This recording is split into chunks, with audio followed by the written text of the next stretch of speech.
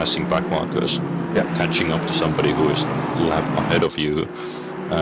Now you kind of get to unleash all of that, like, let's do it. And it may end up poorly, as we have seen a couple of examples already. And really shame for the NSX team. They are dead last, going to the pits at the moment. Wasn't even their fault. Yeah, they got very unlucky there. But right, yep. So many good reasons why we're on YouTube for this event. It gives us many good things, but it also means we're going to have to switch to part 2 to keep up the rest of the action. There'll be 3 parts to this stream and to the VODs when they are left behind on our channel. So make sure to have that link that is in the chat ready for when we switch over.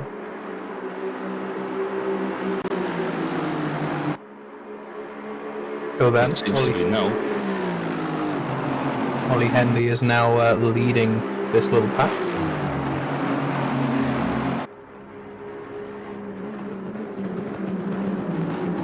Oh no.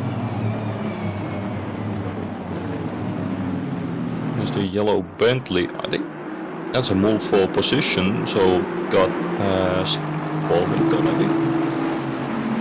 We have a 15-second penalty for car number 8 for causing collision. This penalty is left over from the previous race with the Cerner crash. Okay, so a penalty for causing a collision there from the original server. Bossele chasing up to barrier really aggressively, and I find that just so pleasing to see that the Porsche, it can do the same when it has the draft. Of course, it has the limited top speed, but I don't think it's going to hit that here in Spa, unlike, for example, in Paul Ricard. But yeah, it's just awesome to see these non-meta cars, so to say. Yeah, Bottas is getting a lot out of managing to be behind an Aston and without having an Aston directly behind him.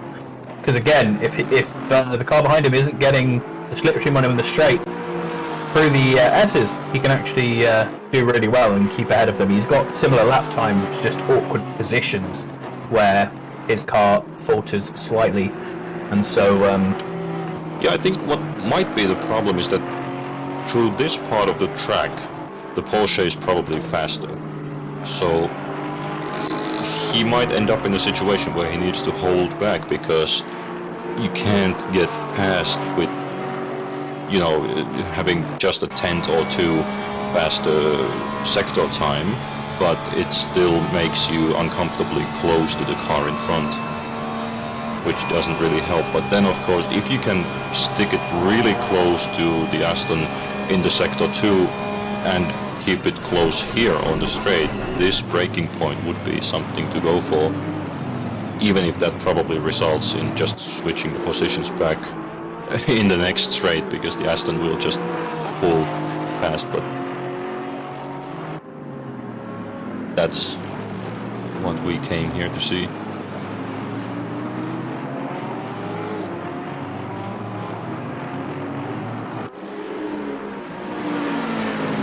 Glover saying, well, that switched without warning. I think we mentioned very briefly, very shortly before.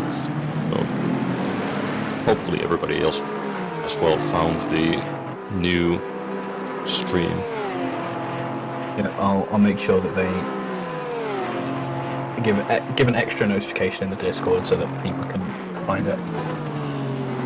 I'm going to be there was a link for a little in the... bit because there's a few admin things to do, so sorry about that. No worries, just need to go for a bit of a bio break at some point. So Nicolas Bossele is still chasing up the barrier and just 3/10 behind after the first sector, so looking good for him as well. Here we have a whole lot more action. There's Volkan Bakirdan in the Rapid Drivers Club Ferrari. This one is the BOP version, and the non-BOP version is actually at least one position higher up than it seems in the standings. Both of them getting past the Mercedes, or maybe the Mercedes trying to squeeze in between them. Seems like Spenkeling really pushing it. He has Tarosol just up against his rear bumper, so not an easy place for him to be either. And behind them, two of the Lexuses, Lexii, whatever that was, also battling for position and making sure that Tarosol is not having an easy time at any point.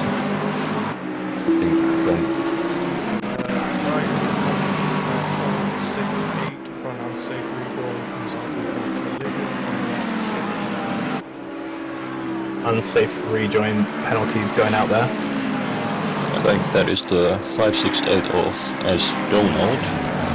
That's probably the light-colored Aston that I thought was Taylor. So here's the rear view mirror view from Sam Spenkeling. Something happened to Bakirdan there. He dropped a couple of positions. Not sure if that was trying to avoid some sort of cut, or maybe he just lost it.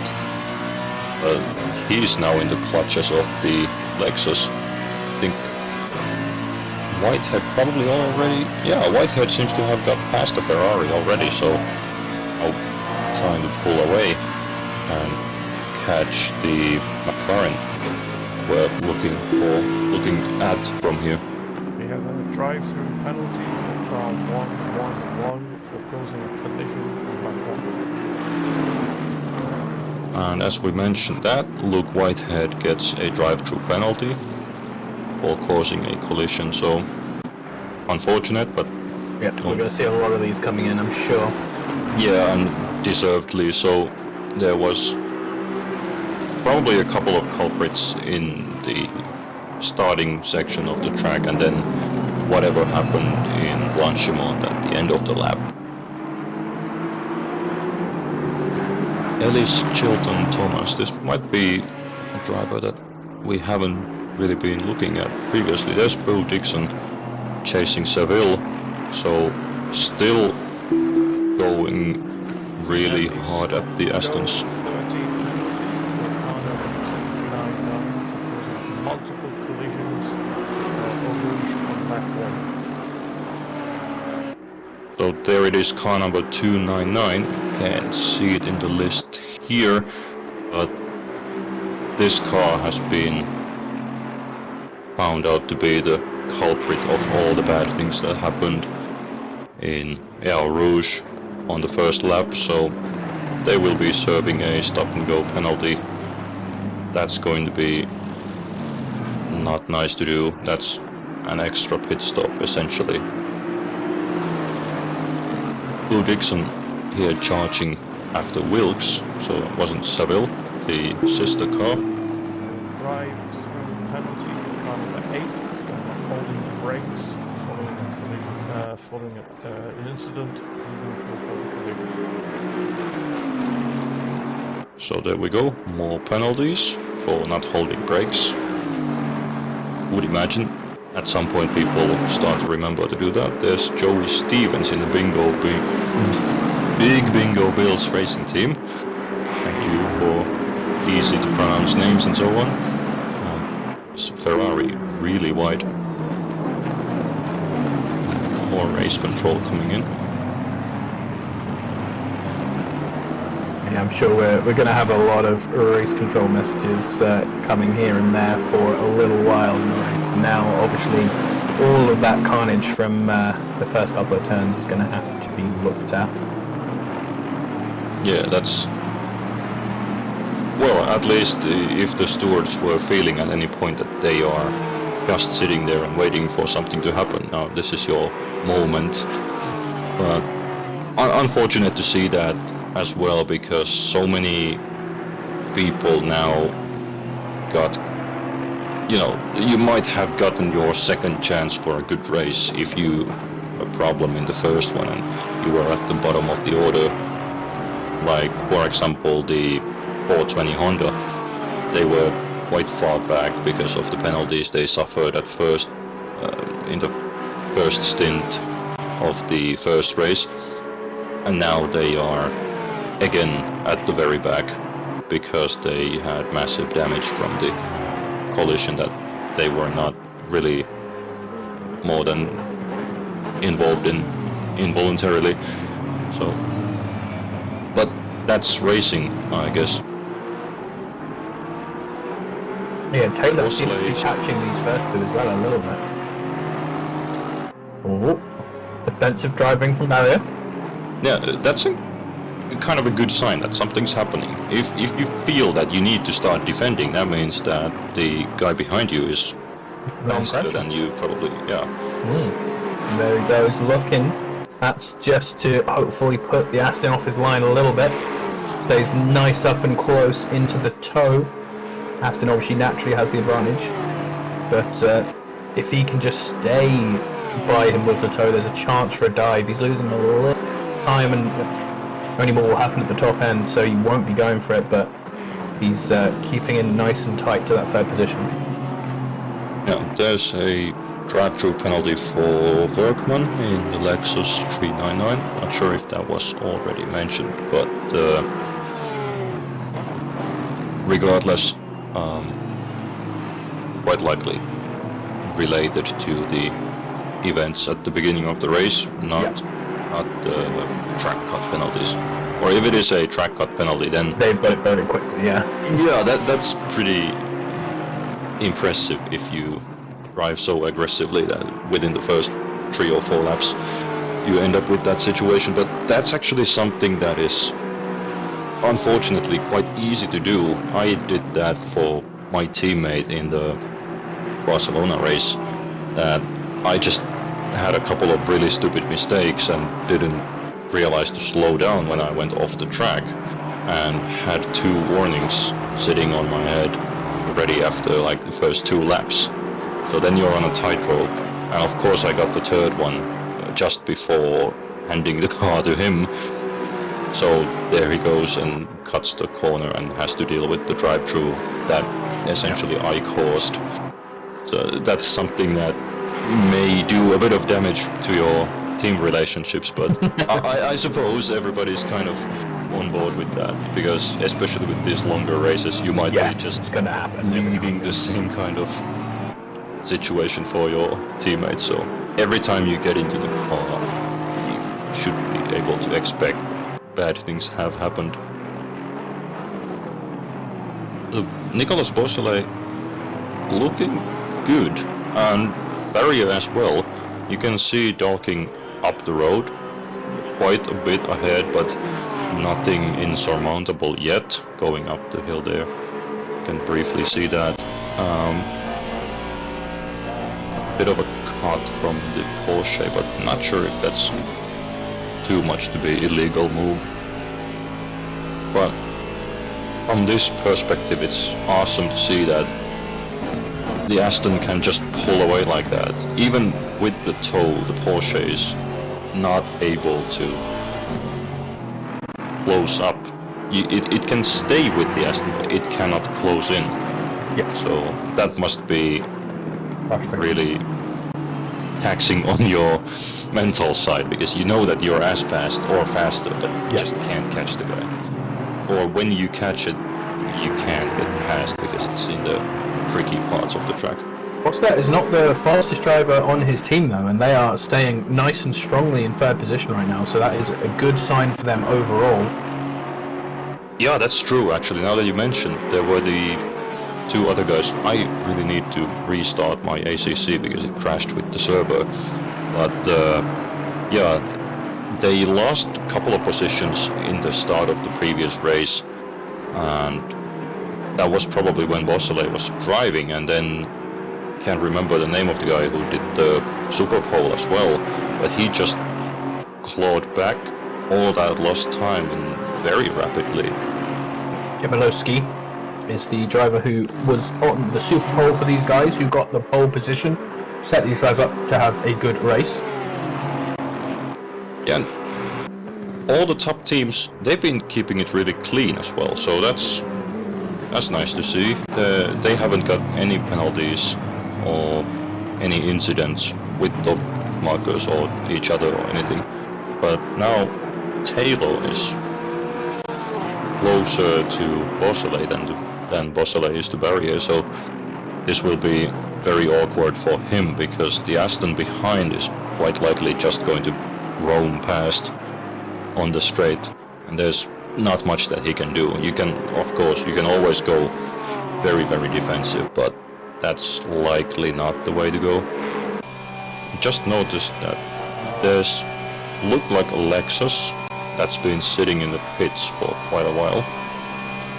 There's a couple of cars.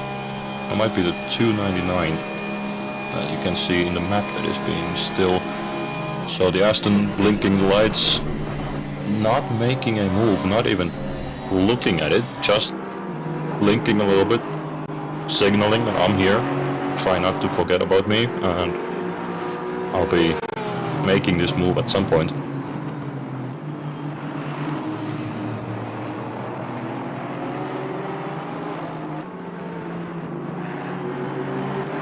I need to have a quick look because there might be a new Steward sheet for server 1, seeing as it's changed over. Ah, that would actually make sense then. It's in a new sheet because the lap numbers and whatnot have restarted as well. Can we have a look at the server 2? Just in case something interesting is going on here. This is starting to look a lot better than, at least weather-wise. So we can give a quick report on server 2 because I have got some timings from there while we're still watching server 1, because obviously due to the restart we have a lot more drivers close to each other in this server. But Andrew Sebastian in the 88 is still leading, followed by Arden Wilson, who is about 32 seconds behind. Then another 30 seconds behind is Thomas Savokas in the BMW. So he has gained a position since last we were watching, so their higher strategy paid off. Another 30 seconds back to Andy Behan, then Norbert Roy, Brad Horschnell, Christian Kott, Premshil Rank, Wagner Marquez and Dimitri Dorcuse in the first of the Ferraris. They are the top 10 in server 2. actually interesting that we had like an hour or two ago in the server 2, the top 10 had basically 4 Astons and then everything else, which was nice to see. Then the rain happened and a couple of strategy calls happened, and now it seems like we are back to the normal situation and we have the Astons in the lead, most of the top 10 being them. Not that surprising given that the Aston is really good in the rain, but will be interesting to see if the other teams can now make their way back to the top 10 and stop the Aston hegemony again.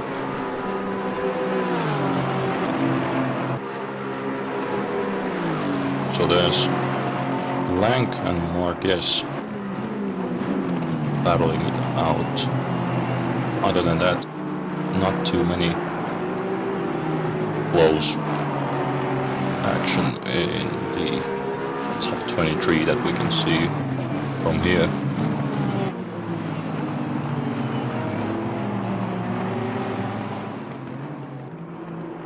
So here we are back in the nice and shiny server 1, or the split one with the top drivers. Nicolas Beausoleil still hanging on to his 3rd position, but seemingly a bit more defensive now because he has lost quite a lot of time to Barrier, who is still hanging to the pace of Dorking, but Beausoleil over a second behind.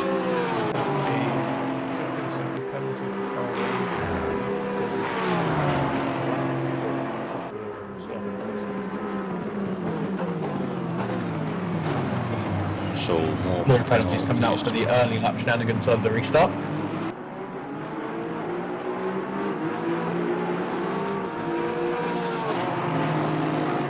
So that's for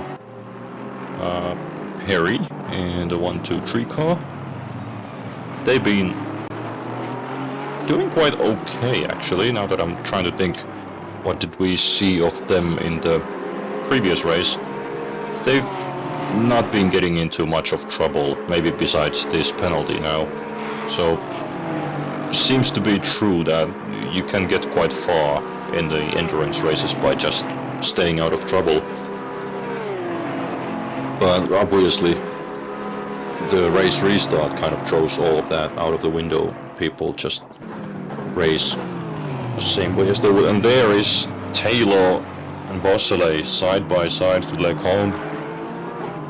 Still, the Porsche keeps the position. Bit of a crack cut there, but also could argue that he was forced off the track. But Taylor looking really hungry here and really nose to tail, coming to the speaker's corner, or the nameless corner, or Jackie X corner, which pick the one you like. Down the hill towards Bullhorn, and I think Porsche had a lot better exit from there.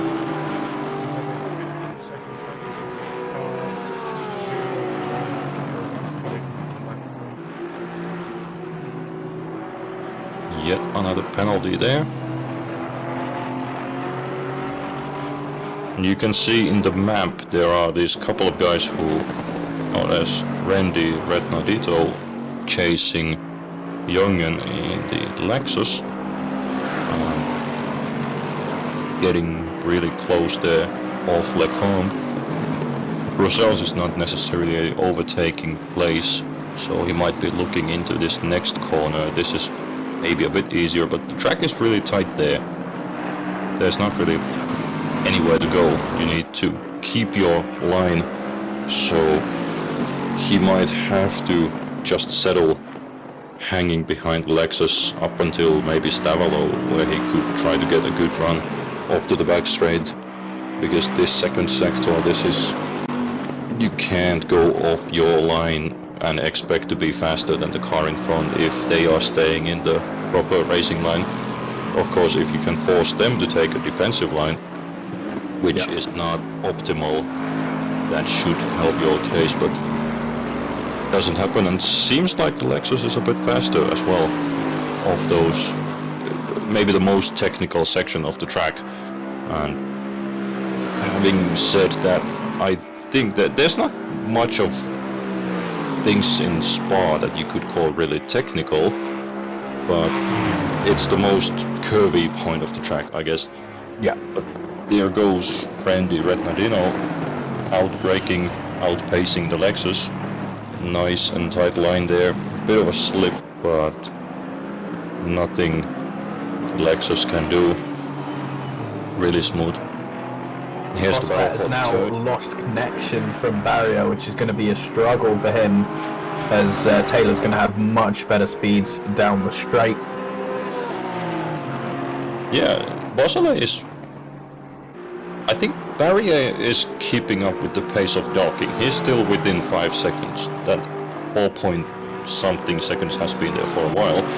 But now the awkwardness of the Porsche is coming into the play, because Bossele can't really help his own race with anything else but trying to keep keep to the racing line, do what he does best. But also might be that at this point he's been driving rather aggressively, maybe charging after Barrier and trying to hold off Taylor.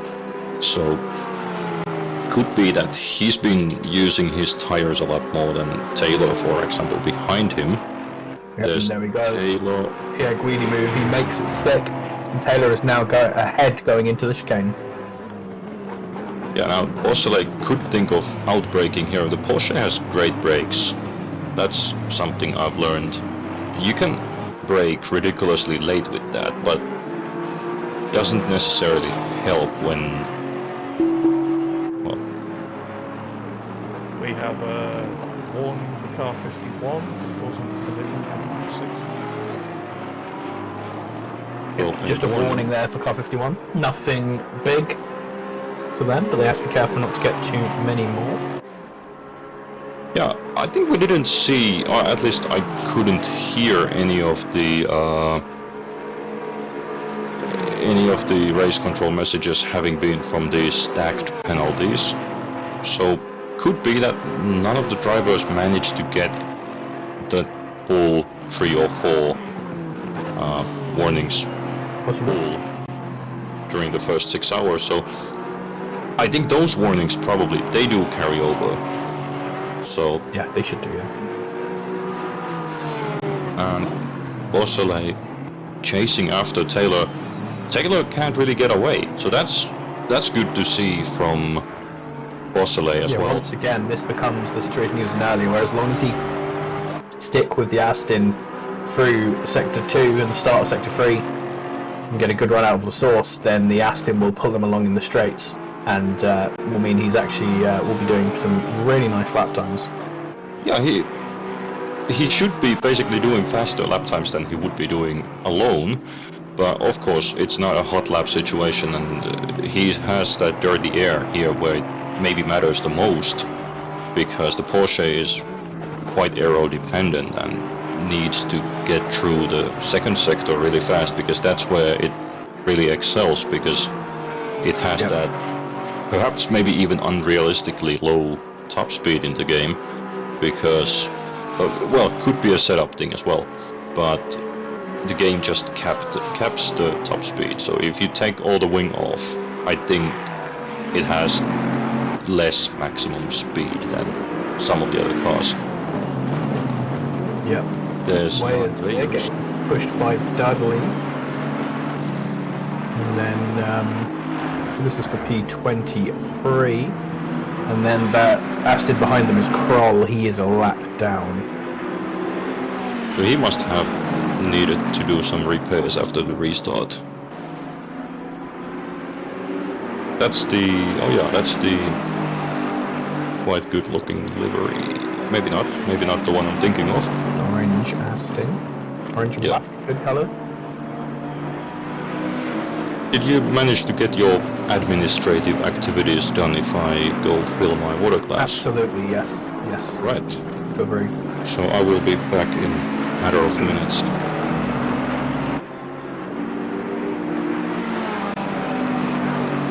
A little bit wide there from Weyers. He's got this Bentley really bearing down on him. Was a couple of tenths faster in the last lap.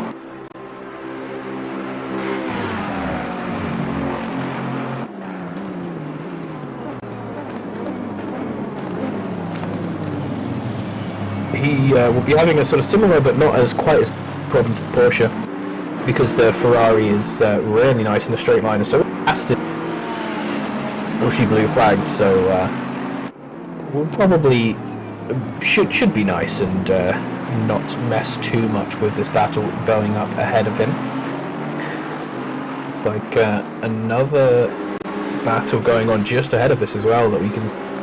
So we've got 2 in a row here: Quiros, Perret, Weyers and Dudley, all racing it down to Lecombe.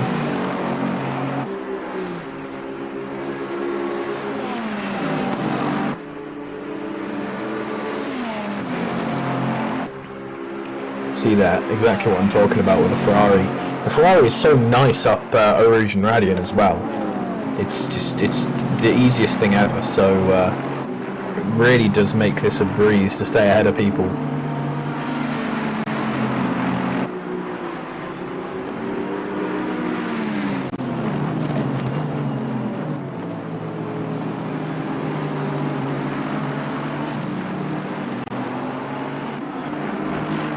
And the middle sector, however, you can get a little bit of a slide on him. The Bentley is incredibly stable as always.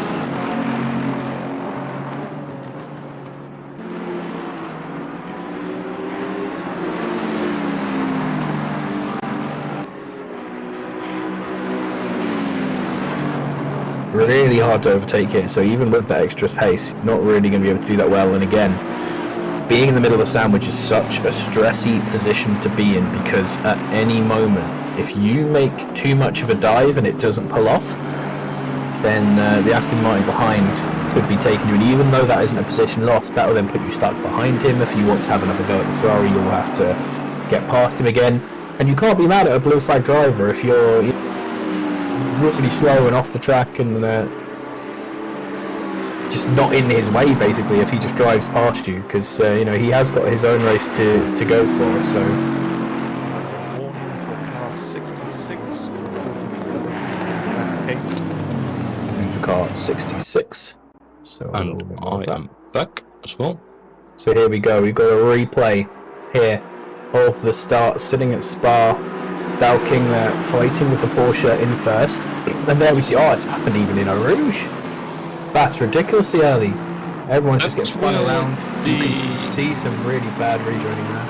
Yeah, I think that's very reminiscent of the Server 2 start, where the McLaren or the Porsche got shunted into the wall, and I think that's actually unfortunately common, that people try to go to that first left-hander pink, like 4 wide, and you know how it ends up. Yeah. So, yeah, and if it doesn't happen there, then you end up 4 wide, up the hill, and And then it happens. it seems unavoidable every time. Oh, John Dudley braking a little bit late there. And there's the orange Aston. Really nice looking, actually. It's in the picture. Unlapping themselves, probably. Yep, you're correct. The Bentley there, as we were talking about, just those little mistakes and any slowness on the straight can put the Aston behind you. Luckily for him, it looks like the Aston does have pace, so he's not going to just get slowed down after having lost the position. Brunswick here tried to rejoin. Mercedes has to go. Not the best rejoin, but not the worst either. Didn't cause an incident, but it definitely wasn't the safest. James Perry, right behind Quiros here. This is the battle that we saw just ahead of the Wires-Dudley fight that we... And the Ferrari, I believe, start. So Ferrari there has just made his way past.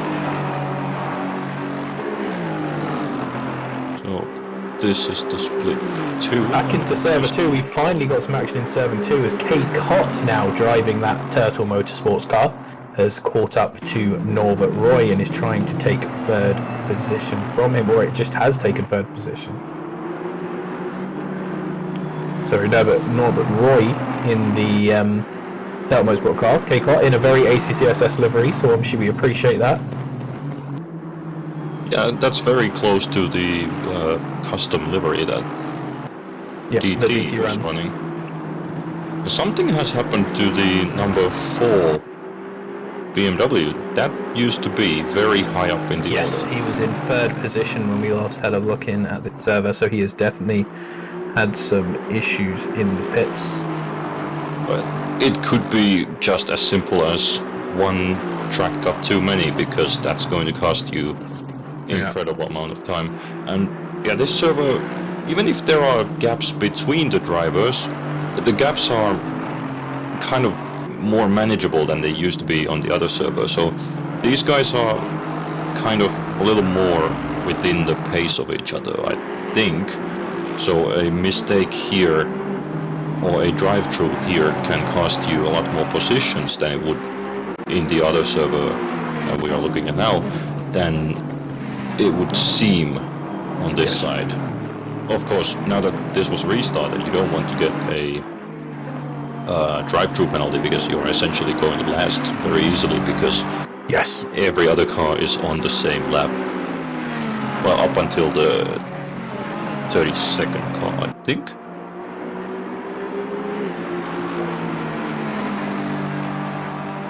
Somebody has dropped out of the server, probably from the server 2. Yeah. So so that was the BMW that we were wondering about. That's really unfortunate. Yes. They must have had a big crash, or maybe some sort of disconnect. It's obviously possible. Hopefully, if it's a disconnect, hopefully they will take their time to get their things sorted out and connect in the right order. That was just Workman there, overtaking Balcony for 26th. Nice move. Not a place where you normally see a move either. Yeah, a little bit odd line from the Ferrari. Probably made a bit of a mistake somewhere, and Yeah, then the sliding Lexus a little just bit. found a way to squeeze in. Some Emil Frey Lexus Racing. That's probably a car that has not been running in real competition for, I don't know, 5 years, maybe more than that. A little while, yeah. I think Emil Frey moved into the Lamborghinis. Yep, they run Lamborghinis in Europe now. I think they still run. They are still running. Yeah, they're still running. It was the Emil Frey Lamborghinis that had the big crash Oh yeah, At indeed, Radian. of course. with Aiken. Yeah.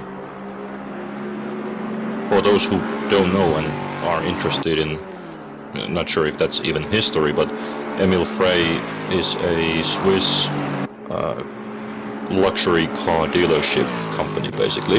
Yeah. They started their GT3. They've been doing racing for ages, apparently, and Yeah.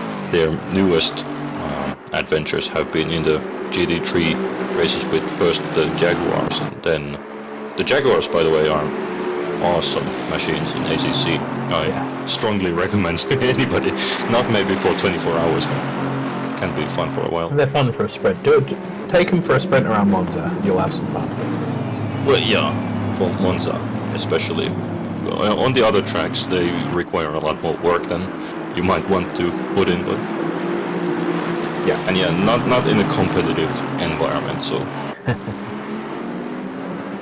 but yeah, that's I actually had to look that up at some point because I got intrigued about what's this, who's this Emil Frey dude, and what do they do? There's Sem Spenkelink in the SimSport Racing International A team, following Fitzpatrick. I think these guys have been battling it out earlier as well. And the 56 Aston could have been the one that we saw racing against the GTR for a long time. I'm wondering if the GTR, the blue and yellow GTR, got collected in the massive crash. Because I don't think it's number 2. That's 19 at the moment. So Spenkelink closing in nicely in Brussels, coming into the no-name corner. Really important to get a good run out of there, but not go too wide, because that's one of those places where it's really easy to pick up the track limit penalty, because the penalties are handed to you if you go faster outside the track than you would go inside the track. And the wider you go there, the faster you can go. So it's one of those places where it basically happens every time you go out there, unless you had a bodge in the entry of the corner. And Brunswick, I think, behind them, probably. Yep, these guys are all for position. Yeah. So, a bit of an awkward position for Sam Spenkelink to be in, because he has to try to get rid of Fitzpatrick, but he also knows that Brunswick is going to try to get rid of him in any possible way. Always talk about how bad it is to be in the middle of one of these trains. Yeah, especially when it's this close. It's fine-ish when they are like a second apart, but yeah, when you have somebody within striking distance, especially when it's raced like this, where you can't just, sneak up in front of them, because they are on similar skill level and similar pace. Maybe in this case they even have that stronger car, that that they have basically every advantage over you, and you're just there and trying to be a better driver. That's, I guess, what most of the racing is anyway, but it seems like Brunswick kind of fell back a little bit there in the beginning of the lap. Spenkelink not trying anything else than just keeping up through the Lecombe section. Nice exit there for all three of them coming to Brussels. This very interesting corner. You can take multiple different kind of lines through there, and you can always go argue which one of them is fastest. That might be a track cut for Spenkeling. That looked wide enough for that if he did not lift, and judging by the distance to the car in front, he didn't. Here's Jack Taylor. Very close, yeah. Oh, little tap there. That's fine. A little bit of a push, a little bit of a boost. Not very comfortable place to get pushed, but yeah. Robin is racing. Bentley very slow there. Not sure how Jack Taylor was so much faster, but look at him. He's just rapid pulling away there as we go to this nice freeway fight that we've got. Yeah, I wonder if Bruncic in the back is, if he is smelling blood or if he is just kind of happy with the situation as well, knowing that if he gives Spenkeling a little bit of leeway, he might be able to go and harass Fitzpatrick in front, and that would perhaps allow Bruncic to capitalize on both of them. But I guess that's something that a lot of people might not be thinking of so much. They just want to get past the car in front, and just that makes sense. You just want to get past at least one car, because then you can start focusing on the next one and not wait for ages. Well, looking at the timings, their lap times seem to be still pretty good, so you can't be too unhappy sitting behind the cars when they are doing strong lap times, because you're always going to be getting that little extra. But as we can see, big wide line there from the Aston Martin. The Mercedes jumps down onto the outside of him. Already got past before the corner. Yeah. Now, I guess Fitzpatrick could try outbraking, doesn't want to risk anything. He knows that there's the other Aston behind, so smart play by him. Yeah. But yeah, now he's at the state where it's easiest for Bruncic to go for it, because Fitzpatrick might be a bit unhappy with how that ended up happening, and a bit distraught. Now he has car on both sides of him, although he is already very familiar with defending, because this train has been going on for a good while. A long time, yeah. But regardless, that's always just after overtaking. That's probably the easiest place to try to pick up another position, because you are always out of the proper racing line, which is what Bruncic does there. So now allowing Fitzpatrick a little bit of breathing space, but that Mercedes is really pulling away already, almost second in the sector 2, and the Aston is actually quite good in those SS and through Pujon as well, so that might just be that Spenkeling must have been a bit annoyed sitting behind the Aston, because he seems to have a little bit more pace, but then it all comes down to consistency, because you can do half a second there and half a second here, but if you lose a second on the next lap, then it's all for nothing again. Luca Balconi here, chasing after Stevens in the number 5 Aston.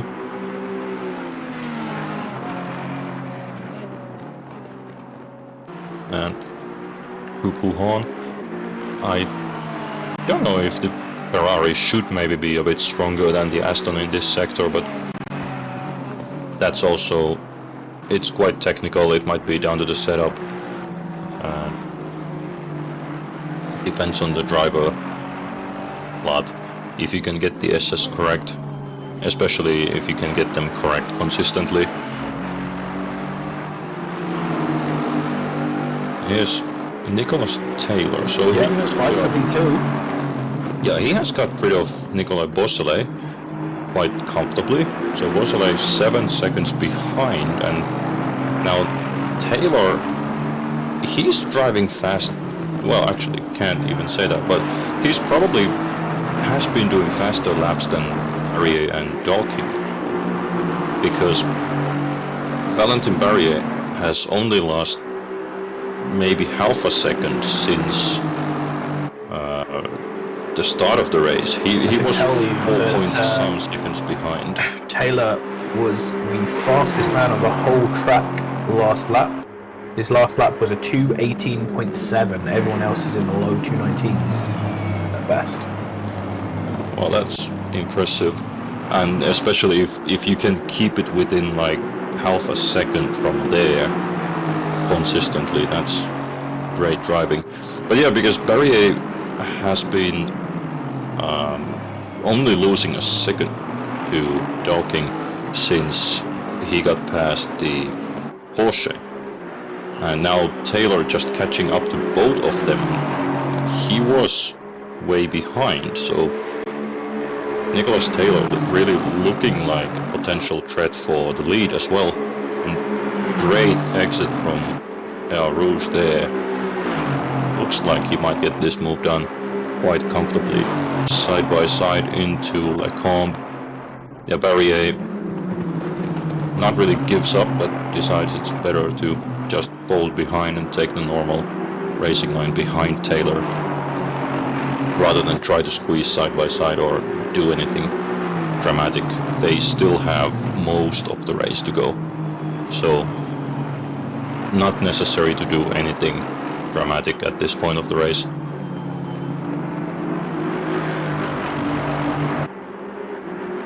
And Taylor already pulling 3/10 away from Barrier in the new corners.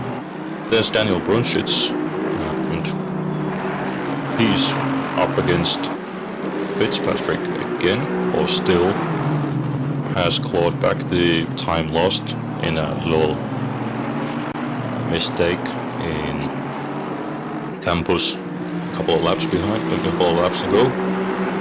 Spenkeling a second to the clear now from Fitzpatrick, so he's not fully a lot faster, but definitely worth the pass. He's now having clear air and clear sight to his braking markers, and he knows that these two Astons behind him will be battling it out, so he can just focus on his own race. Yep, he's managing to pull away quite nicely there. So, and he's got a nice long gap of free space in front of him, so he shouldn't be worried for quite a while.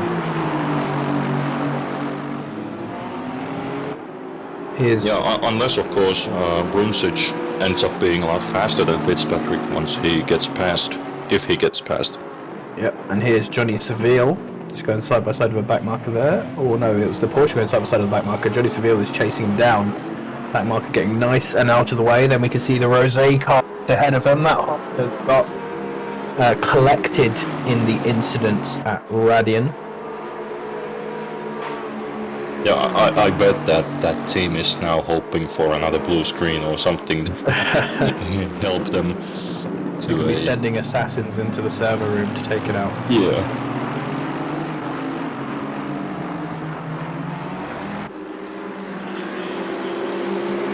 So Brunschitz on the attack again, 3/10 behind. So that's pretty comfortable place to be coming into Eau Rouge like this. You have enough distance between the cars to not get the massive understeer from the dirty air, and you still get some tow. But yeah, the Aston in front is just incredibly fast on the straight. I think he might be getting a bit of a pull from the Mercedes, not necessarily, but seems like Fitzpatrick is also catching up to the Mercedes in front. So this is a battle that might continue for a while, and that's probably also something that helps all of these drivers, at least to some extent, that you have something very, very tangible that you're racing. So you don't get to this comfort zone at any point. You need to be pushing and pushing and pushing. Whether or not that leads to a bit of problems and mistakes, that's a whole other story, but it might make you a bit faster than you would be by yourself. We have a 15-second penalty for car number 56 for causing a collision on lap 19. Of 56, getting a 15-second penalty for causing the collision. And there we see the Porsche into the pits. So that's 1 hour and 10 seconds stint length. Thinking they also got their stint timers reset. Yeah, so what they've said is if, Dan said if you get a penalty due to a stint timer thing that, you know, you wouldn't have got if the server hadn't needed to be restarted, then they will remove those penalties at the end. I see, okay. But, yeah, alright, so essentially now some of the guys can drive longer than they are supposed to. But, so is the maximum driving time some sort of derivate from the length of the race? I believe the maximum driving time was set at like 9 hours or something. So it's manually set. And I think it was different depending on how big your team was as well. So the less drivers you have, the more you can have, or something. But Dan and Richard will work all that stuff out behind the scenes. I'm just thinking like that shouldn't be a problem, especially now if those times stay the same because there's less hours left in the race. And if there was somebody who hadn't done any racing prior to the restart, unless the maximum limit is now less than it was for the 24 hours race, they should be quite okay. Well, they'll still only be able to do, you know, the same amount of hours, so I don't think it should be a problem. Like, even if you were to come in, you won't be able to drive more than the maximum of hours that you would have been able to drive. Yeah, indeed. But so it should be fine. Thinking if it was like automatically calculated from the amount of hours in the race, that would then make sense that if let's say in 24 hours you are allowed to run 6 hours per driver, now it would be automatically less than that, which could cause problems. But if it's manual, then shouldn't bother anyone. Yeah. I see that we have Dylan Mystery joining the commentary booth. I think that also signals that you are intending to kick me out of here. It is the end of your stint. You don't have to leave, but I'm sure after you've been in here for so long, it might be a welcome break. I kind of gotten used to it now. But yeah, welcome, Dylan. Yeah, thank you, guys. Been watching the broadcast so far. Been an interesting one so far, especially with the server crash and also the rain in server 2. Yeah, a lot of talking points. I was initially a bit worried that, you know, what if we get boring race? What if there's nothing to talk about? And well, luckily both Garrett and Chris were really good at just talking nonsense with me that's not related to the racing. But yeah, that's always a bit of a thing that if you get these awkward silences. But well, there hasn't been any. Still plenty of action. Very nice to be looking at the racing and describing. There is an action to describe. That's something. Absolutely. We've had obviously the rain in server 2 helped give some more excitement as well, and then the restart in server 1. And having both servers obviously helps as well. Thanks to our lovely broadcasters for getting us the action from both of those servers to keep our eye in. Yeah, an incredible effort by all the staff members and the stewards to make sure that the racing stays nice and clean in both servers. There's somebody has eyes on all the people all the time, so that's just amazing. A little bit awkward there, Cody Pride's trying to get out of the way of the two faster cars, but that is not a place where you can easily get there, so had to get in the way of Wilkes a little bit there, which is allowing Conclaves to pull away slightly. Well, alright, gentlemen, I will leave the broadcast to you, and well, if it seems like I can't find anything else to do today, besides watching this stream, Yeah. I might rejoin at some point, You're because... welcome back later if you want to, buddy. Thank you for staying around and doing a good job commentating with us. Yeah, thank you, and have a great evening, and I think you were here all night.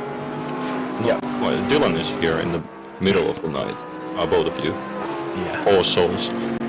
Yeah, massive hats off to you guys as well. So that all the viewers, you just have to imagine that these poor people are doing like 13 hours of commentary, stopping at 5 o'clock in the morning. So, oh boy. All right, thanks to all the viewers, and thanks to you guys. Bye bye. This is Dorcius now that we're seeing. This is from Split 2, and he has a back marker McLaren just bearing down on him. Yeah, you can see they're trying to negotiate himself around the corner as well. See, it's going to start getting dark around in the. Going to start getting dark around the track around about 9 PM, and track temps are already dropping, so it'd be a challenge for these drivers to try and keep the temps warm as well. Yep, especially with how hot the server was when it started. It's been consistently dipping, so you're going to have to make sure to change those pit strategies to make sure that your tyres stay all good. Obviously, the drivers have only just got the track back up to optimum, obviously with the downpour earlier on, so the grip is just come back and it's going to obviously start to fade later on. Absolutely. And there's always that possibility of a second downpour as well, which could be fun if that ends up happening. Obviously, we saw before the crash in their server 1 there was a downpour expected, but I don't think that downpour is going to come back for a while. As you can see, the leader is into the pit lane in server 1, which is I think that's Bo Dixon.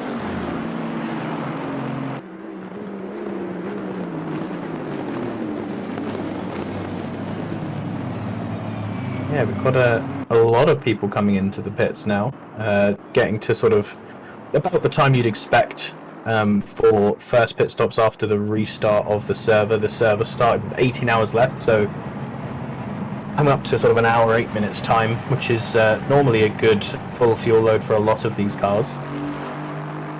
Yeah, obviously, a lot of these drivers, when they're pitting, they'll be obviously, this is a 24-hour race, so they will be probably going to the maximum with the fuel tank. Obviously, always adjusting pressures with the tyres. 1 hour in of the restart. How has it been so far? That is a question I would like to ask.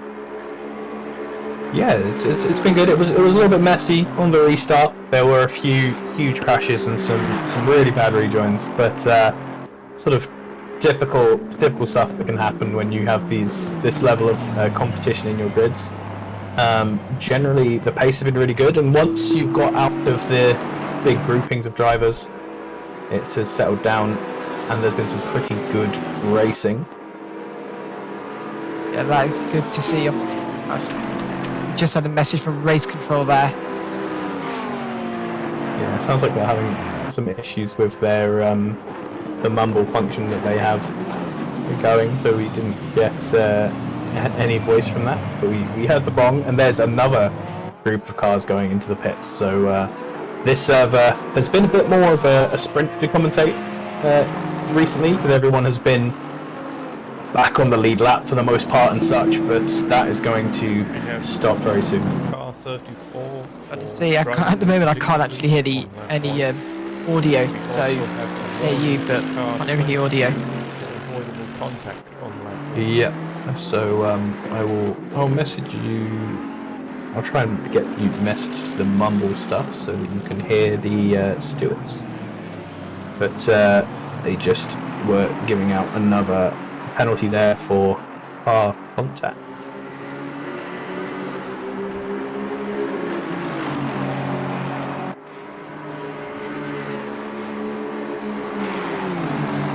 The drivers going through Aruj and up to Radion here. They're battling in for position. So Boys of Broom of JL Motorsport here. They're going down to Kemmel Straight. Really wide here. And he's going to brake for the next corner. Oh, there's been contact! There's been contact. And car 3 has just been spun around. He's going to try and rejoin. He's having to take the escape route there. He's dropped back a few positions there.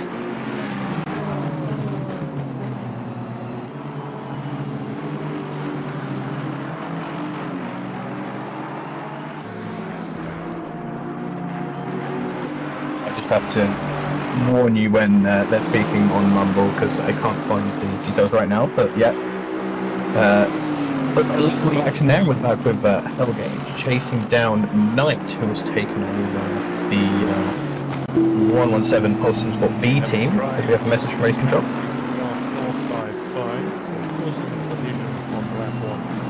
455 getting a drive-through for collisions on lap 1. I did mention earlier that. Richard had said that they would be much stricter with some of the penalties on the restart to try and keep it extra clean, and there they have started giving out the promised drive-throughs for people who were not careful enough in their eyes. Obviously, we after the after the first red flag hit, actually the aborted start at the beginning. These drivers are obviously bound to be strict with standards. There's been a lot of warnings and obviously a lot of penalties, 15-second penalties being handed out.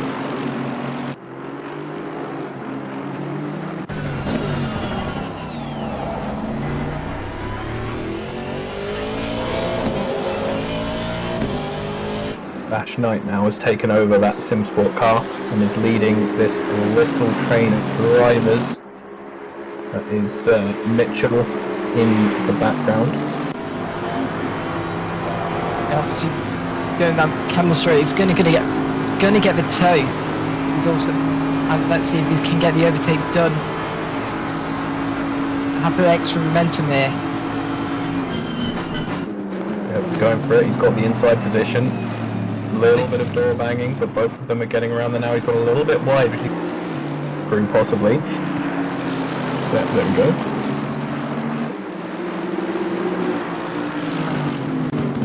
That's just allowed I believe that was Mitchell to get through as well, so that's brilliant positioning from Mitchell to get through the SimSports car.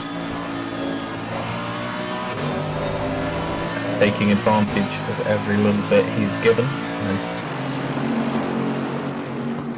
Moved ahead for Bentley.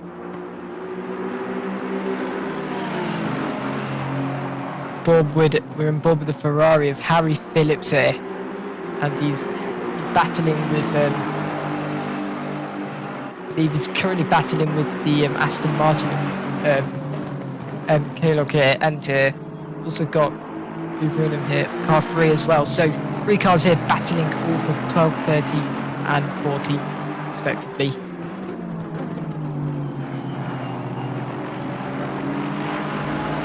Yeah, absolutely. There's, as we said, still not as many lapped cars as we were looking for. Although here is, Phillips just behind Branham. Behind them, they've actually got a long space to cars behind them, but then Pillow is just ahead of them. Pellick here following Mitchell still, obviously, after letting that position go.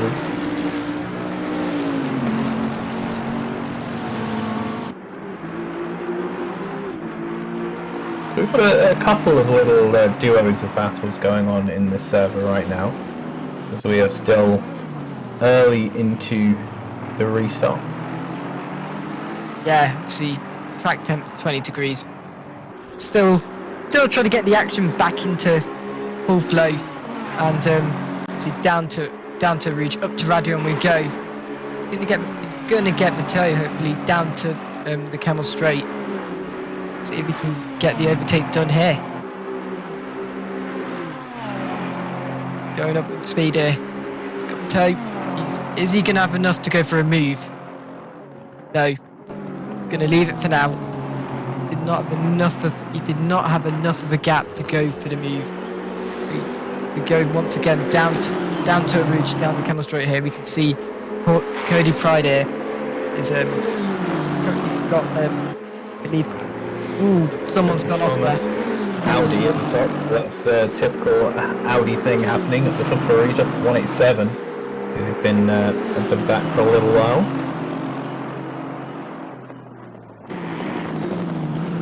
No one going too aggro anytime too early, because obviously still a lot of time left in both of our servers.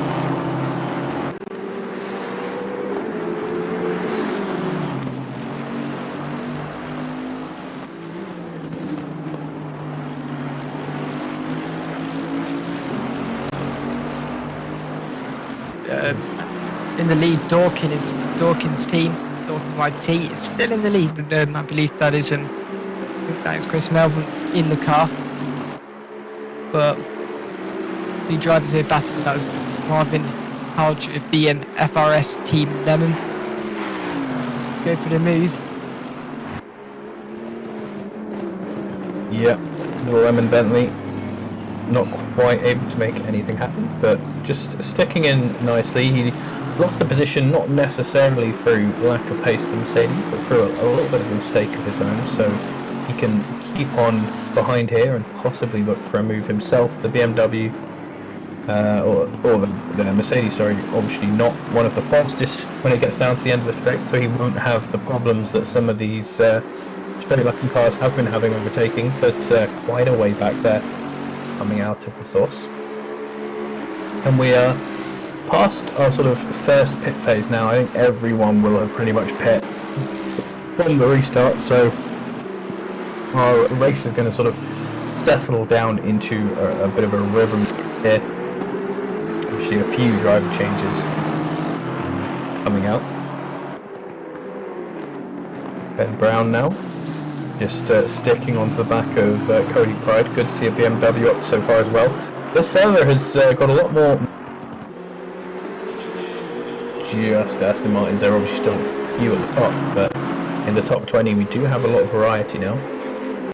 Obviously, Aston Martin was always going to be the car of choice in these long endurance events, as the car has the ability to just go long distances, but it's really nice to see more variety, which is something which we've not really seen early throughout the day, I should say.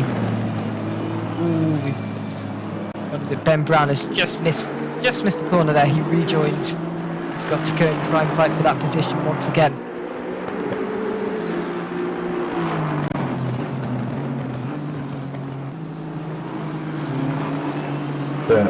A little mistake there, put himself slightly further back, but luckily he has quite a huge way before anyone who could take that position comes up, so he has a little bit of a cushion behind him.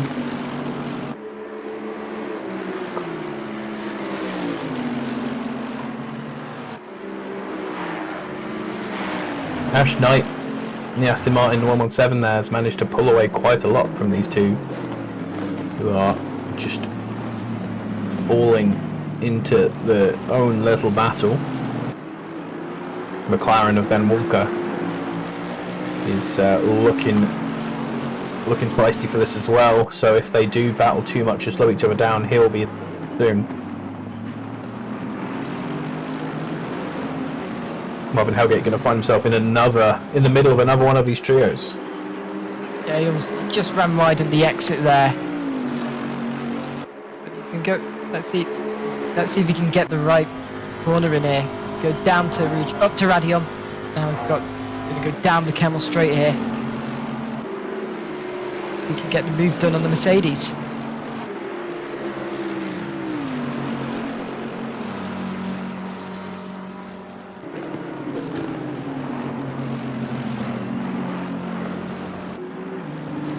Looking nice and close.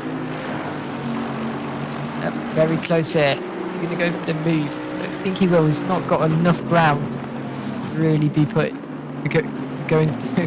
for the move here. Helgate and Mitchell both ran about a 220 flat last lap. Ben Walker half a second quicker than that, so he is really catching further on. As Ben Brown is back onto the back of Cody Pride. Yep. See that? It's Aston Martin versus BMW, eh? Not going to be able to go for the move. He's Just a quick race control.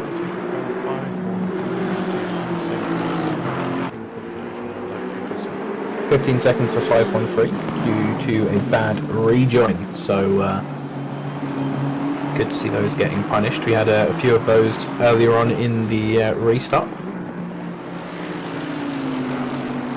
Yeah, I saw that in the pit wall timing there. A lot of the warnings coming up. Yep, Hellgate side by side with the Mercedes going into Blanchimont. They're going to try and go side by side, but just has to back out at the last minute. But it's still right on the back enough that he might be able to dive. Didn't quite take the Mercedes off his line enough, but now he's going to have a really nice run into the source.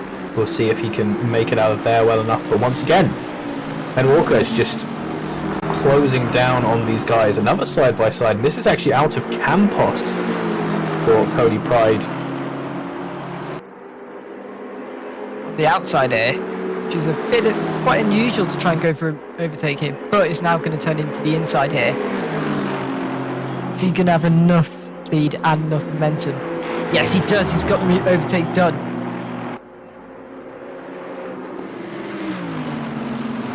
We're back to the Bentley, who did, it seems, get a good enough run out of Lasor to have a go. Once again, he's going to be on the outside, so will he be able to carry the momentum around? We've seen a lot of people come to blows going side by side here as well, but really good job by keeping that clean. Yeah, but really not good. Enough to make the overtake. Yeah, really good job from both drivers there, keeping it clean, giving each other enough space here. But now the McLaren wants to get involved with this battle here.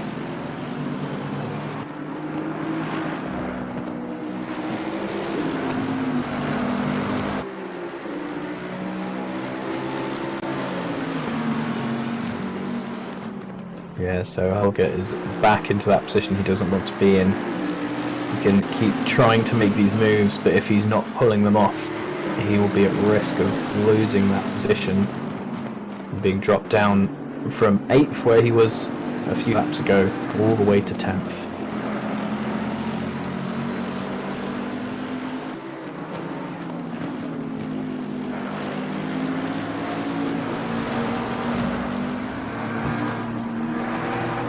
Some of these cars, as you may know, do have ballast, so and some don't. For example, I think, for example, I know one team it was running the old Ferrari, and they have not taken ballast, so they might have an advantage, they might not. But you can see, going to go down here. Is he going to go for a move through the bus stop chicane? He doesn't, but he's going to get a good positioning here. Yeah, he's got a really nice exit from there as well, but unfortunately still stuck on the outside, has to back out of that to stay safe.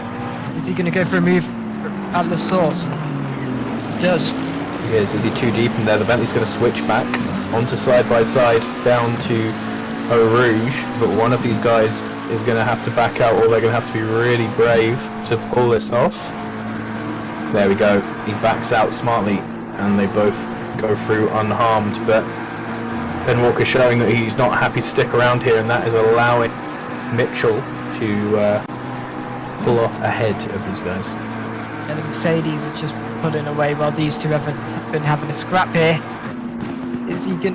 Is McLaren going to go, Ben Walker going to go for a move? No, does not have the momentum. Switch to different camera set here. What it's going to be like here as we go through turn 11.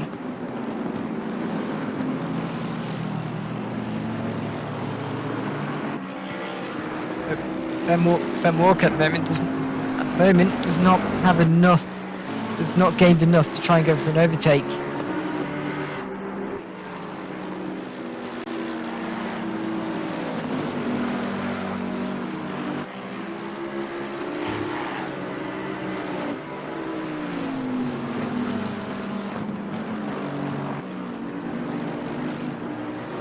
looks like the Bentley's going to start. Bentley's now going to try and start pulling away. But it's Ben Walker, by the looks of it, is going to try and go again.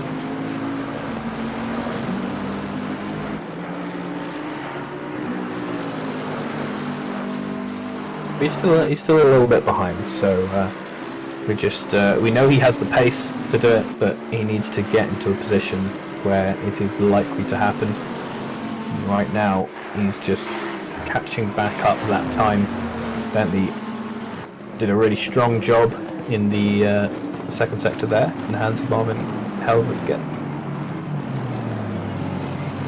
Yeah, And so, that was a good sector there.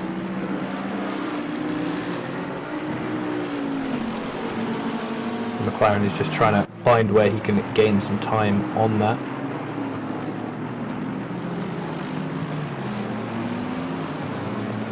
All comes down to that exit from La Source. We go down to Rouge here, and then up to Radion. He's going to have a good exit, and he's going to get the better speed, better line through Rouge and Radion.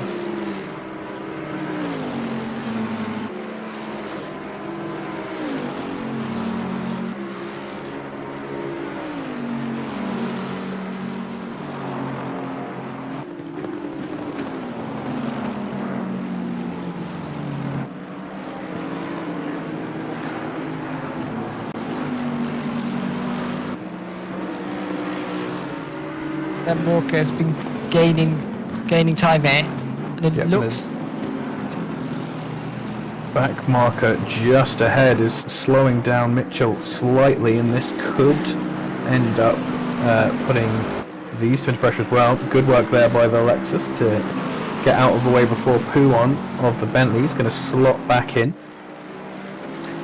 Actually, an important part of endurance races like this is both being able to lap efficiently and to be lapped without losing any time.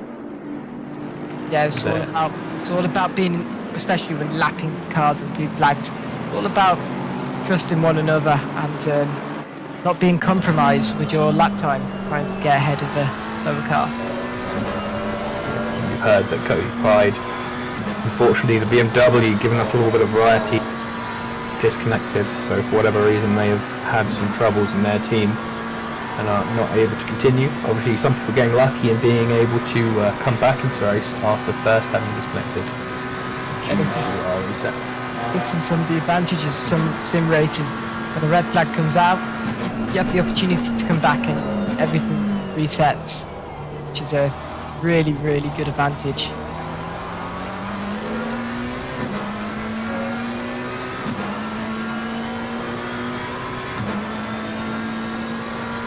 Ben Walker, the McLaren, is now second behind. Both the Bentley and the Mercedes of Mitchell here, they look like to be battling as well. As we go down to Rouge and up to Radion here, is the Bentley going to get enough speed and enough ground to try and go for the overtake? As we go down the Kemmel Straight, he's going to get the toe. How effective is it going to be?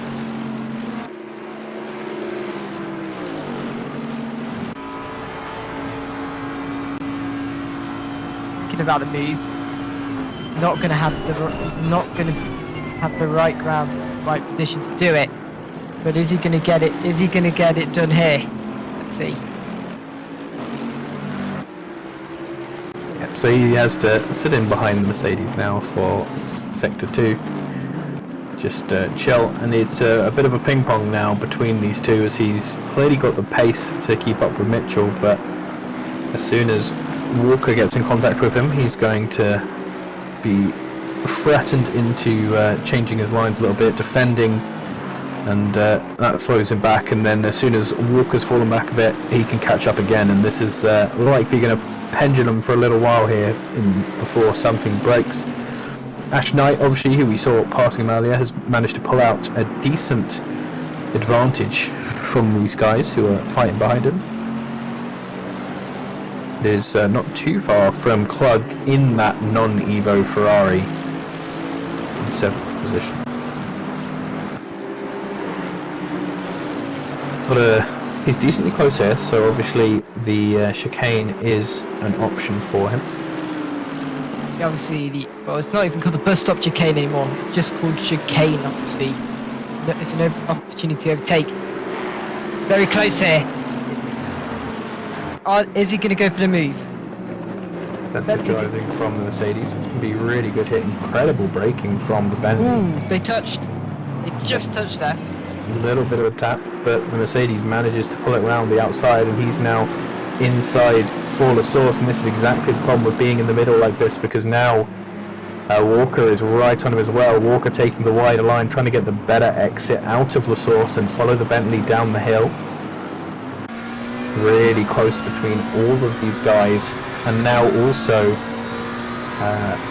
Brennan is in the number 3 car, is right on the back of these guys as well. Bentley incredibly close to Mercedes there as they're clambering over the curves at the top of the hill. So once again the Mercedes goes defensive. Yep, Mercedes goes defensive. We've also got a lapped car there as well, which is not gonna help them either. Yeah. Side by side into this corner again. A little bit of a tap, and then the Mercedes goes around. There's been contact. Yeah. Oh, that's a bit of a bad sort of. I don't know if you can call it a regen there, but cars still coming past him. Everyone spinning around and trying to get on their way again. For them, there are no more cars. Totally rejig to the order around here. That's the 528 Ferrari. I believe, is that the 528 driven by Phillips? I believe it is, who is now in 12th position. Then Walker just behind him, and Mitchell right at the back of there. Brennan getting out ahead of all of those incidents. This was always this carnage was always going to happen with the speed and everyone being so close together. And I think 6 cars involved with that, is my understanding, and I think there has been 3 things from race control, which it all say incidents involving Marvin Hart's there in the Bentley. Anyway, we're moving on to Ashley Blomfield, the garage in the Aston Martin here, putting pressure on the Porsche. Yeah, good job there from Ashley. He's taken, that team has been slowly gaining ground over the last look.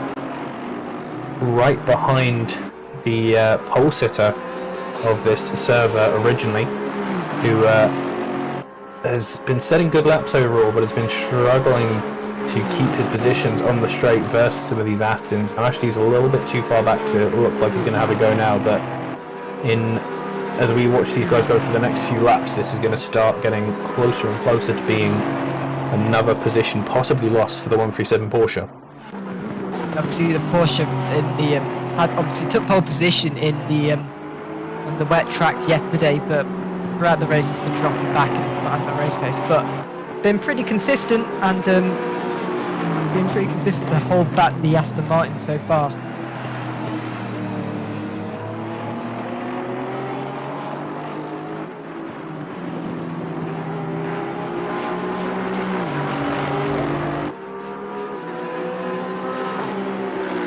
Porsche obviously feeling pretty confident through the second sector, it being so slow on the straight. This is where it managed to make up all of that time, which led to its impressive starting position in the race. So Ashley's got a good job to keep up with it, but he's shown that he has the pace just by getting up to this position and is well ahead of the cars behind.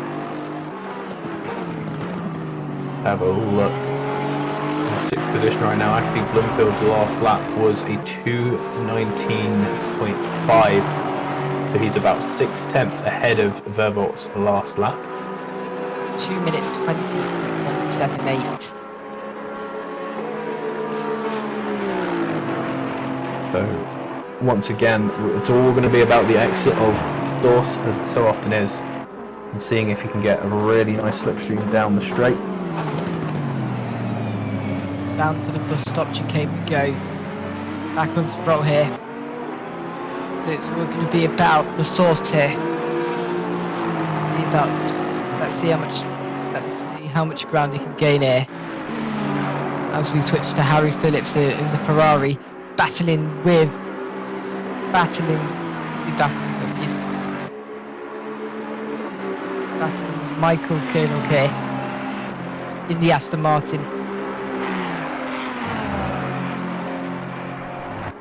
He's not got a big enough, not got a close enough gap to go for an overtake. Got to think about it again. That Ferrari had a bit of a loose end there. Yeah. Of going through the bus stop chicane.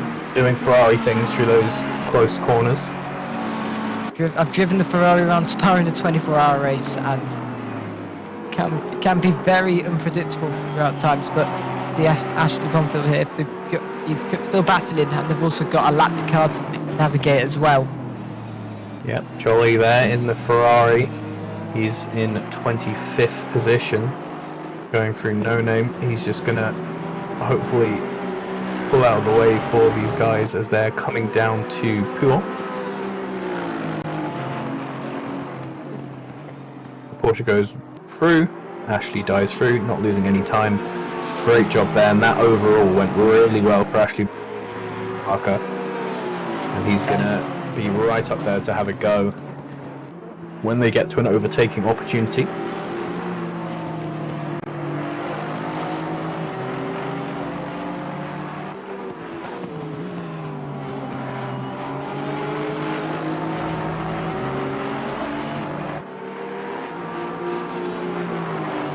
Obviously built up the ground here. He's going to try and get ahead of the pole position Porsche.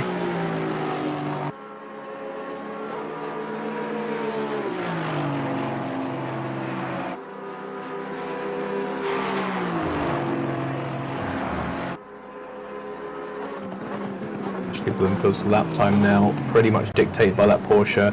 Big dive in on the middle, and those Aston brakes just so effective. They slow him right down. An easy overtake. He made it look. Yeah. And now on into 5th position, and quite a chase now to catch up to Bo Dixon, who in the 92 car is, I believe, just coming up Baradian now. So he's got quite a way to go, but now he's into fresh air. We can see exactly how much his pace really is. As we change to Gary Marshall here, currently battling with Storm here, car 8 in the Aston Martin. Go down to Rouge and up to Radion here. He's going to go down to Kemmel Straight, and he's going to have the opportunity, if he can get the toe and be close enough here. Let's see what the purple and pink Bentley does here. Not going to have enough gap here to go for a move, but should be able to get the ground on the Aston Martin here.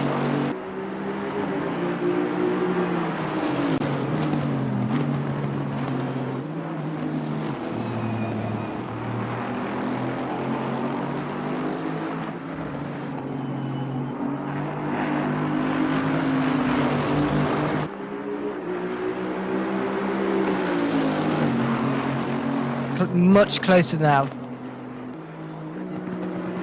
Think about the overtaking.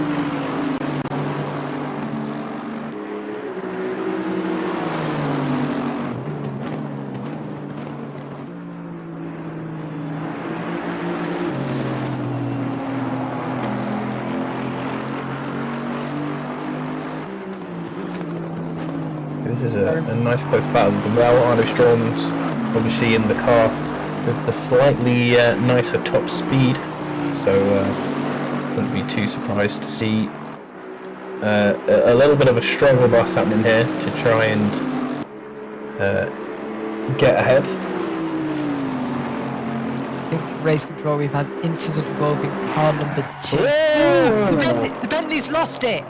Hugely into the wall there. That was a big snap on Blanchimont, and that's going to be a lot of damage. Luckily for him, he's not too far from the pits, and then just ahead of him you can see Ashley Knight going to try and make the move on Klug in the non-Evo Porsche, and then no surprise we see that Bentley in the background heading into the pits. As these two cars go down the source, Ash Knight thinks about it, He goes for it. Yeah, really nice move there. Just given just enough space on the inside. It's now how Brave Klug is going to be going down into a Rouge Rad in side by side, but Yes, slightly ahead for the Ferrari. Yeah, nice job there, getting the better exit. And so Knight going to have to try and make it happen again, although he's right in the slipstream this time, and so will definitely be able to try and make a dive into Le Com. Whether he'll pull that off is a different story. Is he Really thinking about got it? squeezed there by the Ferrari, had to pull out, cause an incident. So good defensive driving there by Klug. Good positioning from both drivers there.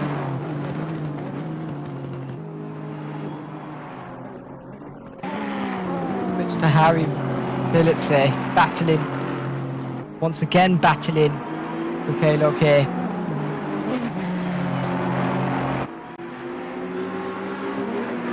Both cars involved in an incident a bit earlier on.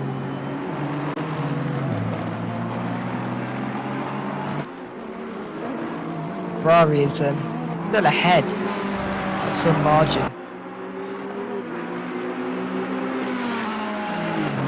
But his last lap was a second quicker than the Aston Martin.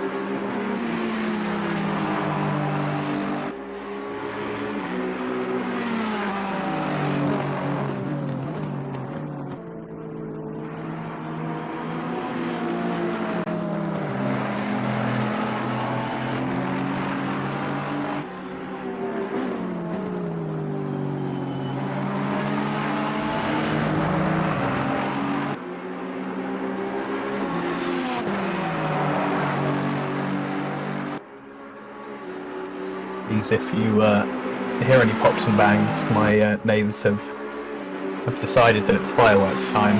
So Yeah, I'm hearing that as well on my end. So yeah, it's all over the place. Unfortunately, as Phillips is now just we're seeing Phillips ahead of Kellogg. Couple of you can see a lot looking down the standings there. A lot of 0 points in people following. So this server staying impeccably close. yeah, very.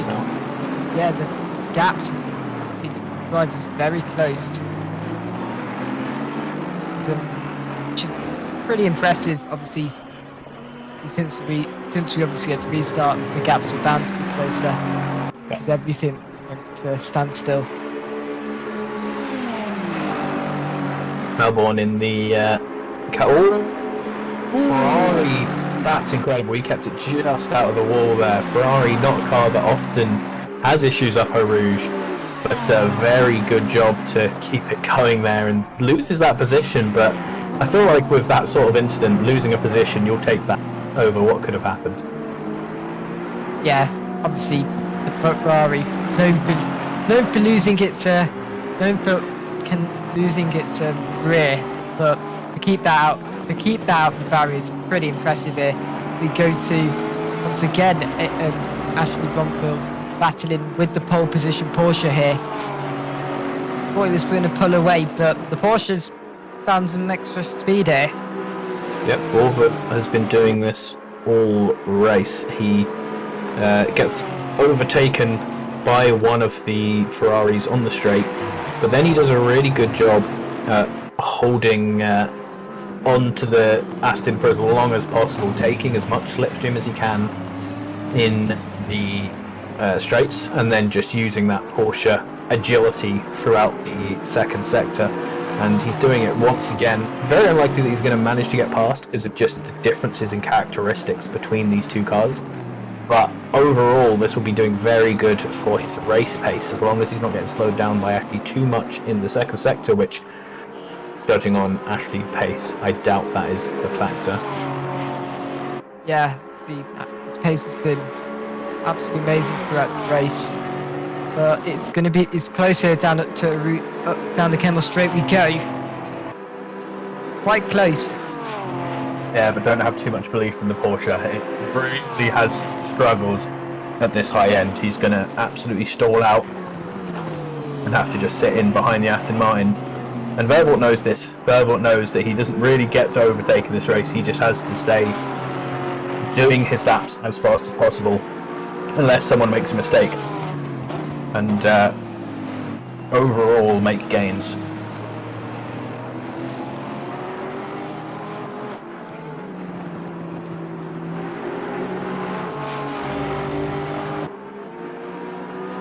Just had some incident involving car 45. That would be the Aston Martin of Abe Silver's here, but it is currently in the battle as well by the looks of it.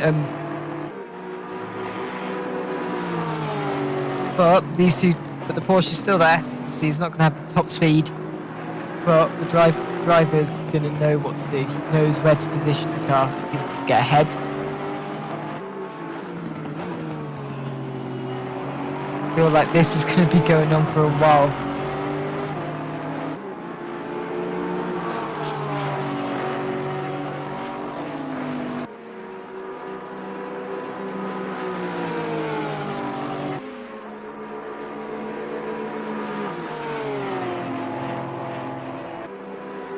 The gap is still obviously still going to be close. Will he go for it down the chicane, or is he gonna not gonna go for it? Is going to stay strapped onto the back of Ashley Bloomfield for as long as he absolutely possibly can. Doing a really good job there as Mitchell is behind Walker. Yep. These guys we saw earlier get involved in that big pile up around Lecombe.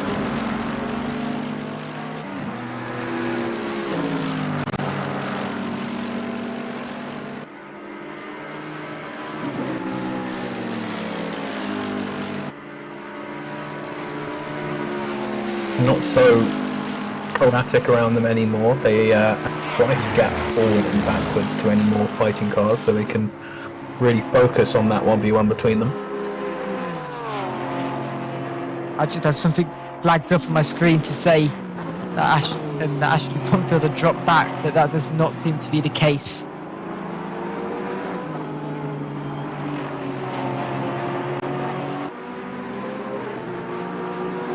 Porsche is still relatively close, and they're now going to start approaching a lapped car as well, so maybe that can help with positioning, try to get the car ahead. Yep, that could always shake things up a little bit. They're coming close to Waterman and Ferrari. Ashley Bloomfield's last lap time wasn't particularly slow, so it's just these two setting very good, consistent laps together. Yeah, that's pretty impressive. Normally when you're behind the car, your lap times will be compromised, but you have the best of race control. Drive-through penalty for, I think he said 21, for causing a collision.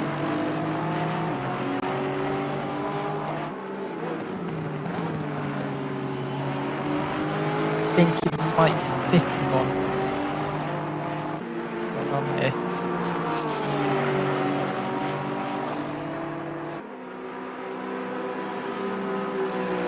Oh, but we do have yellow flags out. Yellow flags out because car 187's. I think he's lost it down the Kemmel Straight. Not moving now, but we did have yellow flags out earlier.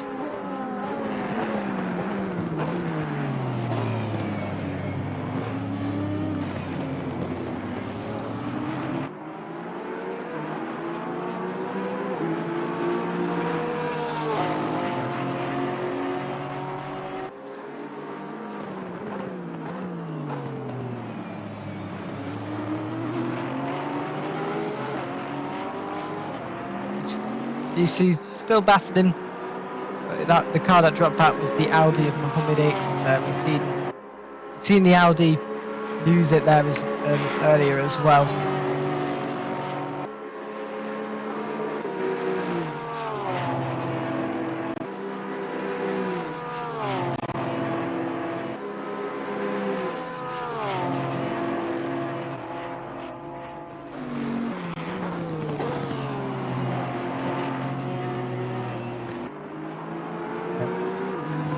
Gap still staying relatively close between Volvo and Bloomfield. Does look like Bloomfield is starting to pull ahead a little bit as we move into split 2. Felipe Silveira is still leading that split, or he's Leading that split for the car 88, which is still in the lead. Behind them, Aidan Wilson and Christian Cott. Yes, obviously, I think last time we checked, Joe Wright was in P3. The Drive and Arrive Racing hashtags the 6 car, and 4th is currently the Turtle Motorsport car. Robert Roy. Yep, a nice stack of Aston Martins till we get to the first Bentley at Derek Stack for Onid Racing. And then Khartib in the very nice ACCSS looking liveried car. One thing I know about Car 60 for sure is that none of the drivers are based in Europe, so they have the 2 drivers in Australia who do all the night stints, and then the drivers based in North America will do all the morning stints as well. And then the first of the Ferraris, Dimitri Torsius. Good to see him up there breaking up that that Aston Martin hegemony. Yeah. North, this server with the advantage of it having the Aston Martin is now coming into full play here, and obviously the fields are more spread out, but nice to see different cars there as we go on board with Joe Wright here. Yep, Stefan Hutter, Wagner Marquez and Joe Wright rounding out the top 10 in the server with a few varieties, but as you can see by a lot of the gaps, not a ton of battles going on in the server, hence we are just dropping into it to remind you who is where if you are trying to follow the action on this server. If a couple of them do swap out drivers and get closer to each other, we'll definitely hop in here to see the battle. Yeah, as we switch back to server 1 here, these two are still battling. It's still very, very close, but the Aston Martin's top speed is holding off the overtake happening.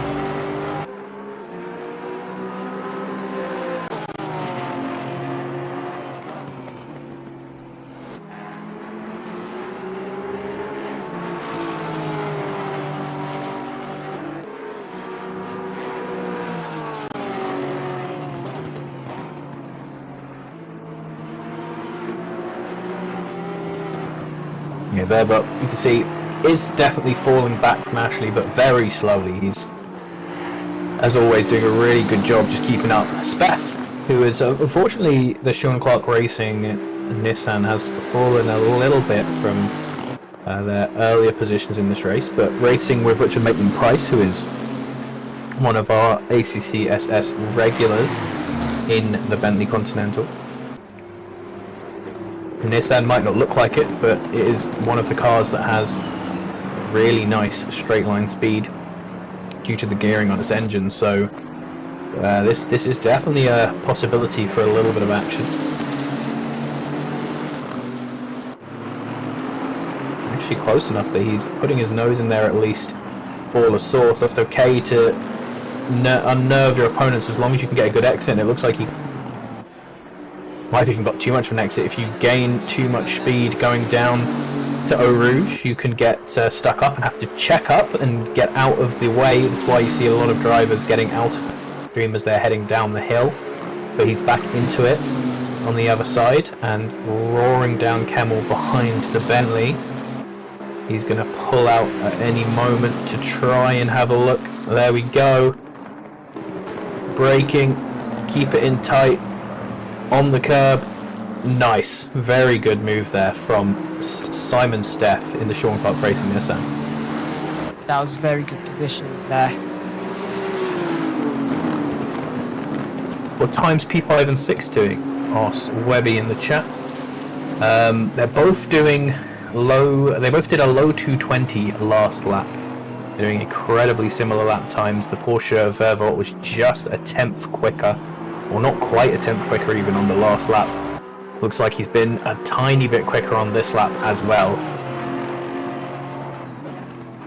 So these two stuck together, but again, just the car differential means that Ashley doesn't have too much to worry about as long as he can keep this pace up. But we're seeing by the fact that Vervoort might be able to stick closer behind Ashley Bloomfield than he has to any of the Astons before, that this might be the sort of limit of how far this Porsche will drop. And remember, Vervoort is not their fastest driver.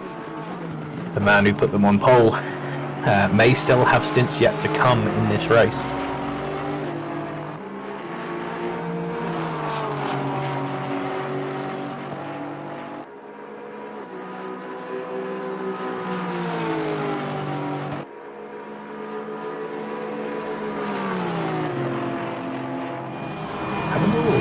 He's really close. Yeah, it's very close here, but Aston Martin still pull away. Very, very close now. Indeed, as we go through the chicane. Yeah, by all rights, Vervoort should probably be able to make a move here, and he's got a great run out of Porsche Des. This is where the Porsche advantage, they're all actually squeezing him a little bit too much, and they have some side-to-side contact, but down to Lecom, a little bit of a chunk on the sausage curb there for the Porsche. That won't help his momentum.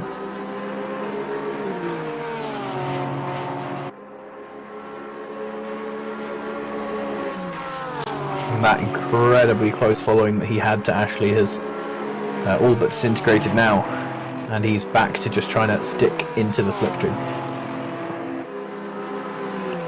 Yeah, obviously he has the cornering exit, but he just does not have the speed.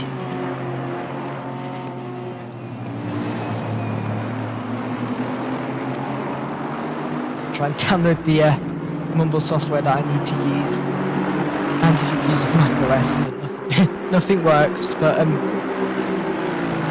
well, you can see with Alex Wood here, he's putting pressure on the car 1, 2, 3 ahead. Well,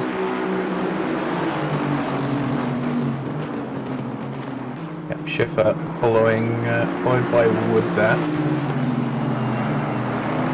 and behind them is Rainer Ressa in the 690 Bentley in 32nd position. He is a lap behind, so just watching for now what happens with the rest of them.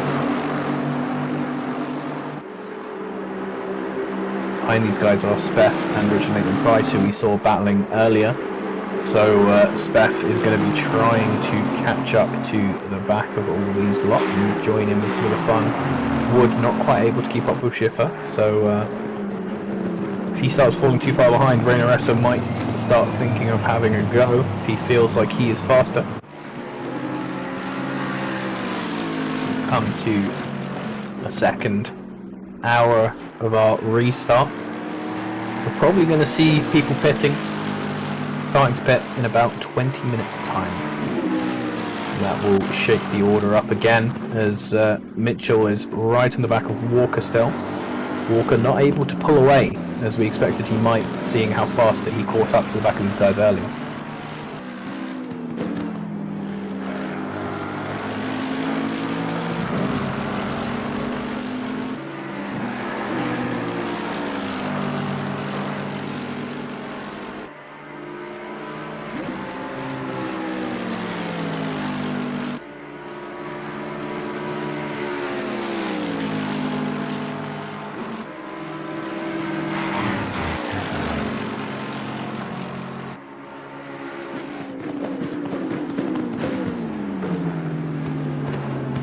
Matchup here is a similar situation to the Vervoort Bloomfield matchup, where in the overtaking opportunities Walker is going to have that advantage, but Walker also with a slight pace advantage, it seemed earlier. Bigger Mitchell trying to just get a nice exit out of the source.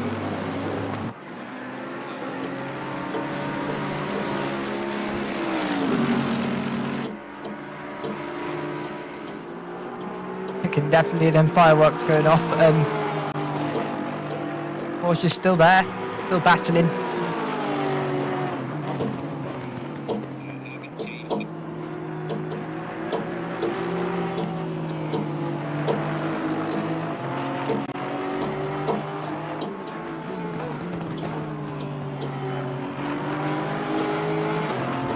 There's no one at all near these guys, so Warning for car 599 for causing a collision in lap 39.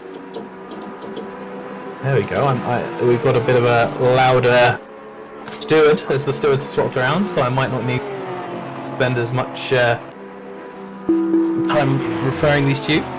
15-second penalty for car 15 for causing a collision in lap 43. Yeah, there we go. A couple more penalties coming around.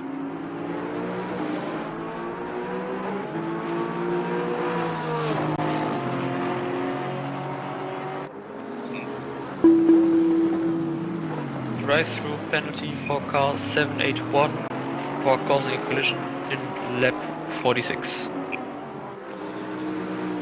If you're wondering why sometimes so many penalties come in at once, it's because obviously a load of different stewards go through different penalties and make their verdict, and then other stewards, each of them will review other stewards' reports, and so often a load of penalties are being done at the same time, get wrapped up at about the same time, and all get flipped out at once before they move on to a new set of penalties. So we will often see that sort of group of penalties pop up like that.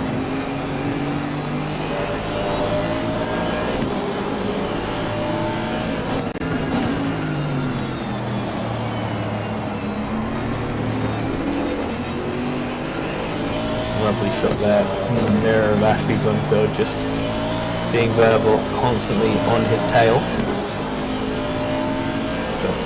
Me and Eunice were talking earlier about the sort of psychology of keeping cool under some of these situations, but that is much easier to do if you are confident in the match-up between your cars on that particular track, that you don't have a huge amount to worry about.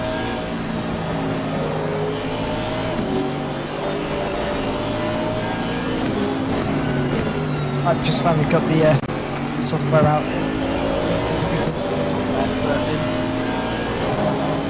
That is a brilliant camera shot there. The mirror T. That Aston Martin is really pulling away now. Yeah, he's managed to break a bit of that slipstream now, and as long as he doesn't make any significant mistakes to put him back in, this might be the time where he finally manages to rid himself of Vorvort.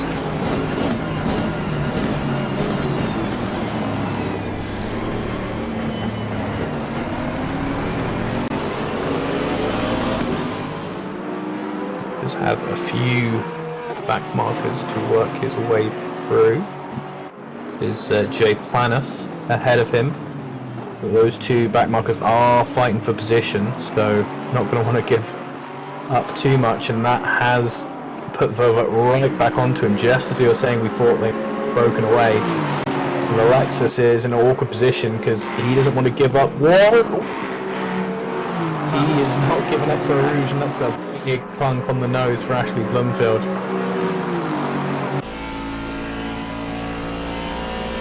Now Porsche had to check up, luckily for him, to avoid any, so he will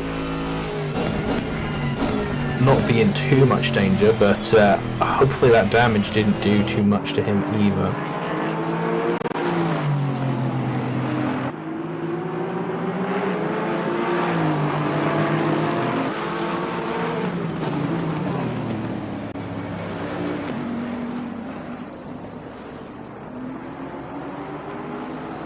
So Lexus now very far off his rival after doing so much to try and stay on there.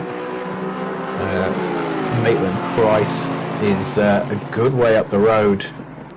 And now Ashley Bloomfield has Verva right on his back. All over again.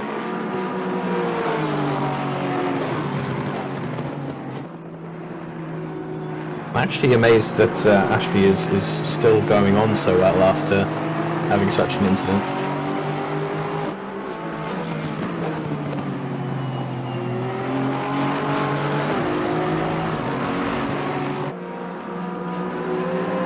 This battle's been going on, but it's like a never ending saga here.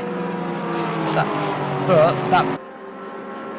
That is just brilliant positioning from both drivers, and the Porsche's obviously now ahead. Thought he was never going to get back ahead, but he has now, as track temps have dropped by 1 temperature here. Go down into the chicane. Wouldn't be surprised to see Ashley dive it into the pits sometime soon, because it seems like, at least from first viewing, that damage had done him pretty badly.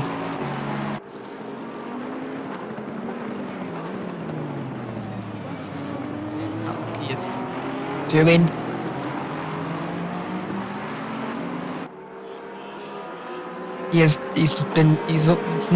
Ashley's nearly done an hour. He's done 25 laps, but the Porsche's done just over an hour and 2 more laps.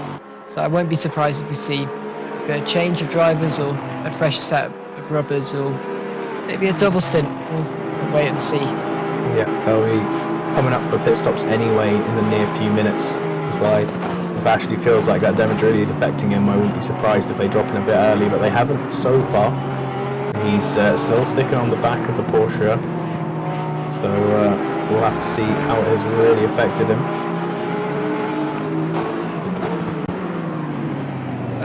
But obviously we saw Ben Walker earlier in involved with a few battles. He's heading into pit lane, so obviously I won't be surprised if the drivers in front of him are going to head into pit lane in the next few laps as well. So we've just passed the 8 PM mark in the server as well, so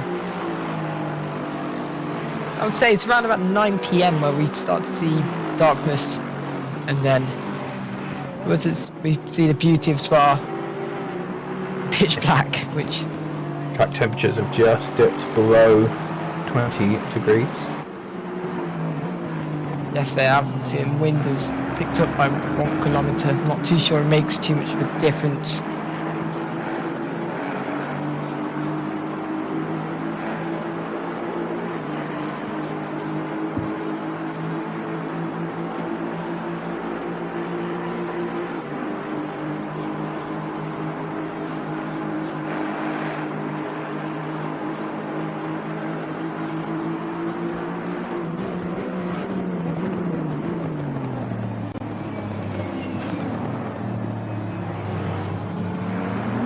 Hey guys, Milan here. Oh, we have Milan joining us for the next little while in the commentary booth. How are you doing? Yeah, I'm doing great, really pumped for the race. Let me just open the stream with you guys. Alright. Yeah, right now we are in server 1. And we're watching Ashley Bloomfield, who just took a reasonable chunk on the nose after getting pushed out at a Rouge by a back marker who probably should have given him way. And he has been falling back a little bit from the Porsche of Vervoort. Yeah, I was watching that, and Ashley was doing better times than the Vervoort. And I guess now, since they sustained the damage, they have fallen back with their times. Yeah, seems like he's struggling a little bit due to that. And we switched to split 2. There was a yellow flag out here, but it's still the same leader. Joe Wright's back up to P3. Are we seeing some rain here, or is it just cloudy? Just cloudy for now. It was raining earlier in this server, in server 2, but it is back to just being regular dry, and Cody is being pressured by Stork. We have an announcement. Drive penalty for car 399 for causing a collision on lap 52. Oh, drive through there for 399. That is a big one.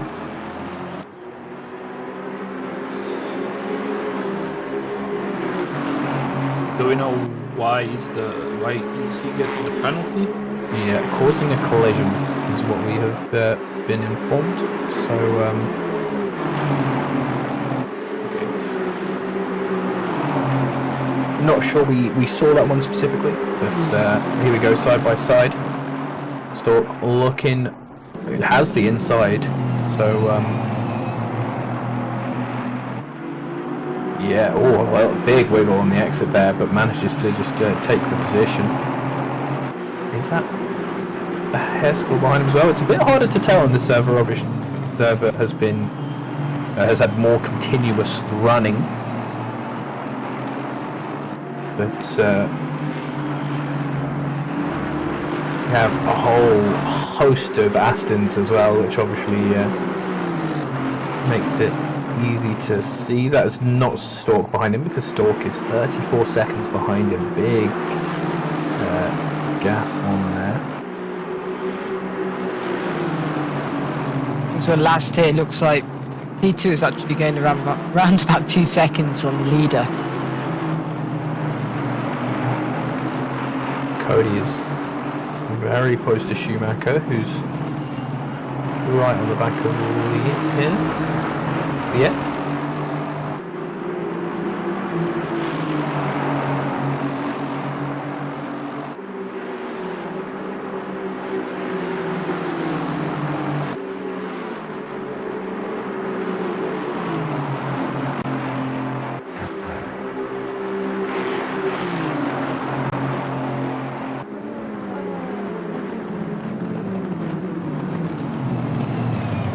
We are all waiting what's gonna happen, right?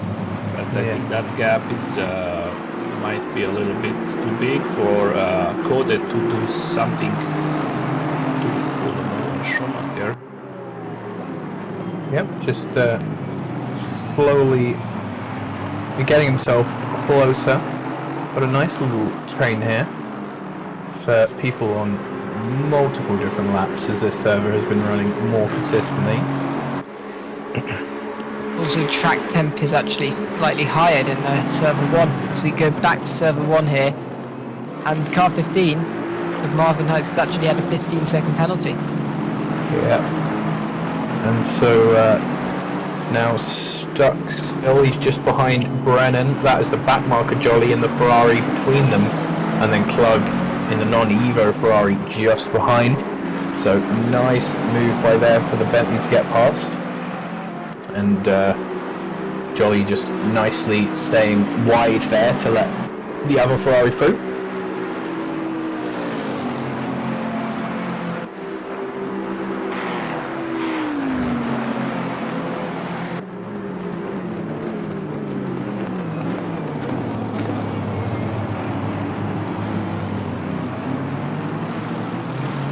Oh, and there we go, dive to the pits from Klug. So Klug and Jolly both not wanting to stay involved with this.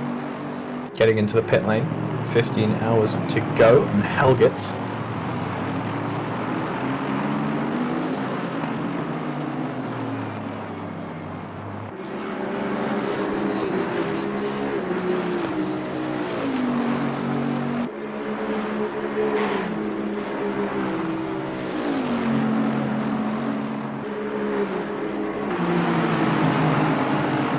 back into split 2. Oh, this is an exciting mess here. This is absolutely brilliant. 6 cars from my view. Yeah, and many of them on different laps. Schumacher, Cody and Liet are all within this. We're obviously following Liet here in that silver Ferrari. Cody in, I believe, that green Aston, who's just dived into the pit lane. Oh, and there's Alexa spun on the bus stop there. Yeah, going on towards the going outside. after the Code, the inside, but simply not too close. Oh, but having more corner speed, and now going side by side. Just slotting into the middle to take it through Arujna. Keep it safe. Good job. And now he's going to have a run down here on what I It's now gonna be, I think, on the breaking point, but all three of them looking to gain position by his, a little tap there, and that sends the Aston off. Rejoins safely and does not keep that position, so everything ends up okay there. He's getting done by the Aston behind him as well now. He's going to take the first stand into Bruxelles, both of them going a little bit wide there.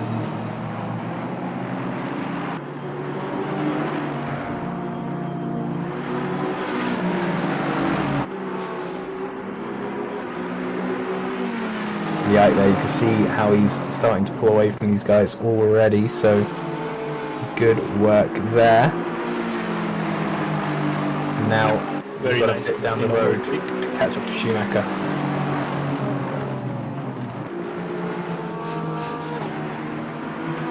Seconds is the gap between them and Schumacher.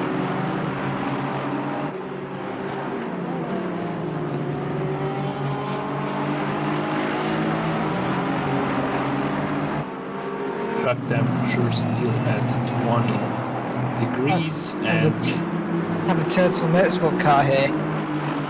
He's got to be battling with a whole bunch of drivers, and I think he's just got to head into P5, P4 now.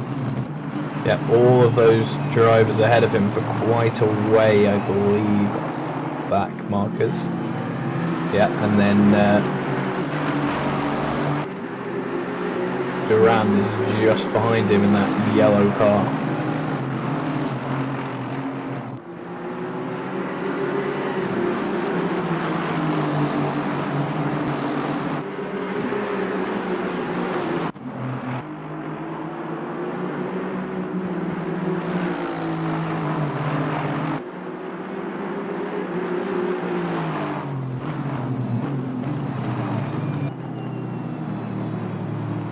seems to me that the Astons are really good around this track here. Yes, this is even with the maximum amount of ballast that ACC allows us to apply, and unfortunately it is not enough to stop the onslaught of Astons. They are just so nice and stable when you are in an endurance race situation like this one. So Felipe Silveira there leading. He is on the in the race department 24 car. Cody here chasing down Liette still.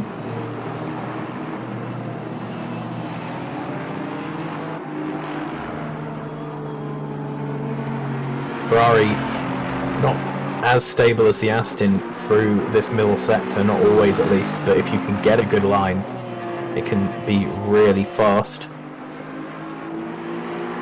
0.3 seconds is the gap. So Code in that Aston might have advantage, if I remember correctly, on straight speeds. But not sure about Ferrari. I think the Ferrari could have more grip in this middle sector. But Ferrari's reasonably up there in the straights as well, so even though the Aston will have that advantage, like you say, it's not huge, so I wouldn't expect it to be too noticeable, but he will of course have the slipstream as well. Yes, the slipstream. Pulling a little bit back, so he's just going to be at the edge of the slipstream at the moment.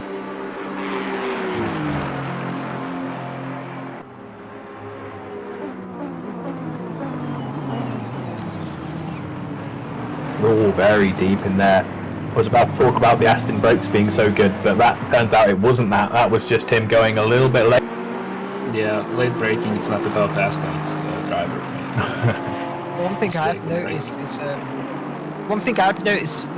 is that P2 has gained around about 2 seconds on P1. Yes, yeah, that's true. Paul Glover mentioned in the chat he was worried about how fast P2 was being. So he is definitely putting pressure on that race department car. Still not close yet, but in a few more laps we may have a battle for the lead, which would be nice and exciting. We've had nothing from Split 2 for quite a while, but it's luckily started to kick up into gear a little bit more.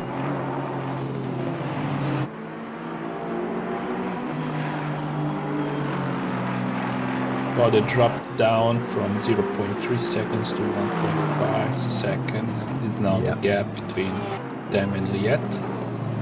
Yeah, and Liette still has quite a way to go to Schumacher. He has not too long though until he'll be passing Stevens, who's in 18th position, so he's going to be lapping him in a couple more laps, I would assume. That's the 77 Aston. Where is he on my timing sheet? He's been going quite fast, however. He set a really good lap last time apparently, so you might not see that catch-up actually happen, even though he is a lap behind.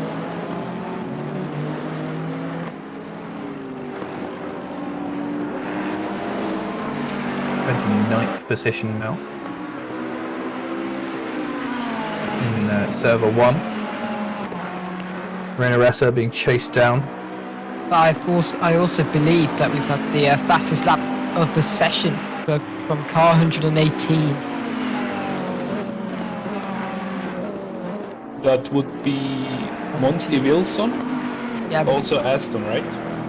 Yep. So that was a 2-minute 18.204 there from car number 4. Very impressive. Not car 4, but from driver who's currently P3 now. Great job there from one of the Pulse Sim Sport guys. Doing a good job. He's still very far away from the front two, but keeping that podium position strong. As we have Ferrari coming up behind there, who I believe should be lapping these two. Oh, there's just enough space left there by Reina to fit a Ferrari through. And now our blue Ferrari is going to want in on this. And he's going to want to get past as soon as possible. He doesn't want to be caught up in someone else's battle. Good, nice work there Ferrari, by Stelly. Harry Phillips that's been stuck in that. Yep. So Phillips gets past Fistelli. Very nice from him there to not get in the way onto the apex of the source.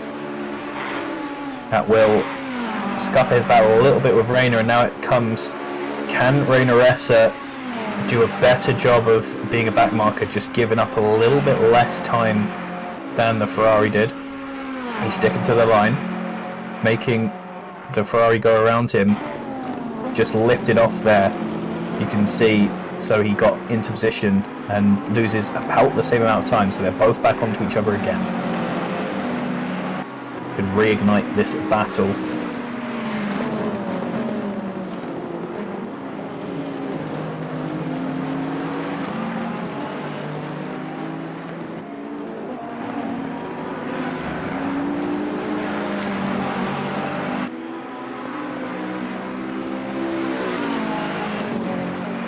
Looks very easy for that Ferrari to catch up to Bentley.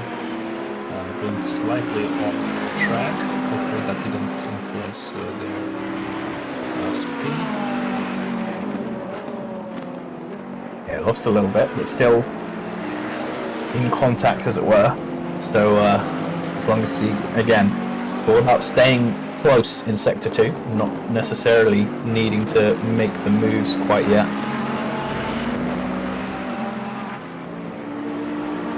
This is an important one, the exit of Stavelo.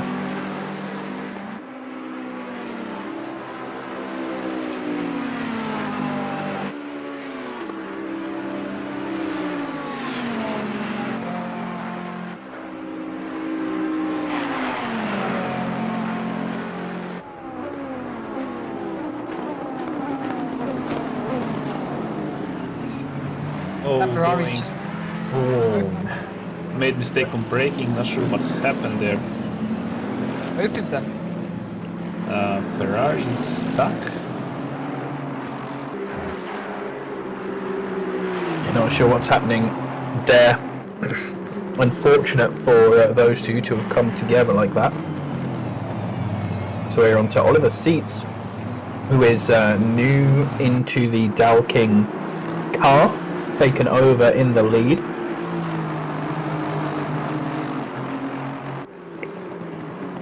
To 18.2 with their best lap in there. Another very impressive car, and his last lap at high 218, so keeping in those good times. 513 car is still stuck at the bus stop, so that makes me think possibly that incident was something to do with a real-world technical failure. They're back again, but very slow. Very slow, and think they're very it damaged was- by the fact that they can't stay in a straight line there. I didn't see any contact between them. Did I miss something? I don't think there was contact. They both missed the corner at the bus stop chicane, and it was the Ferrari that stopped on the track. I think it's a Bentley runner. It's a pink Bentley runner. Yeah, brain arrestor in the pink Bentley, for sure. So my theory would be that that Ferrari had some sort of why they'd stopped there. Perhaps, you know, typical things that can happen. Your screen disconnects and goes black or something, and you just try and stop somewhere safe and reconnect it or something like that. And now he started again, not realizing that he had damage from possibly hitting the Bentley or the wall. As I said, you guys didn't see him hit the Bentley, so could have been crashing into the wall. But whatever it is, you can tell that he's crabbing a little bit there. And he was right at the pit exit, but he just went past the entrance. Sorry, he just went past. Realized, and now he's stuck because he could risk getting disqualified if he, you know, drove backwards on the track to get to it, and so he has to do a whole lap with a damaged car to try and avoid the penalty for being towed back to the pits. I'm honestly, I think weird thing was obviously that the Ferrari did not hit the Bentley, so unless it's just an issue where the wheels got the steering columns just at the wrong angle or something like, or just a general wheel issue. Not too sure, but it's an odd one. I'd say there is a drive-through for car 123, I think. Yep. Didn't hear what that's for, but we can assume it's for causing a collision somewhere.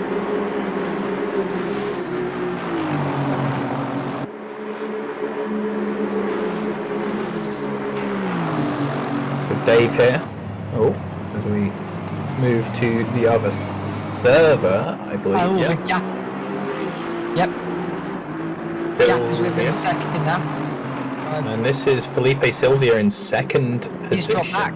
He's dropped back. So possibly hit or had an incident. Hopefully for their sake they hit. I'm sure Paul Glover will inform us if anything bad happened to them in chat. Gee, I was in this server, so Also, Joe Wright's he's lost 3 seconds to Turtle Motorsport car 60.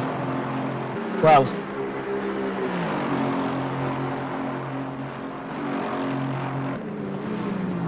okay, no, so I just checked back in the replay. That orange car up ahead is Higgins, and Higgins overtook on track. He did a bit of a dive bomb up into La Source, a very nice move, and that has put him ahead. So Silvio is now in the position of chasing down Higgins for that front spot. So we have had a legit lead change in this second server. we'll look at the message on the YouTube feed, probably from nearly an hour ago from Blood saying, is that Dylan? I would say I need to answer that as yes. But the gap, obviously, the overtake has happened, and also car 60 has gained another second on Joe. We go back to server 1 here, and Dave Solaski is battling with the Nissan. Yep, Van Wingern just ahead of them. So good to see one of the Nissan boys. Very bright livery as well. Big approval from me of that. They also have an Aston Martin just behind them, who I believe is one of the front runners.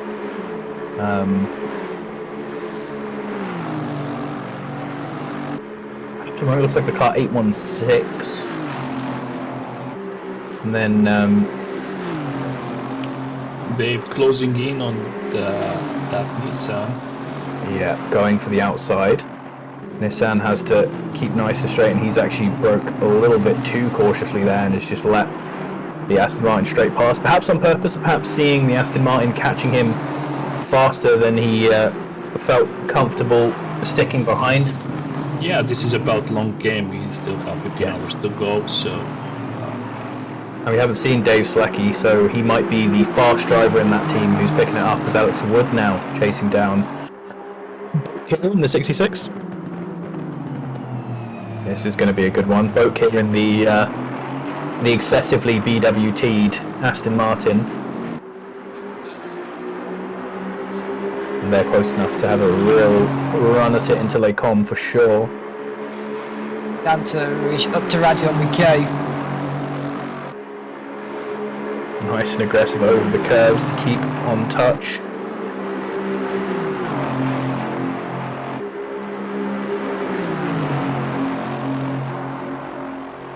Going for the move. Yeah, putting his nose out there real early, but not doing any.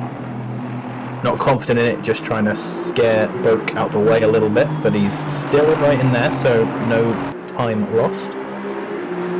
Yeah, they're even closer now.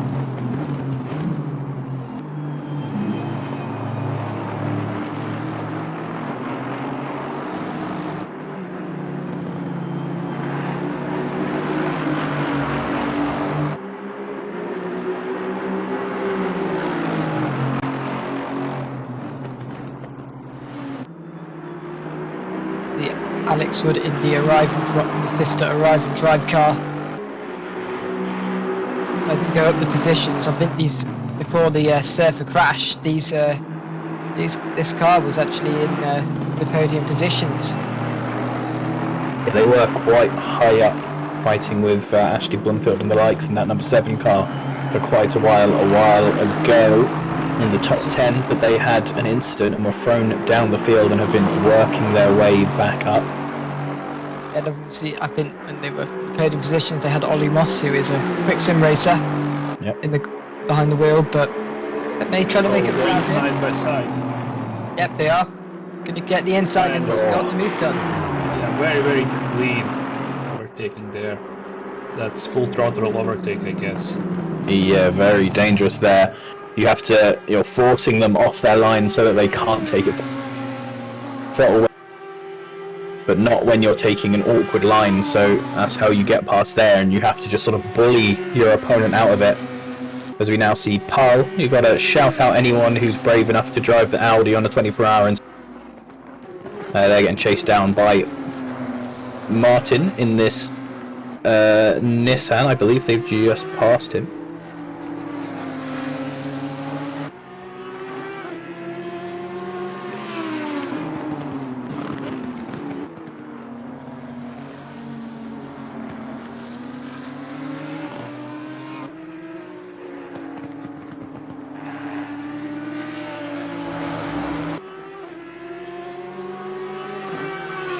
If you don't mind, I'm going to leave you two alone just for a moment to fill up my water. Okay, mate. That is no worries.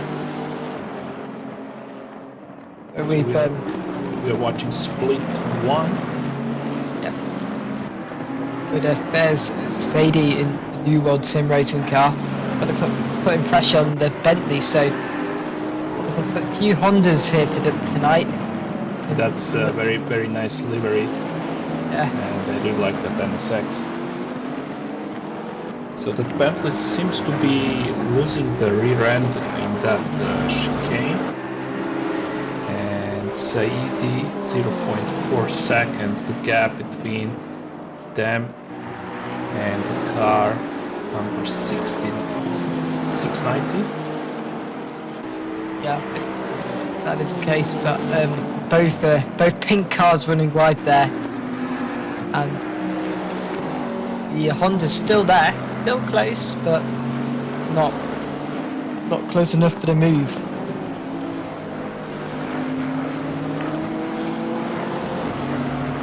It seems to me that the NSX is taking much tighter lines than the Bentley. Yeah, I believe it is. they're dropping down anyway. So, and that Honda, that's the Pro Split, if I'm not mistaken. Yep, that is. Yep, because we're in server 1 at the moment, so I think that is the top split.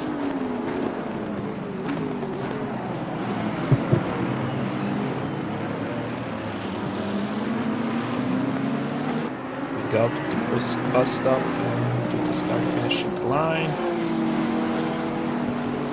But the gap is now increased to around 1 second, so it's very unlikely that we're gonna see any move there. Looking at car 107, Christie in Bentley going after the car number 8.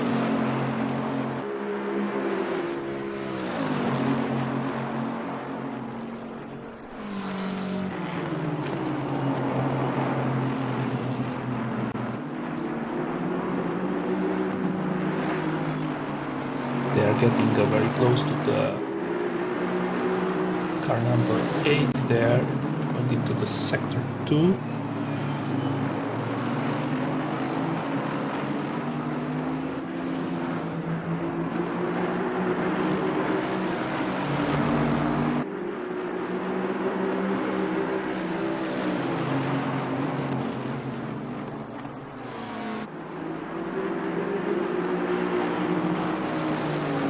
Closer to that bright green Aston Martin. You might be able to see some action, maybe going a little bit wide over there on that chicane, trying to close the gap.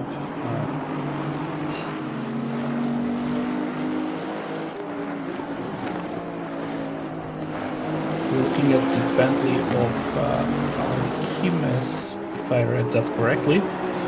So I guess at one point Saidi took that position from Alcimes, and now Alcimes is looking to get back that P33 from Saidi. Going very close here in the draft of the Honda of Saidi, breaking into the bus stop chicane, keeping close, almost contact there. And we're gonna have an opportunity going down the source. I was speaking and my mic was muted the whole time, but oh, that sucks. yeah, I can't really tell sometimes when it's muted. But it's also getting quite dark as well, so obviously track temperature dropping, and it's going to be an absolute brilliant thing to watch later on. The lights on, and just brilliant car control. But we're down to Rouge and up to Radion we go. So Bentley's just trying to gain that ground once again as they go down the Kemmel Straight. Seems to be dropping down, but I think they would have the draft of that Honda. So now it's about the braking and having that exit speed, so they would keep up with the Saidi. I think they made up a little bit ground there. 0.5 seconds the gap. Getting too close there, braking late and overshooting that corner. That might cost them some time, but no, they seems to be still on their tail. So there's that. Going after that Honda very relentlessly. That's battle for P33. Very, very close here. They're gonna try to execute overtaking here. Yes, they are going on the outside, but no. Saidi is holding on to the inside line and going in front of them on the corner exit. Still very close. Alcimes going after Saidi for P33. Now going in the sector 3. Very close. Trying to overtake them. Getting ready for that move, but Saidi blocks them, and Alcimes has to brake there. Again, are they gonna try to overtake them in the bus stop chicane? Yes, they are. going on the outside, but braking a Missed little bit out too there. late. Yeah, just missed it out. Yeah, Saidi in that Honda, they got very unlucky on the restart, getting collected by a big crash on lap 2 up at Radian, I believe, and so they have been one of those cars trying to fight their way back up the order for the remainder of the race.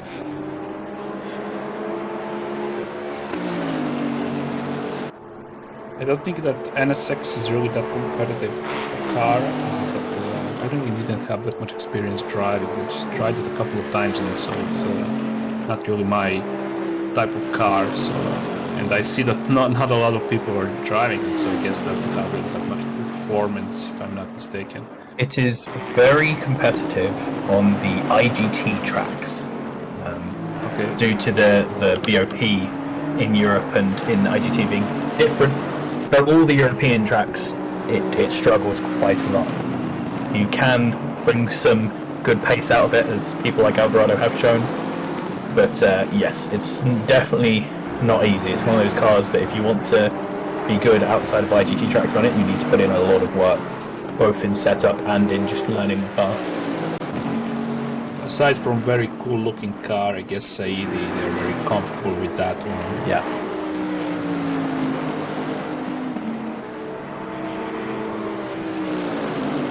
It is a pity, because I do agree with you. It is a nice looking car.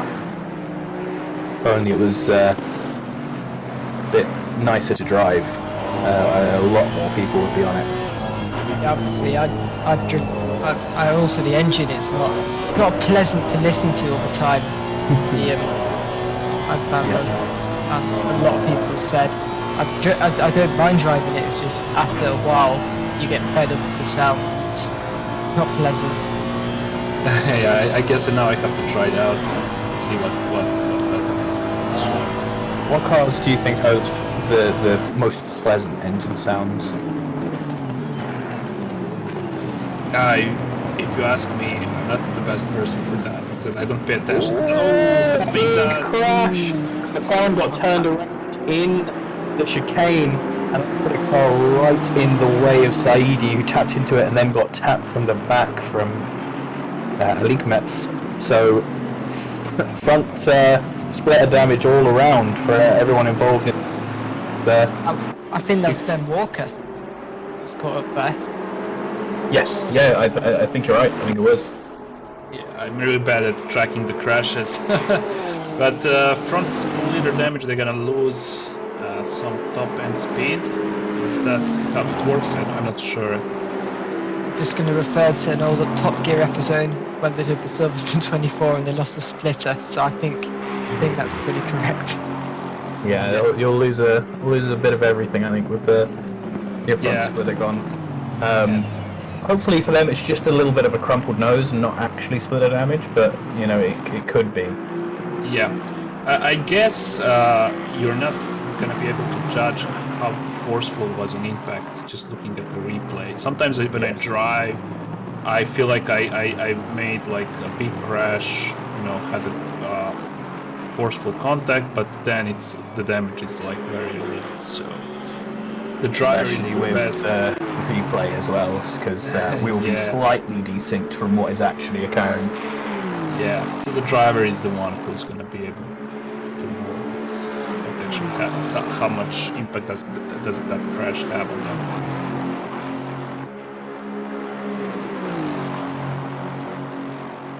Well, we are now watching P27. This is David Russell, who is behind Madden Gravel. Not two drivers' names that we have seen much coming up here, but Aston Martin on Lexus. Very, very close there. Almost like it was contact, but I guess not. Starting to get back into that position as well, where this server's starting to feel like a proper endurance race again.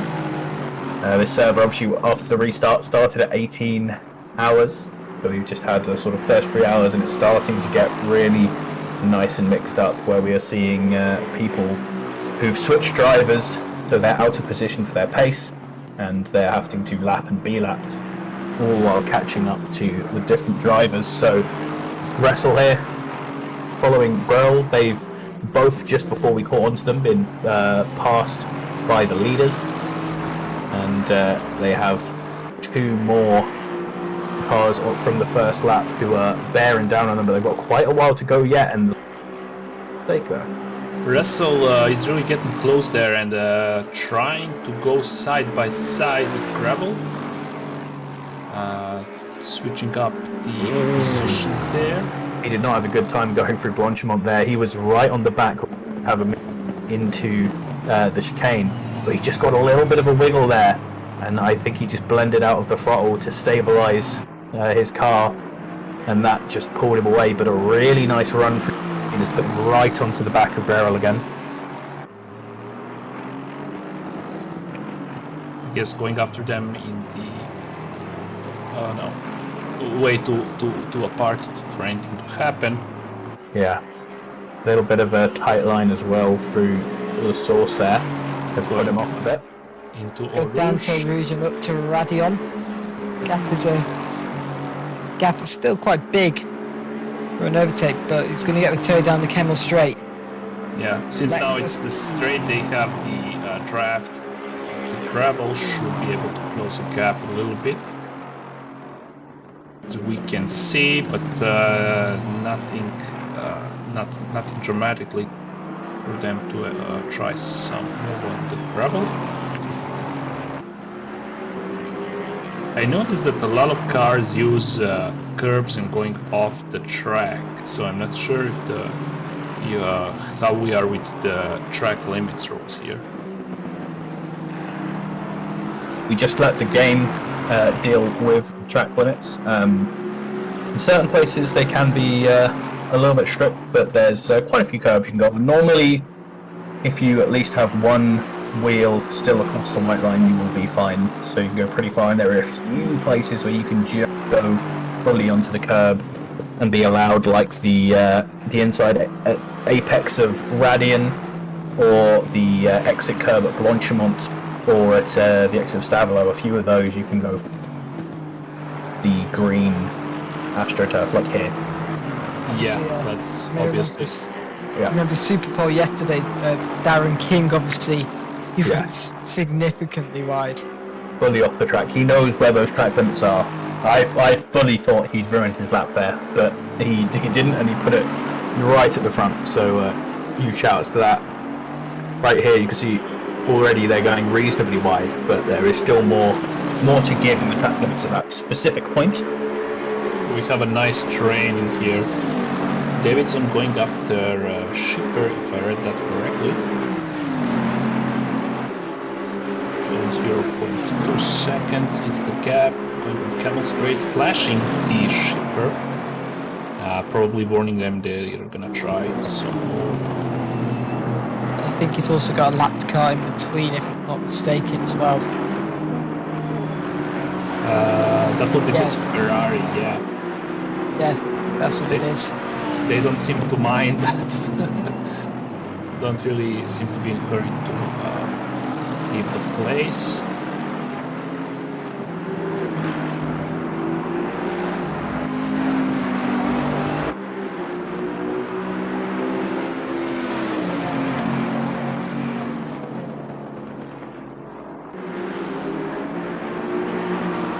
Davidson's gonna have to do it the hard way. That Ferrari does not give in. Yeah. And no, it doesn't look like they I guess you would have to be aware that you have a blue flag, so... Ben Walker's been given a drive-through.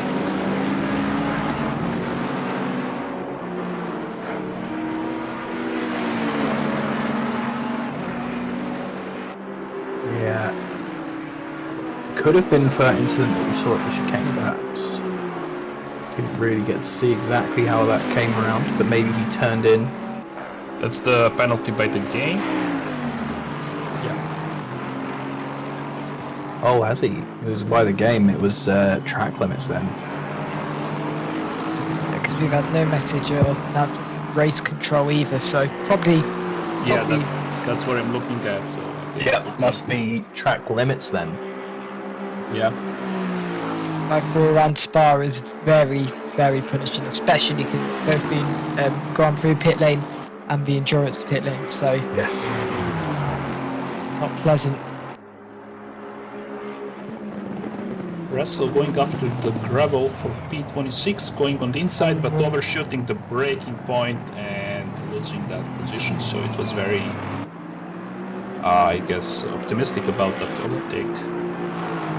Now dropping back, so they Ooh, have to... something's happened because we had a yellow flag. It's car 513. That I think for a Rouge that and the Kennel Straight is going slowly now, so I think probably is.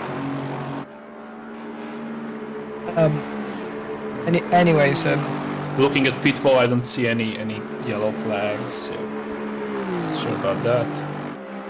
I think it's just what I saw on screen. Anyways, down the Kennel Straight to go, trying to make a move as we head back to the server 2. Okay, so looking at split 2. 12 seconds, I believe, is the gap. P1 and P2.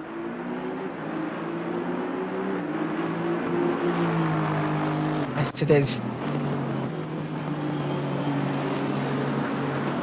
P3, I can see since we last saw Split 2 has swapped drivers as Joe Wright is now out of the car,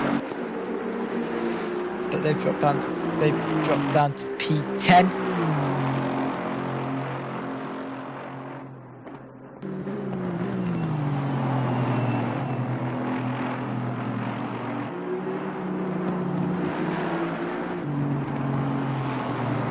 On Bernadette's trying to get ahead to P5. It's currently 1.4 seconds behind, so he's trying to make the extra ground. As in server 2, we are in 9 PM, so it's going to start getting darker now. It's still cloudy. Oh, two drivers here battling down to Rouge and to Radion. Who's going to give in? Lexus gives in. That would be Yes. Sync Mars. Yes. Car number 24. Koski taking the P14. But the Sync Mars, they're gonna try to get back to that place. The braking here going side by side, but Koski having that advantage on the corner exit. Keeps the position. Sync Mars still trying to go back to their place, going side by side there, but still nothing. Koski holding up to the attacks really well here. Not making any mistakes under pressure. From the Sync Mars in Lexus there.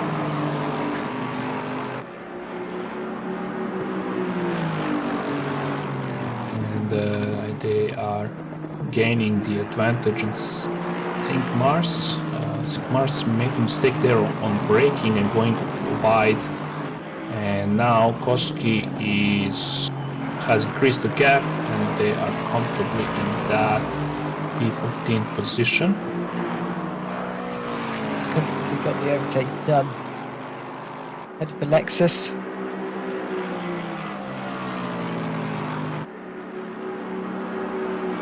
Yeah, I think that Koski has pace at the moment, and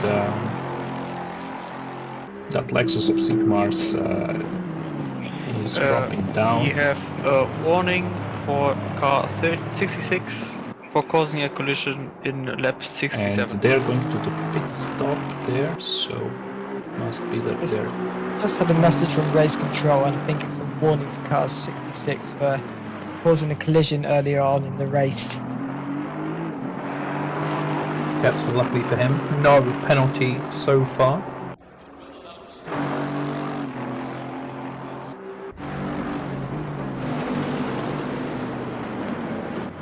Bihan was much higher up earlier and is now trying to make some positions back on Lead here, who we saw doing some great overtakes earlier on.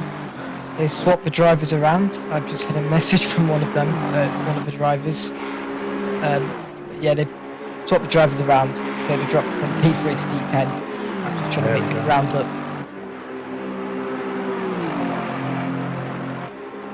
Good to know. Gonna go for the overtake. In the outside. Yeah, almost there. So it's, I assume they are on the fresh tires there compared to the Liete. Yes, I believe they are. So I guess it's just a matter of time when they are gonna take that P9 from the Liete.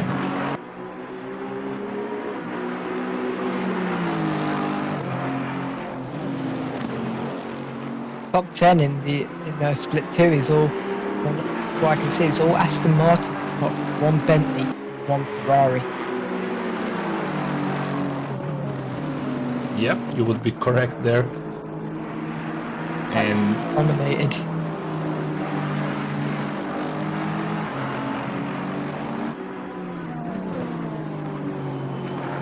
Ferrari there, just at the twitchy moment, and the Aston Martin just was able to gain a bit of time, takes the curve aggressively, and is it going to get enough momentum to try and go for the overtake? I think the gap is slightly higher now than it was at the beginning of the lap. They're closing the gap on the straight, but I think still too far for anything to happen. Both cars took very nice. They took the bus stop chicane very nice, and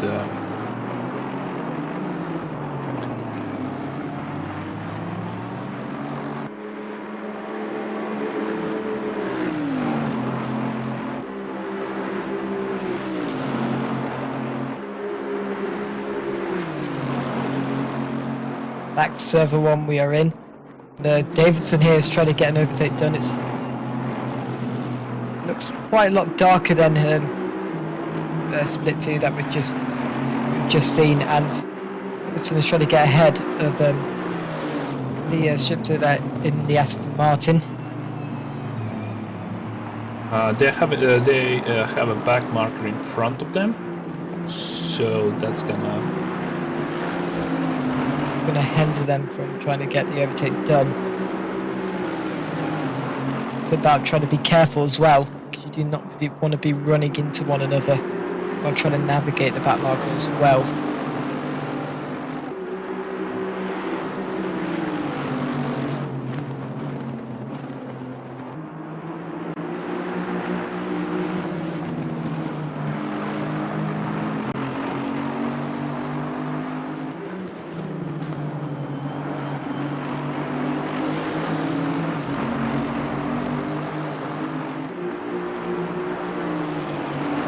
Davidson closing in on Shipper there, so not sure if just the Shipper is being extra careful that back marker or lacking the pace to fend off Davidson.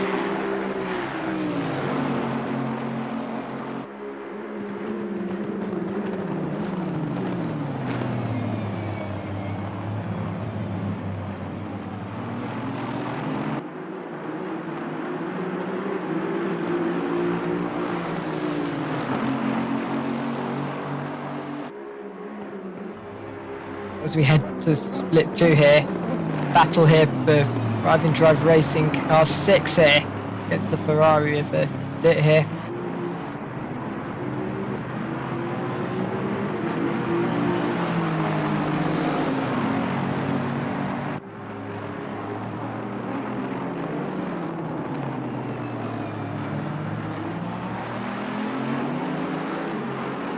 As we go down to Origin, down to Radeon, see what's going to be like. There's 3 cars very ready to be close to each other.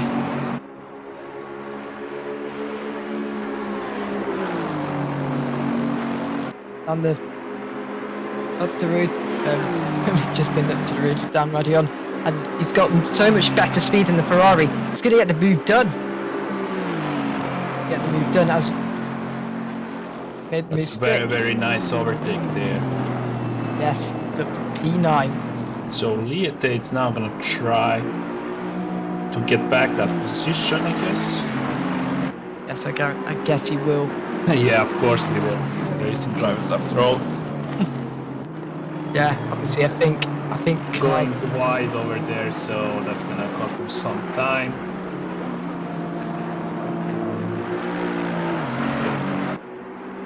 Behan keeping that position as it seems right now. Oh, Ferrari's very been wide riding there. that Ferrari must be struggling with grip. Yep, something must be going on since they were losing pace, and As we head back to slip one here, Davidson's still battling here. They've still got the pattern marker in front of them. oh, very close there. Yeah, So going after them on straight, taking that position. the bus stop Going- chicane, and he's Yeah. got it done. Very nice into the bus stop chicane. So the position is theirs. Shipper already lost. I guess gap has increased. So they won't have that much chance on Davidson to get back their position there. And I'm not sure that car in front of them is a back marker, so I don't see. That car in front of them is Michael Kellogg, who is in 9th position right now. Oh, Pattern marker. Nah. So the back markers are battling, I guess. Yeah.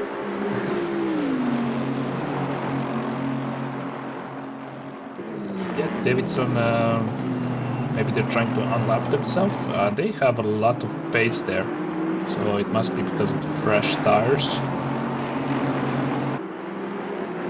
It could be fresh tyres, it could be different drivers, all sorts of interesting differences that can happen with the pace of cars in these sort of sessions. I've just had a look, and Davidson is actually 4/10ths quicker than Kellogg in the Aston Martin P9.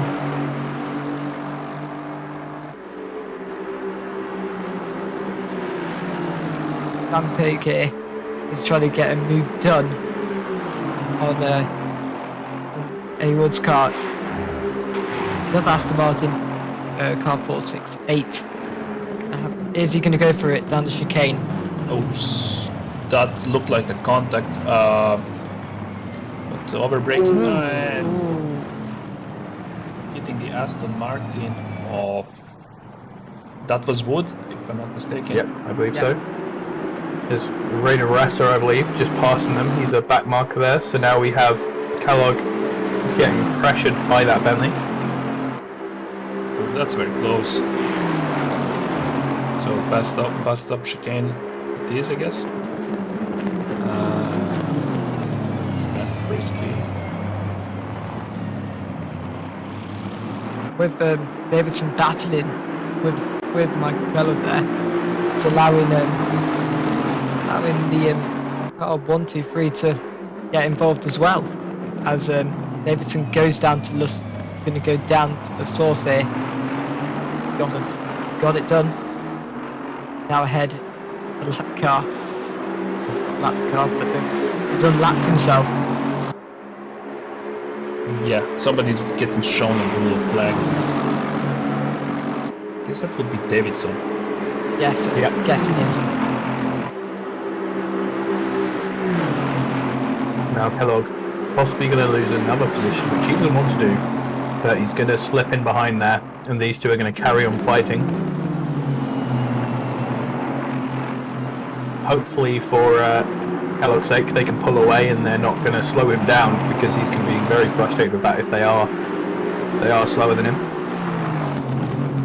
But it seems like at least the Bentley did have good pace in him, Davidson, so I'm not too worried for him, and you can see he's already very slightly falling back.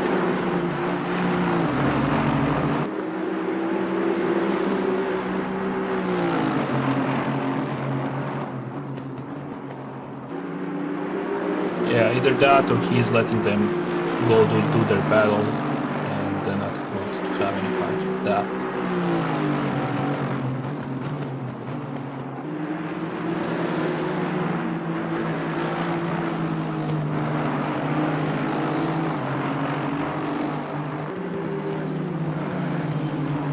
We still have some sun here, and I guess very shortly we are gonna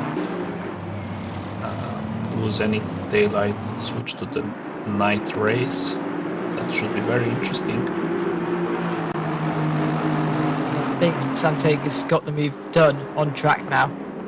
He's now ahead of A Wood. Wood going off the track there. Oh, very eager to get his place back. But looks like he doesn't have that base. And he is dropping down. He's also picked up a drive-through penalty as well.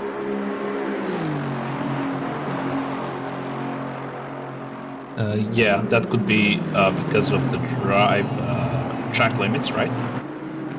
Possibly, yeah. Yeah, because we saw him at the bus stop chicane the last lap going out wide when Wood and I forgot what the other driver had contact there. Too sure, really.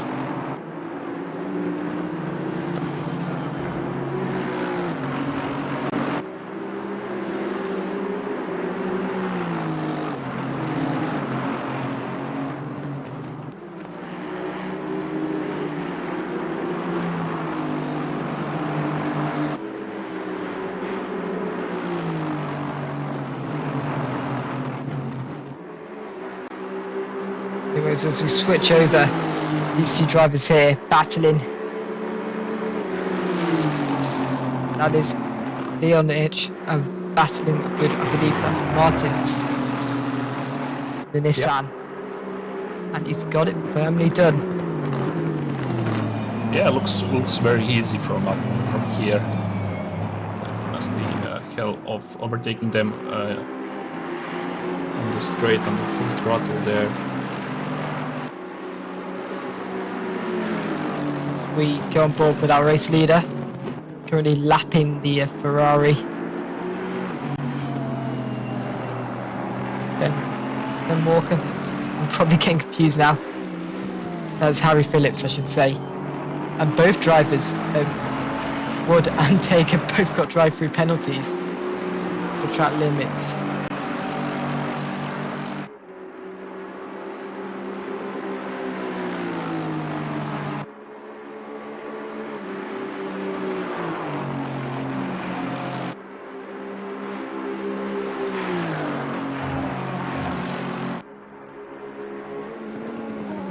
King car still in the lead and a good 7 seconds towards the next car. Let's put it back on with Cox.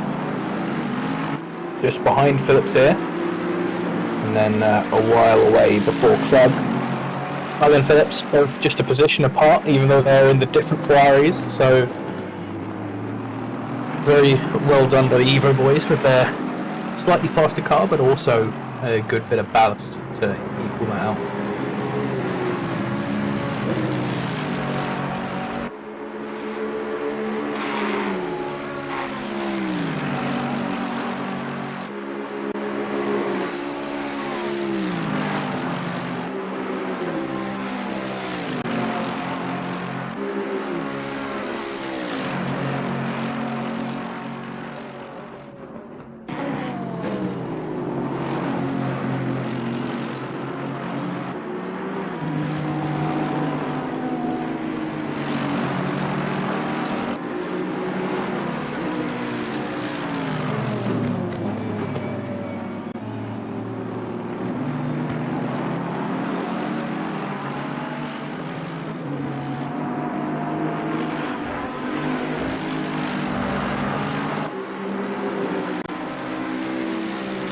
here is still a decent way back from the Ferrari Philips, but keeping in touch.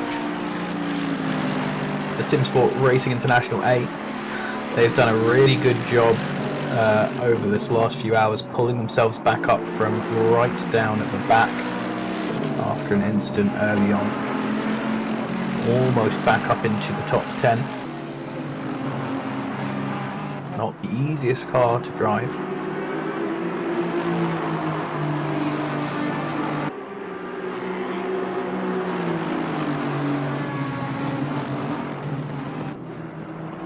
That's Russell. Looks like being chased by Wood, but looking at the graph, it shows something else. So I'm kind of confused because I know that Wood is driving white Aston Martin.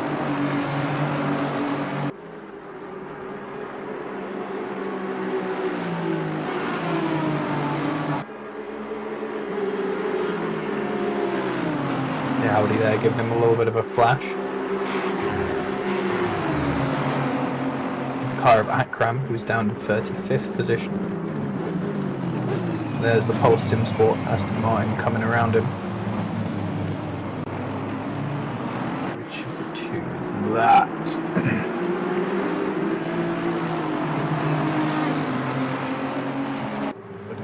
Fourth. So that is Wilson there. He is in third position.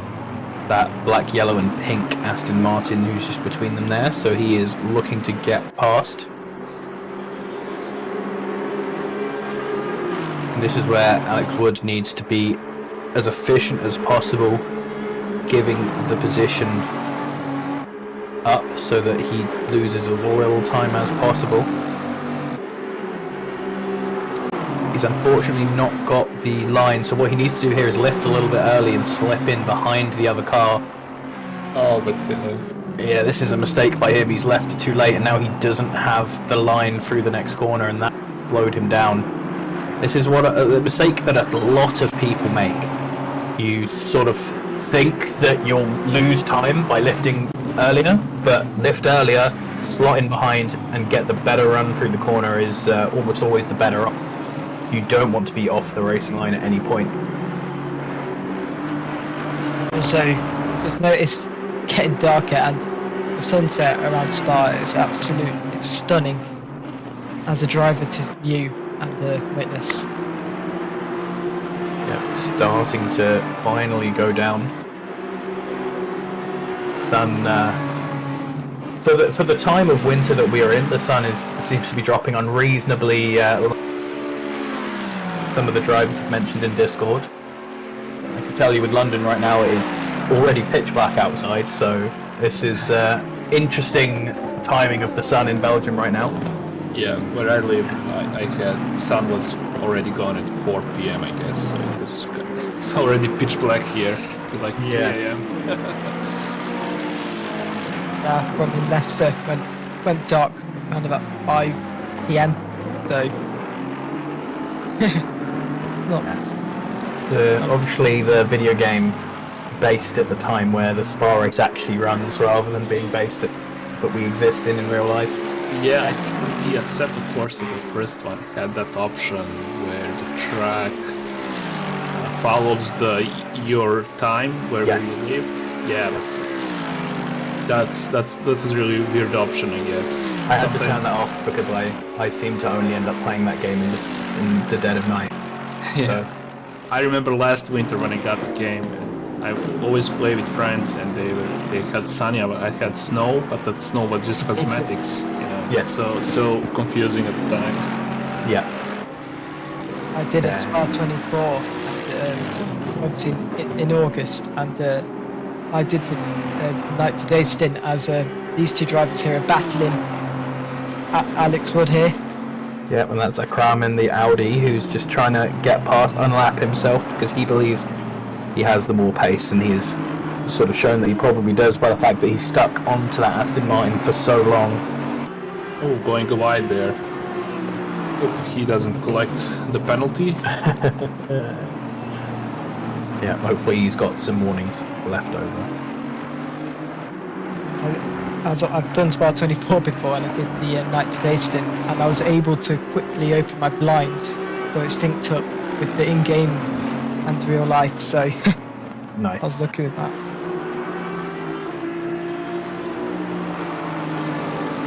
I wonder if somebody is racing using VR.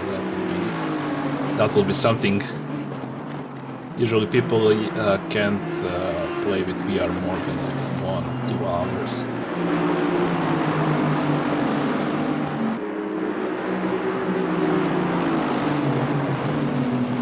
We can get Robbins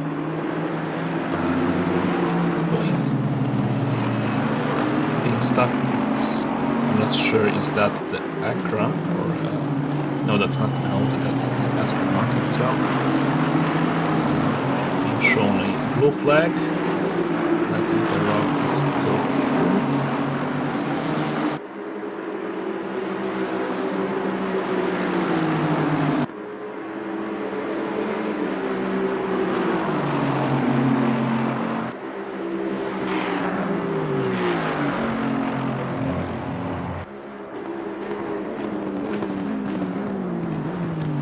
Robbins being 2 laps behind the next competitor. Do you have a yellow flag out?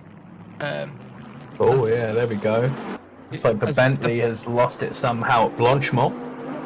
Boa Esports car has just lost it, and that Watermelon Ferrari's just doing trying to get through. Yep, so neither of those were for position, luckily for Bell. The 66 is still a decent way behind him as well. So he's in a bit of a sort of self-isolated bubble right now. Not really near anyone to race, sadly for him. The Boa Esports car, a lot of the drivers have only transitioned from console to PC, so still trying to get to grips with a few things that weren't on the on what they were using before. Oh, cutting the chicane there. Not really sure why. Why would you do that when you don't have anybody near you? Yeah, Toparanin must have just he's probably lost a bit of confidence in those fast corners after what happened at Blanchemont, and so just feeling a little bit of force that he wasn't confident with, and he just bailed out of that.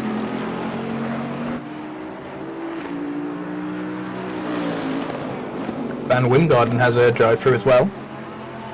Since we haven't seen that in the sheet, we can expect that is more track limits.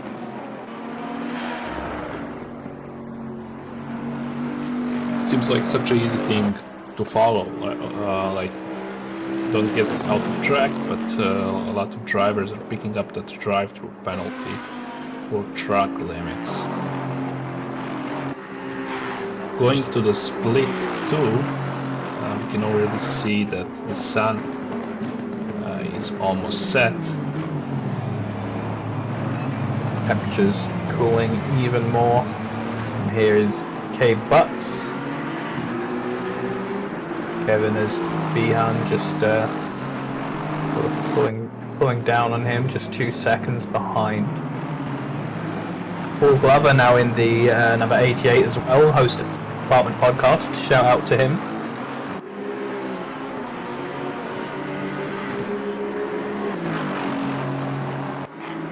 Atkinson having a huge lead now in the second server as well.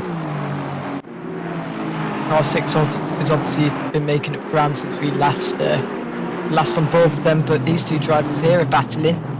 The X-Car Esports car here, Peter Greaves. Yep, and if they fight too much, Koski, who's just under 2 seconds behind them, can start joining into this as well.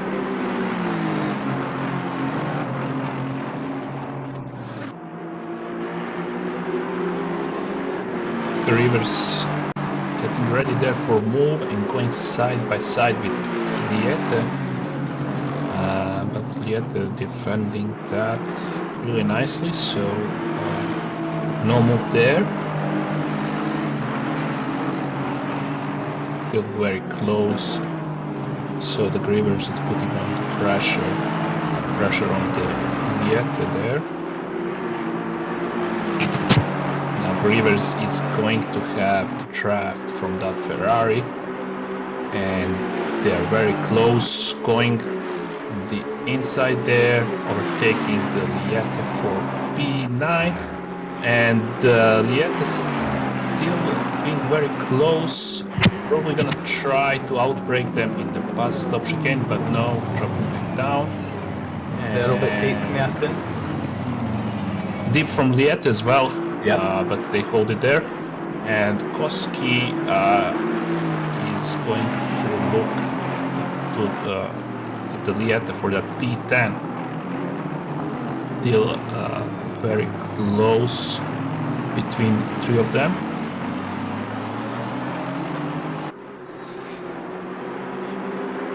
But the River seems to have the pace and is pulling away.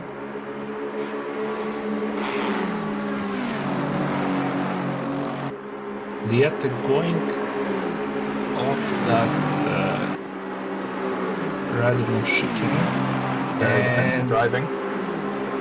Yeah, Koski going side by side there and pulling away from Liette and going side by side in the corner. Liette touching the inside of the Koski, but Koski managed to keep the car under control. Still going side by side. Koski has more exit speed and taking that P10 from Liette.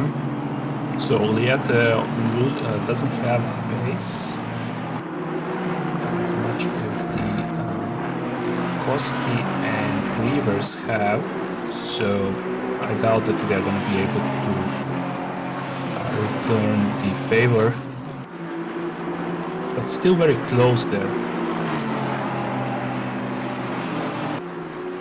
Very close, trying again to go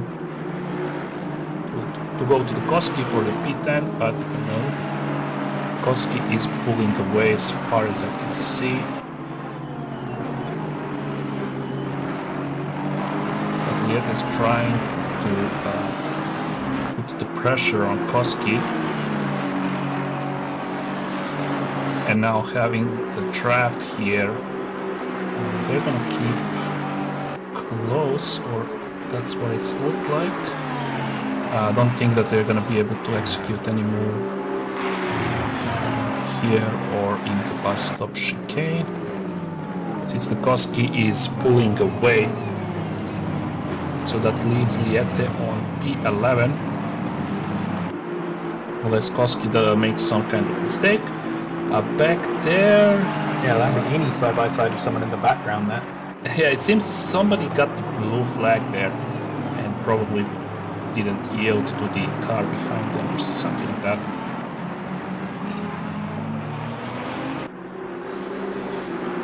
But Liette dropping down, now the gap is 0.3 seconds. Koski has the pace over the Liette, and don't really think that it's gonna that Liette is going to be able to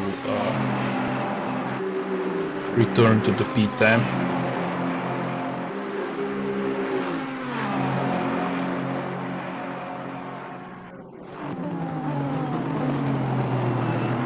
Koski is has a back marker in front of them, so that might help the Liette's case here.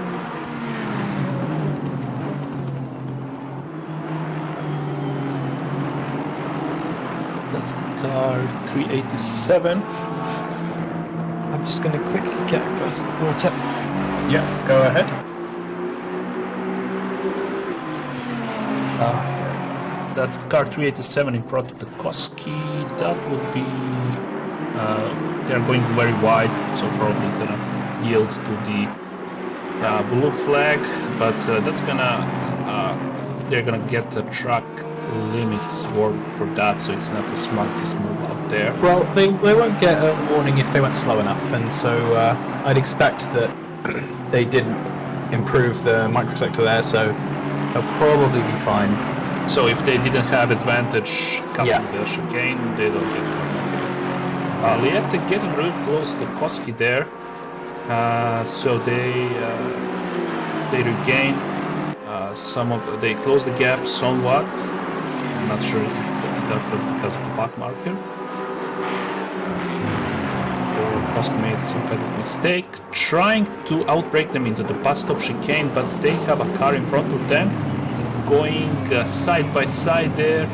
Liete is overtaking the Koski for the P10, and the Koski is going to try to return to that P10 on the outside in the T1, but no, the Liete has the racing line and still keeping to the P10 there.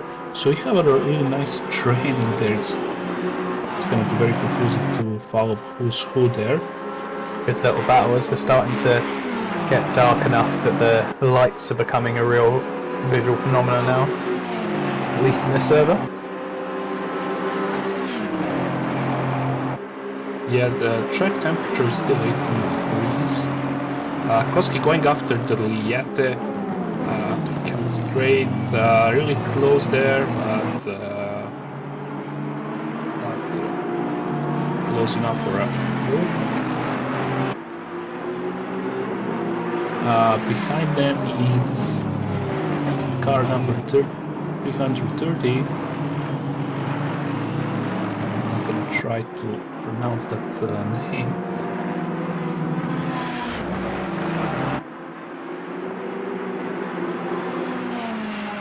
Yet pulling away from Koski.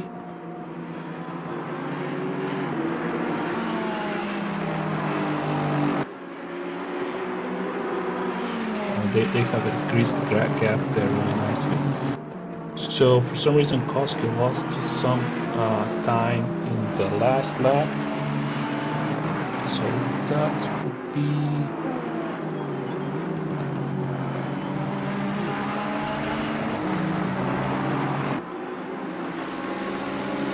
Split 1 still has some sunlight left, so we can enjoy these very nice liveries.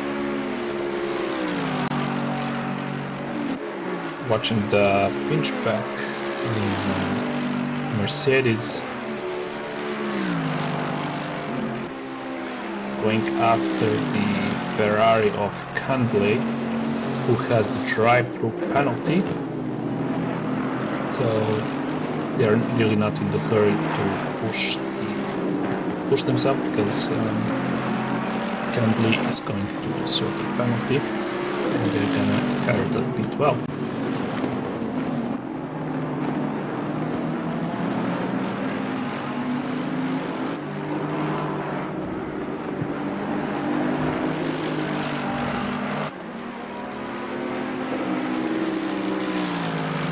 See that in 480 I know how to say it. It's Van Orman here. He's gone in and beat the Dorking car. And he is quick.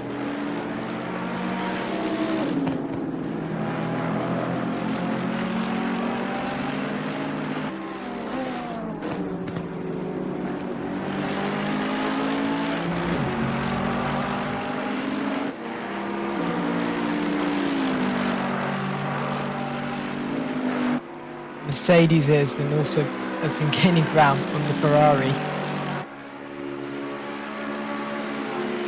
Yeah, I don't think it's something that they don't need to do, unless they are losing a lot of time with that Ferrari. So it's just a question when the Canblay is going to serve that drive-through penalty, which is now. Yeah, by the line he has taken, he's gone in to serve it. As we go on board with that is Daniel Jose George, and he is currently ahead of Phillips behind him in P3. Yeah, Phillips is car 3. Car 3 P8. Phillips is hunting down the Jose George in P7. So again, looking at Aston Martins.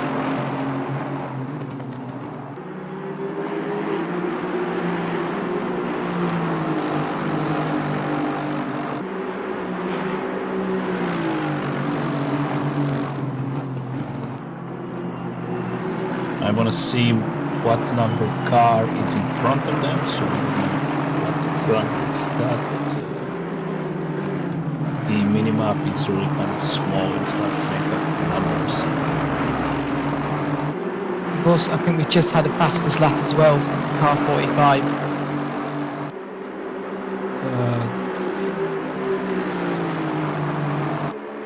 Yeah, that would be 2 minutes 70 seconds 74.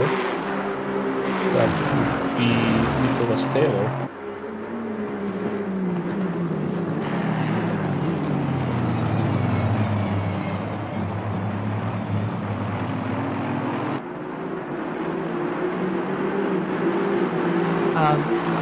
The leader is into the pit lane.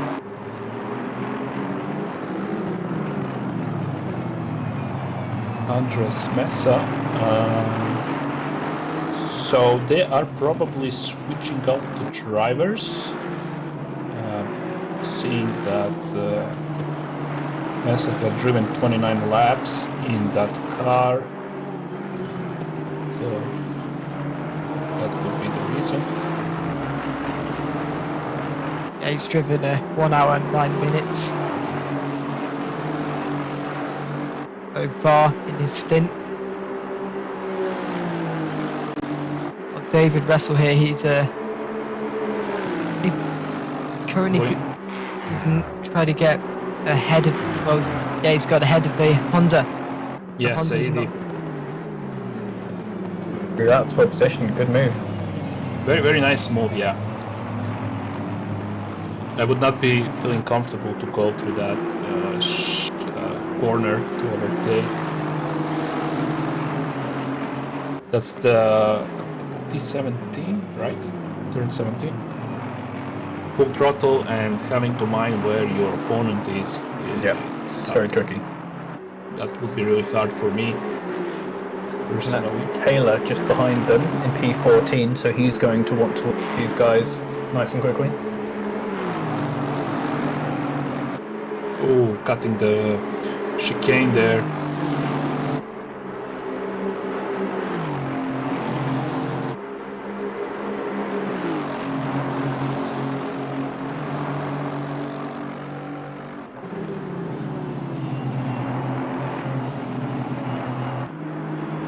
That was Saidi going for the P24 of Russell and having the white Aston Martin between them. That would be Moss. Obviously, Ollie Moss in the arrive and drive car.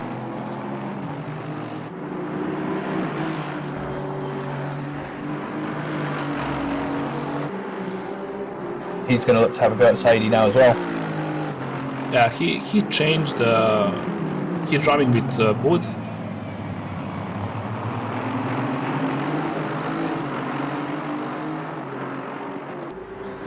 Having the nice train here.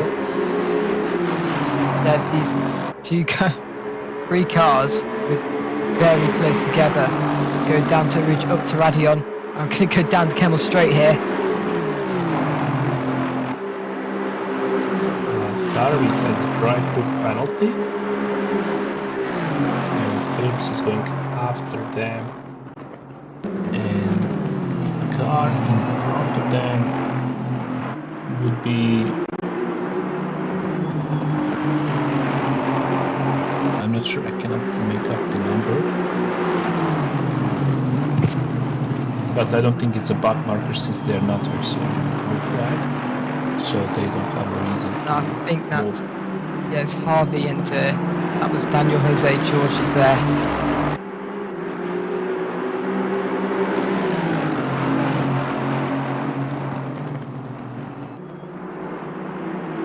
Yeah, Paul Sport B car there.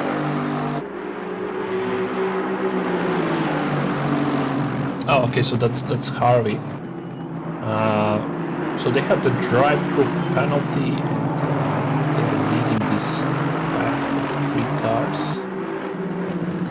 Jose is going to be hoping that Harvey will take his penalty as soon as possible so that he doesn't need to make the overtake back. And he can try and break away from Phillips.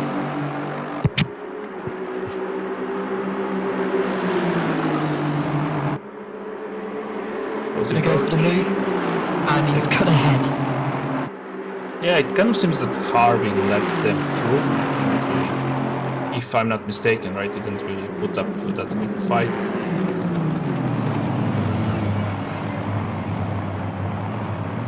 And Harvey going to the pit stop to serve their drive-through penalty. So it's now we're left with Phillips and Jose George. Phillips hunting down to Jose George for the P6.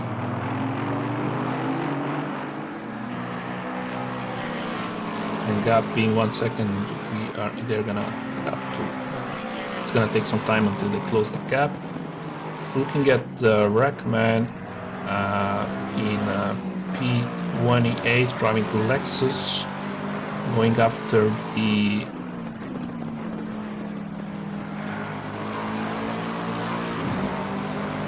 that would be Inman in McLaren.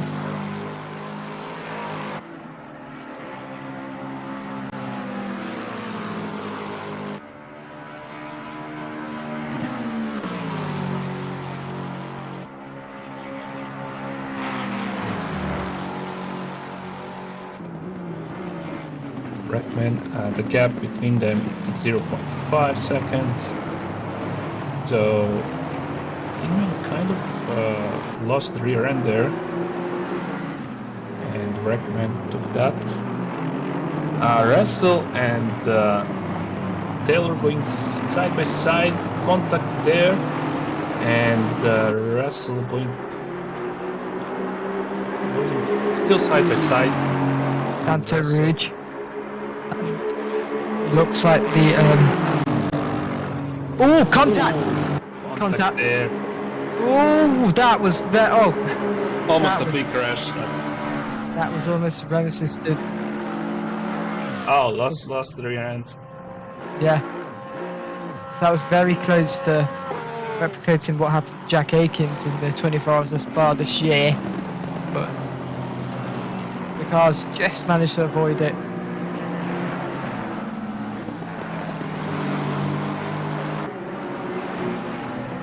I reckon now E26 going at the Inman. So that's the battle we were watching just before the accident at Rouge happened. Meanwhile, Ollie Moss is putting pressure on pressure on Saudi's Honda. Pink Honda. The arriving drive car trying to go up to positions after Very close there. very close there. Contact and restart. Moss going on the outside and taking that P23 from Saidi. So that was a really hard move to execute.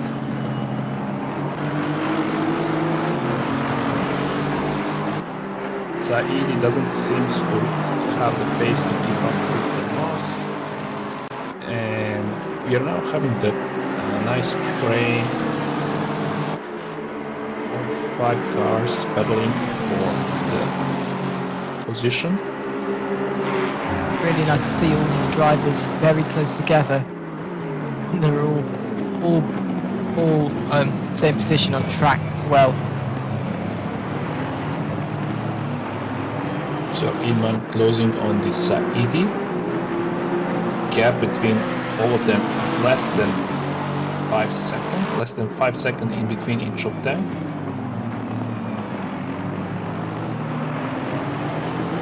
So a lot of positions there up for grabs.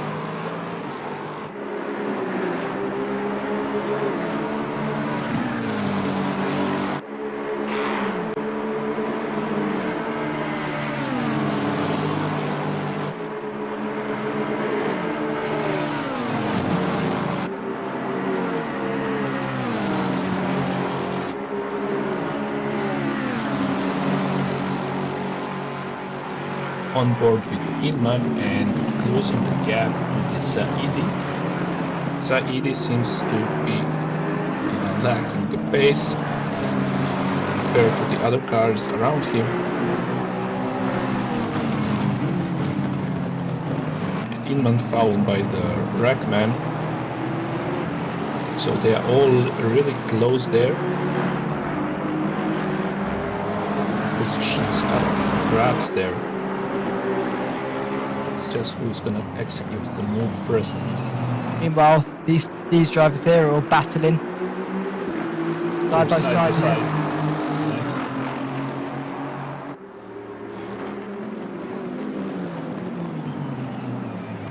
The source we go.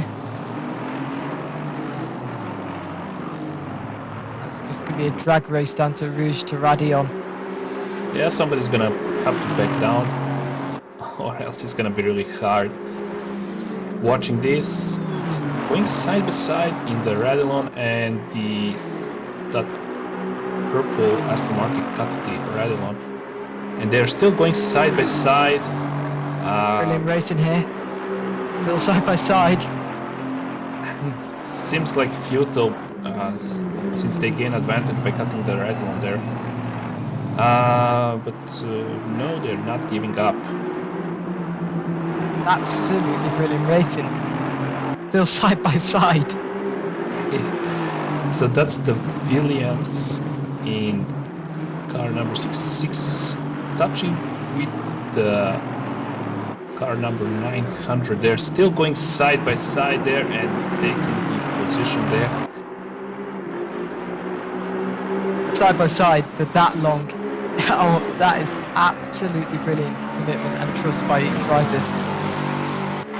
The Honda of Hadid has gone into the pit lane. McLaren is trying to. A lot of drivers cutting the red line there. I guess that's where all the drivers with penalties are coming from.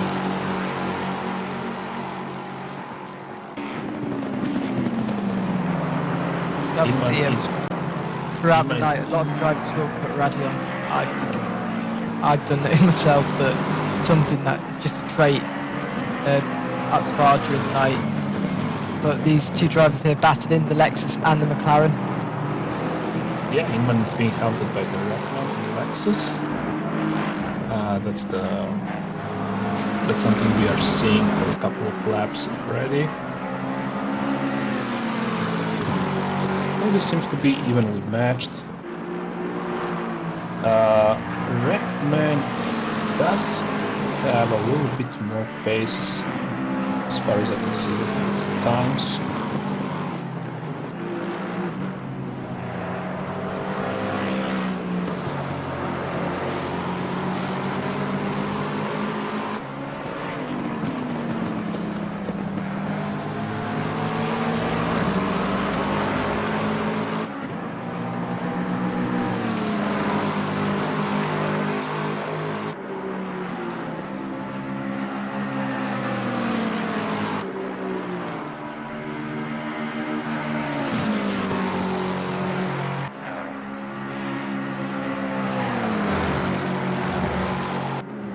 I think they're gonna be able to take that position from the Inman. I'm kind of losing the rear end there, but quickly correcting there. Now going for this finish line.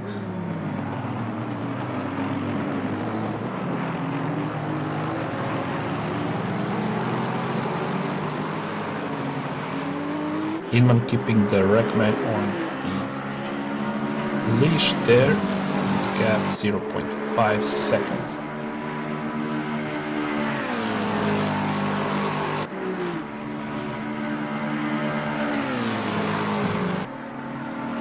Looking at my pit wall here, it doesn't really seem to be reflecting what's happening in the game. Does the pit wall work for you guys? I have the pit wall open for this server, unfortunately, so I can't tell you. Yeah, I don't think I'm gonna rely on that too much. So the gap has really closed down between the Inman and Russell. That's my pit wall for it to work.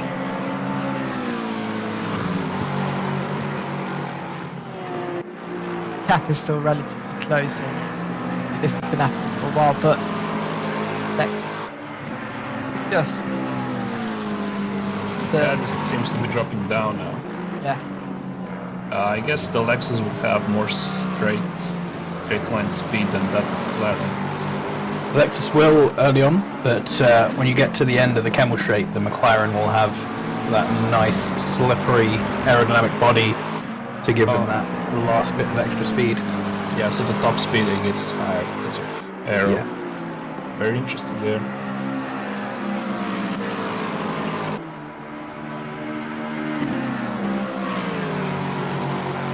Workman here, and then Plate just behind them, 36th position in the 404 Lexus. Vervoort in the background there as well, the Porsche right up front, he's in 5th position right now, is starting to catch up to this selection of drivers. Into split 2 and it's very dark. Very dark indeed. A whole different dynamic there. Pinarello chasing down Flores. In the Intercontinental Racing car here. Just trying to position it, the car, to be able to get ahead of the Lexus in front. Yeah, I'm gonna increase the brightness on my monitor to be able to follow this. Then there's camera set 2 at the Nürburgring, the Schumacher Restless. Even though it's pitch black, there's a glitch where it was just brighten up. Yeah, noticing liveries is going to get a lot harder as we go through the time in this server, unfortunately. Pinarello seems to have the speed on Flores. Nice and close here, doesn't have a real overtaking opportunity for a while, but he can stick in there through the second sector. Yeah, just keeping that pressure up there. Flores might make some mistake.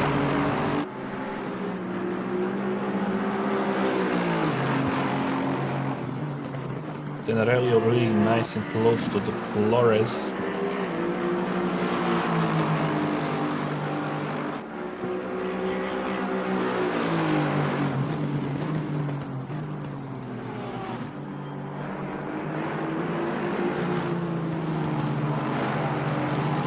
Waiting for opportunity to arise to overtake the Flores.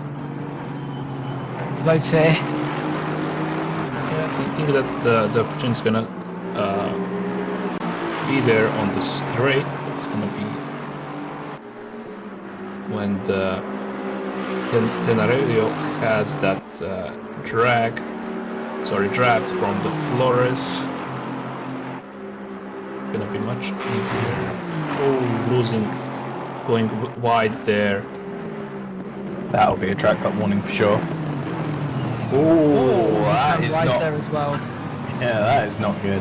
That one's slow enough that it won't be a track cut warning, but that's going to lose him a lot of time.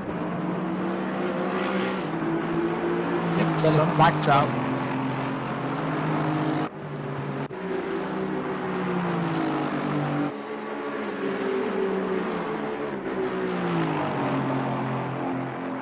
The OTL racing car is still in the lead, I believe.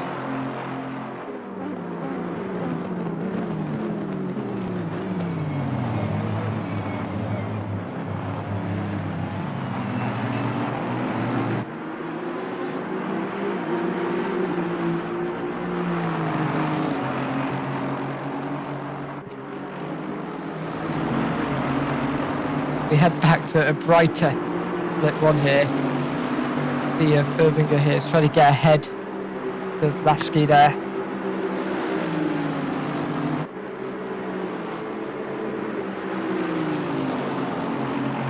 Yeah. The car behind him as well, Sparks, is for position. So there's a little 3-man group here. Go for a chicane here. I believe that's Williams just ahead of them as well. So there's almost a 4-man group. Yeah, that's true as well. Latsky going wide there, possibly losing some time. That Filbinger is going to try to use.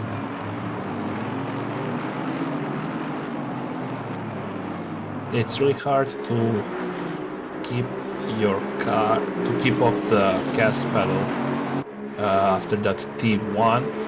Just want to get go and cut the time as much as you can, but you can easily lose control and go off the track.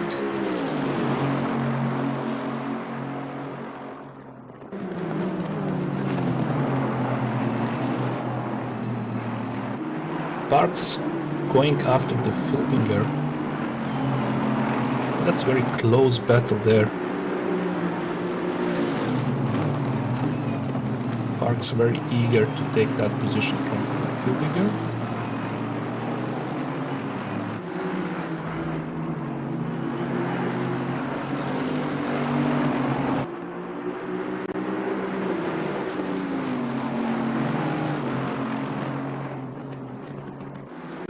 Now we have a nice even gap between these three cars there.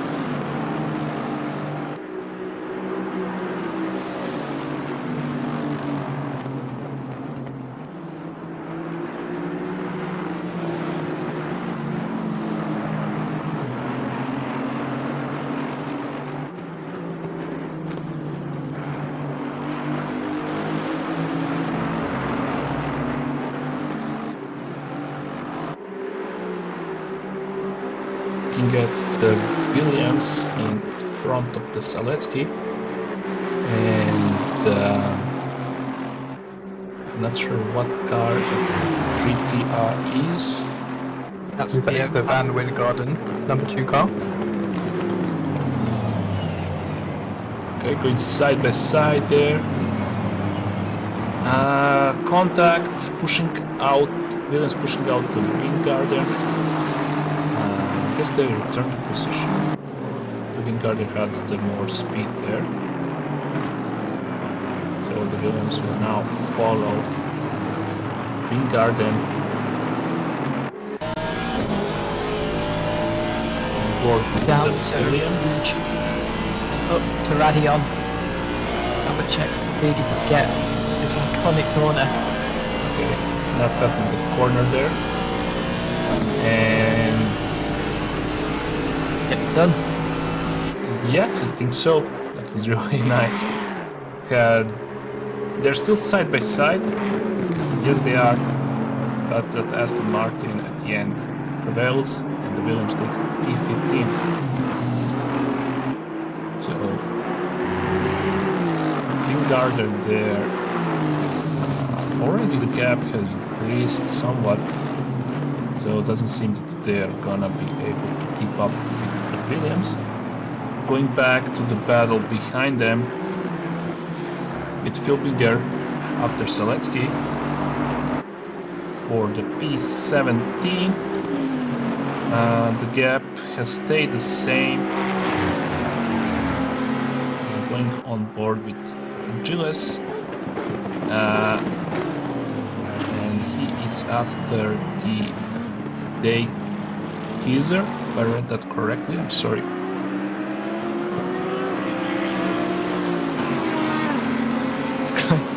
That's good pronunciation. So as we go to the source, very still close with all these drivers here. Probably going to be thinking of a move. They go down to Rouge and to Radion.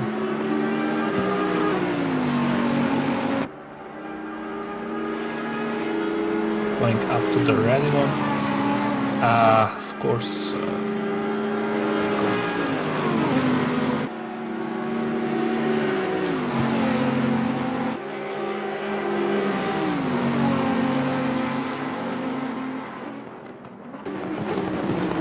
Thought about a move, but not have enough of a gap to go for it. No, I don't think that they're close enough for a move. But Akram behind them is also to get in on the action. Going back to the battle between Saletsky and Filbinger. Marks is also involved as well. He's behind them as well. So we go down to Rouge up to Radion.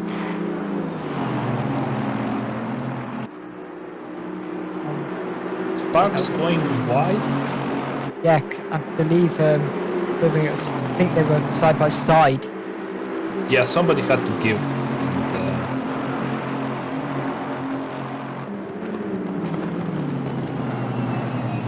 now Filbinger in the lead, and Sparks going after the Filbinger.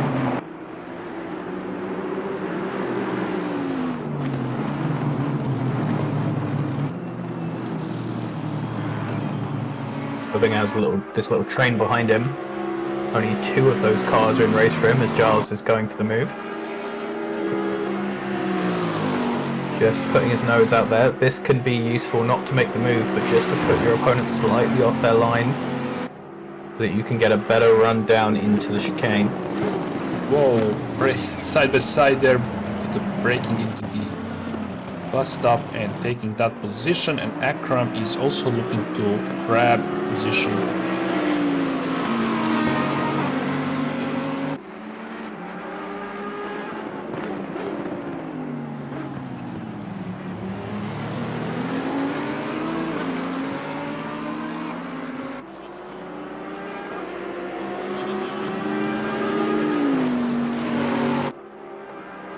So Akram going after the Kaiser.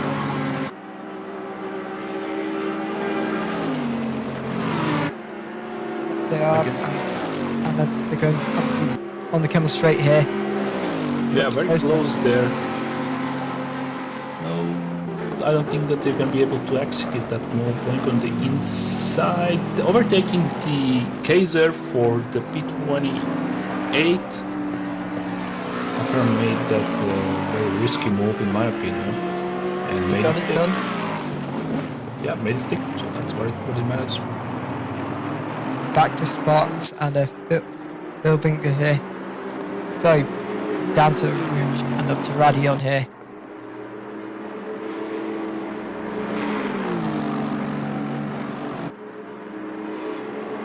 Park's really close to the Filbinger,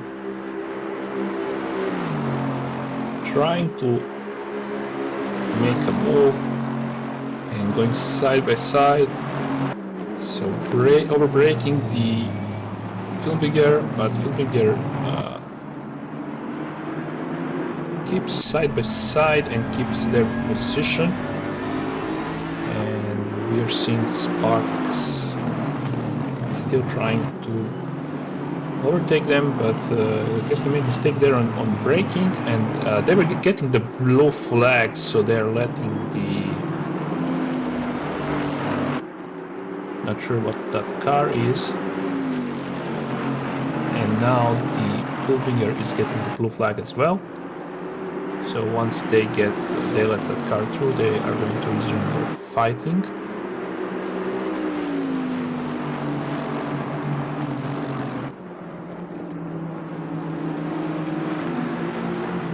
Filbinger not in a hurry to let that car behind them go. There's Clark in second position.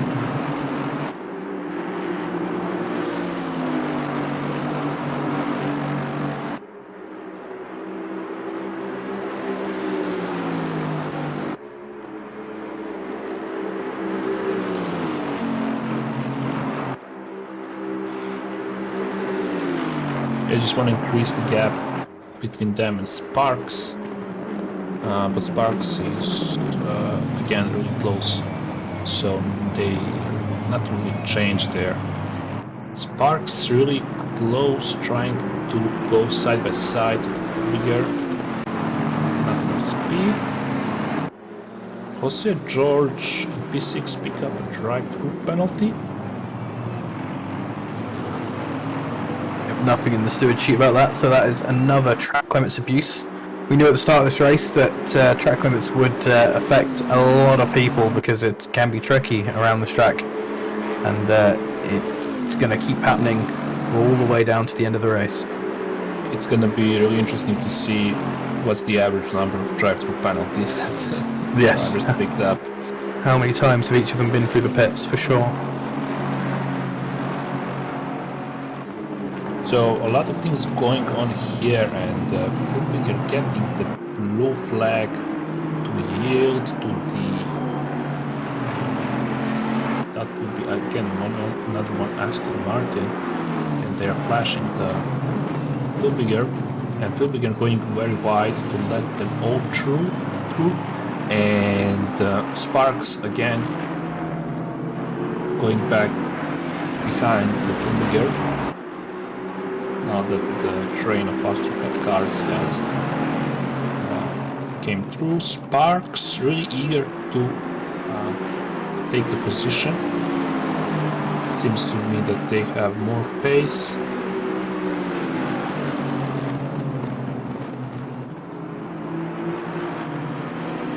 Not sure what is that black car behind them. Can't make up the number.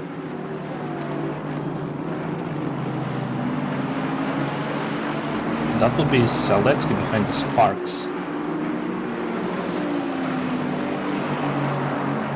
Car 900. Yep. So they are battling for. They are in the same lap, battling for the same position there.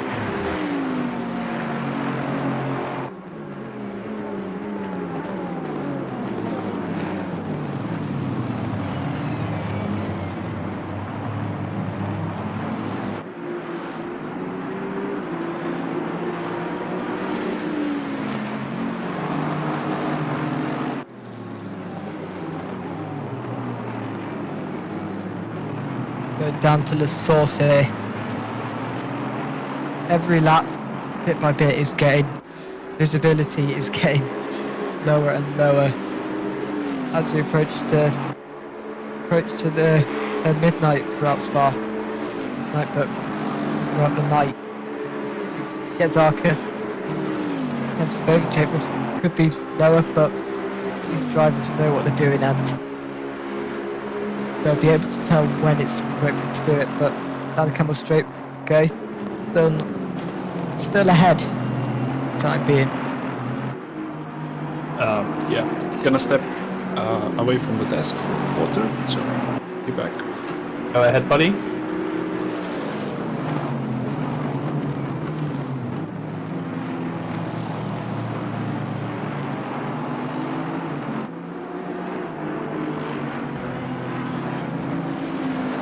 Building it. Doing good. Pressure. Go ahead, buddy.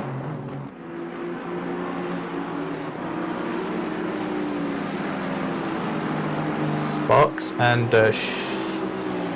Stolecki. I'm sorry, boy. I'm definitely messing your name, but Dave has managed to catch up to these guys. He was right behind.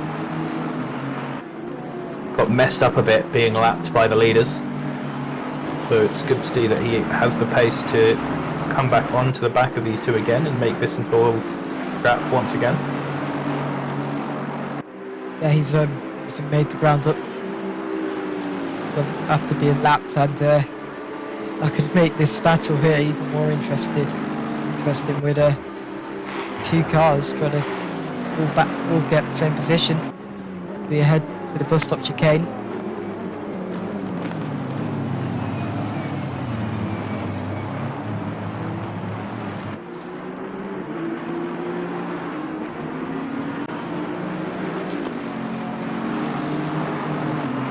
Gaps are now around by 8/10 of a second, 7/10 respectively as we go to the source here.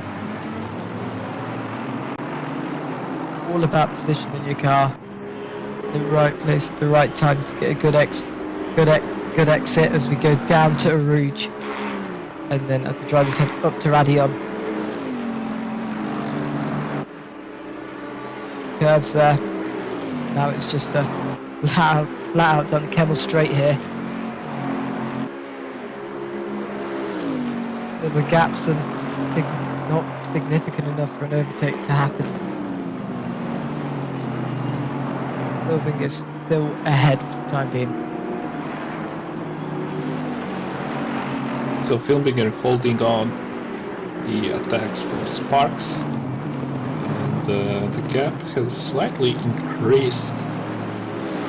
So the Sparks probably lose their chance to overtake bigger. There's Eddie here, just ahead of Nicholas Taylor. They're just behind Alan Noah, another ACCSS. A lapped car, I believe.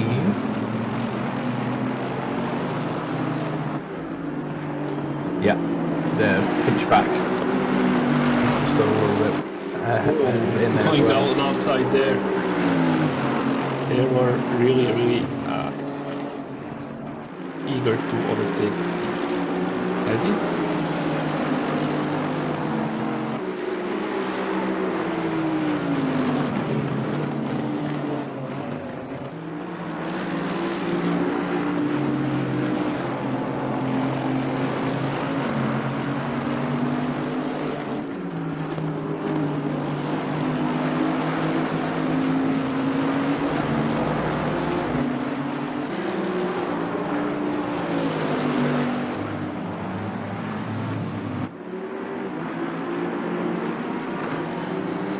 Back to the battle between Sparks and Filbiger. He's been catching Van Wingerden there, the Nissan.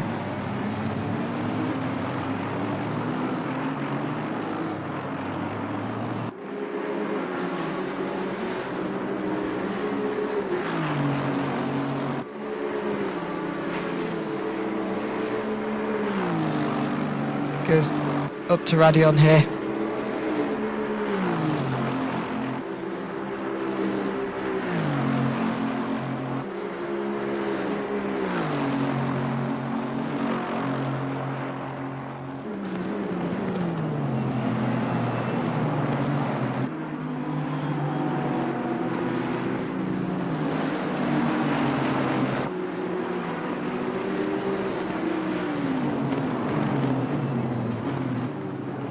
This train here is absolutely close.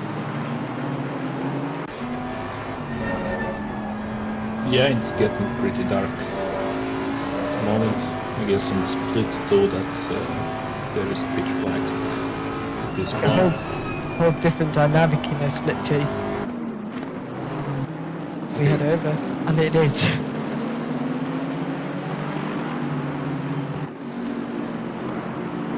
Luckily the track temp is still 18 degrees, so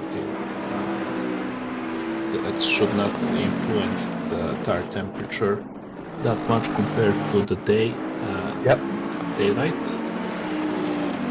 Yep. Still optimum, and drivers will still have higher temp and pressures. Visibility is a lot harder now. It's all about being driver awareness, just being able to predict where drivers are as we go on board here. Then it's and we got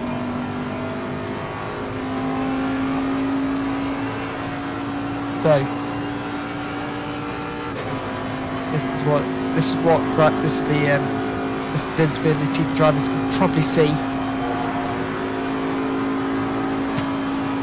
That is about there. Oh, someone's gone wide at the bus stop.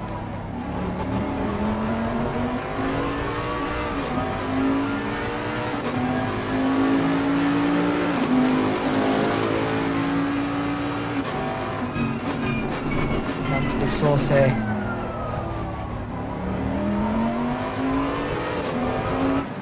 It's about trying to keep the car in control. This is the visibility. It's all about to remember. So down to Rouge, up to Radion. It looks good. It's pretty. Unfortunately, it's also very hard to see which car's which and what's going on. But yeah, it is pretty. I'll give you that. I think this game looks nicer than iRacing. In my opinion. Yep, for sure. Very pretty game.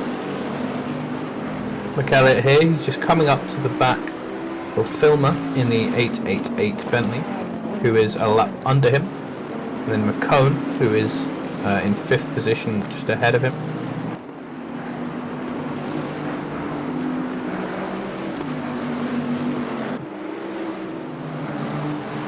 It's a bit when we go here. Wilbinger is right up to Van Wimbledon, I believe. Yeah.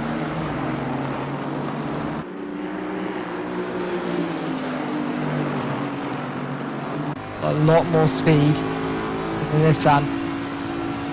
Yeah, he seems very careful here. I feel like they would be able to overtake them much easier, but probably giving them some space.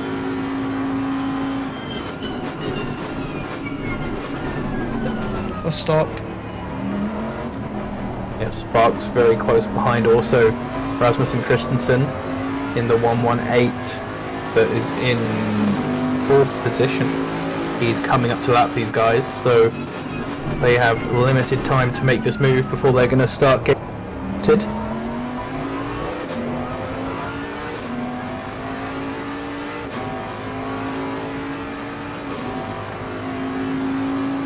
Yeah, Van Wimbledon pulling away slightly from the Filbinger.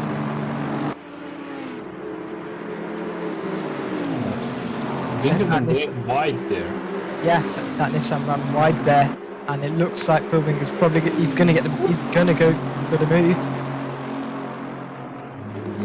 Yep, going side by side and overtaking the Van Wimbledon for the P15.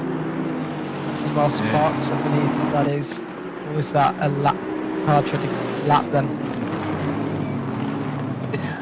Oh, Sparks letting go that fast car. Yep, Christensen getting the pole sim sport start, getting past Sparks.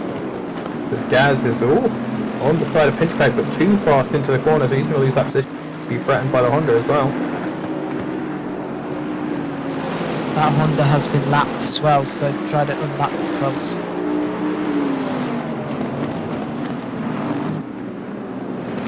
Yeah, and the Honda and the Bentley at the back of this are fighting for 33rd position as well, so that was a position there gained by the Bentley. Very good position from Overtaking there to get the overtake done.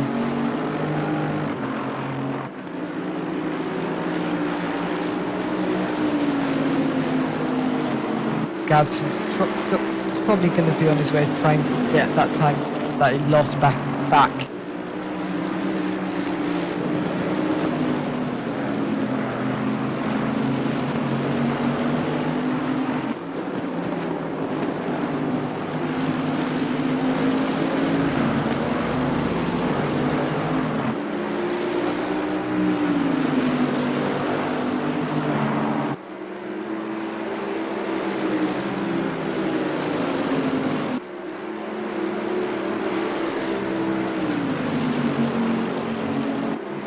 Gain the time again. Gap between him and P11. The gap between P11 and P12 is now less than a second as we go through the bus stop chicane.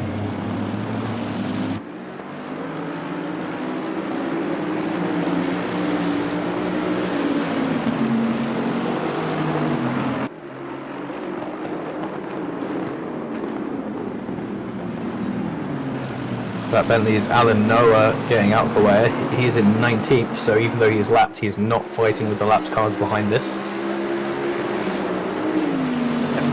The lap car just getting out of the way. That is a beautiful sight to see. 5 drivers with the lights on, going down to the region up to Radion. There's Gaz here is trying to get the toe and try and gain more time on the Merc in front of him. It's a very nice angle there.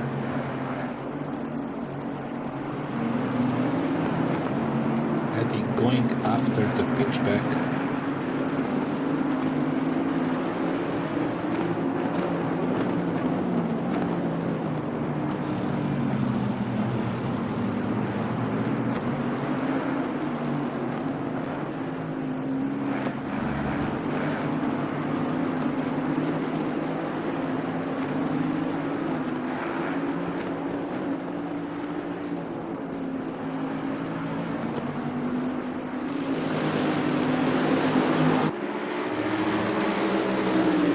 Noah in the background there is getting really pressured by the back markers, unlapped by 2 of them. And then there's Jack Harvey, who's in the middle of them as well.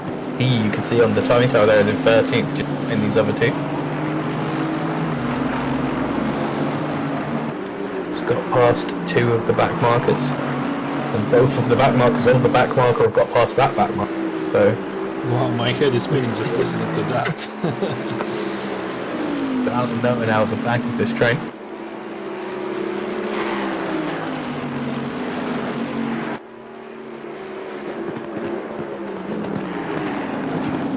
Eddie nice on the braking into that corner, managed to put himself right up behind the Mercedes. Mercedes has really good exit from there if he doesn't kick out, and he doesn't. So Eddie's on his back. Good job.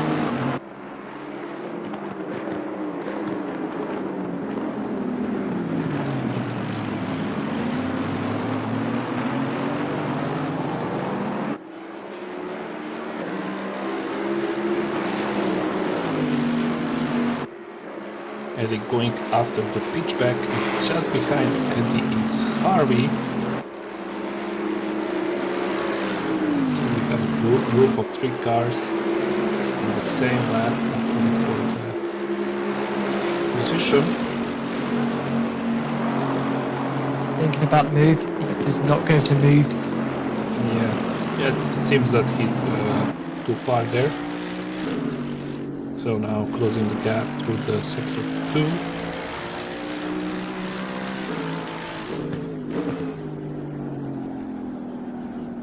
Oh, I think he went a little bit wide there.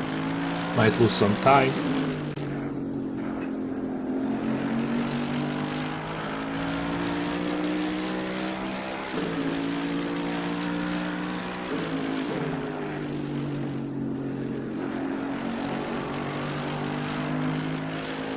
Yep, he's definitely lost a bit of ground there.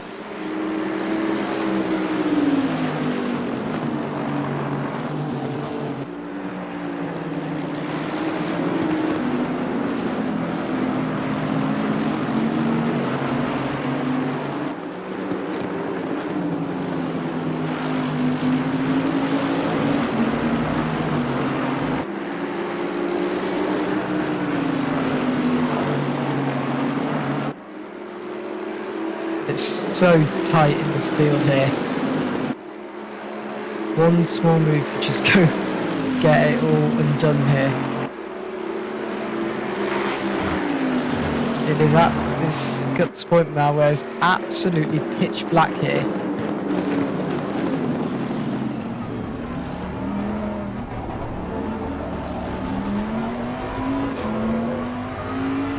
That Merc on the acceleration has just got the better exit and top speed here.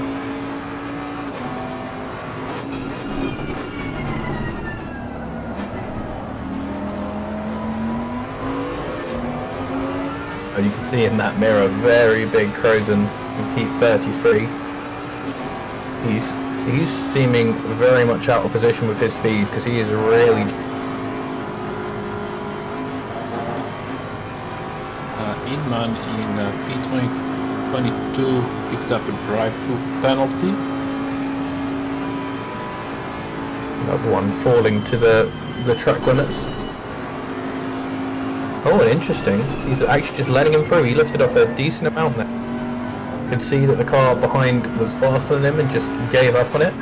This does put, however, a new car in his wing mirror, and that is Jack Harvey, who is on the same lap. Oh, they're off on the outside. Oh, a little bit close there. Didn't give Jack Harvey a great amount.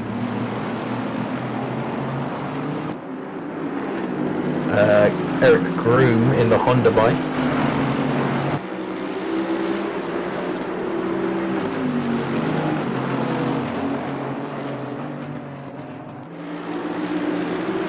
Jack Harvey, Garage 59, driving Aston Martin.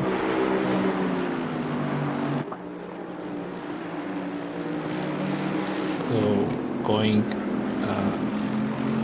into the battle up front there.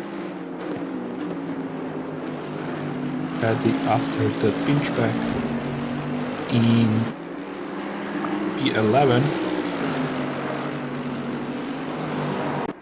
Oh, going side by side there. Much better exit from the... I'm not sure. Bentley, I think it is. Yep, Eddie in the Bentley there just must have noticed a little mistake right now. Sived past that Mercedes when he was clearly slow, and now really pushing Eddie in this other Bentley back here.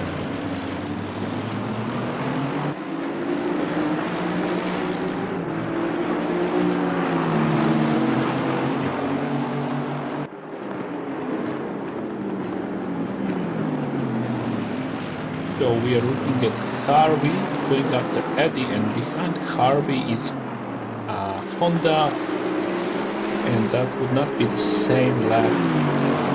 No, that is Eric Groom, who is in 34th right now.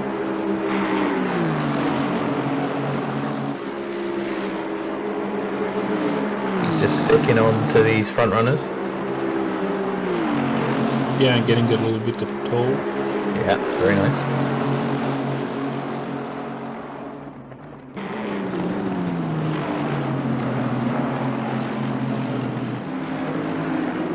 Eddie saved in his P12 for now. Ooh, going a little bit wide there. That's gonna cost him some speed.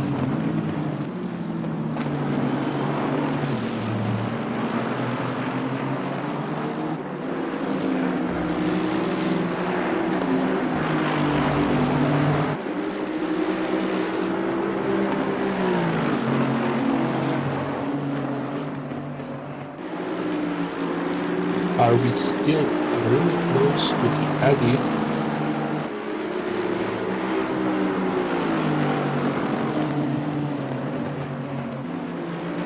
And of course trying to close that gap. So they will be able to take the position from Eddy P12.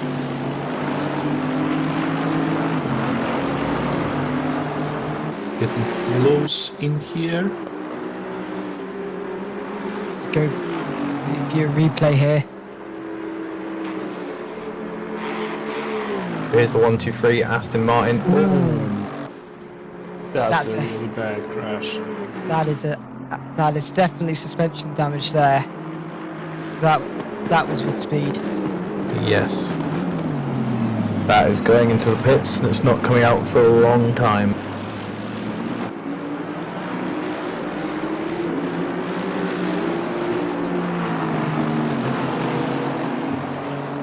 3 minutes 40-second lap and get back to the pits.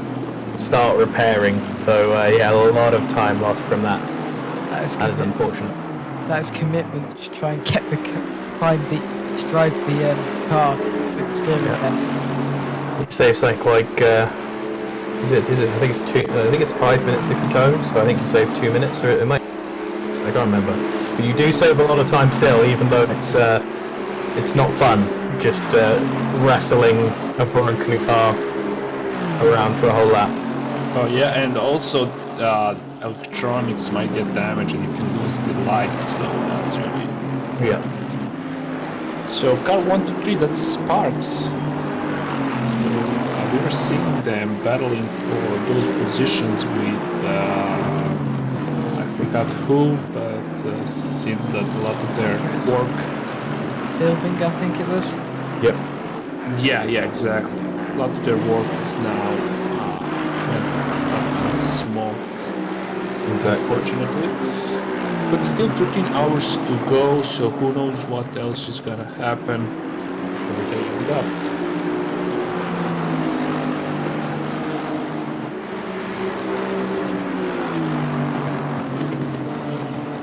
Jack Harvey, I'm sorry, it's not Jack, but Harvey is a little behind the Eddy.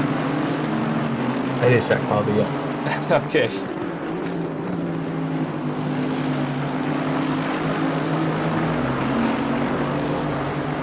The track temp is now 16 degrees, so it's dropped a few degrees. It's still optimum. The moment no rain is forecast for the next half an hour. Yeah, it's gonna influence tire temperatures and it's gonna it's grip levels, and all sorts of things, so there's gonna be some shuffle.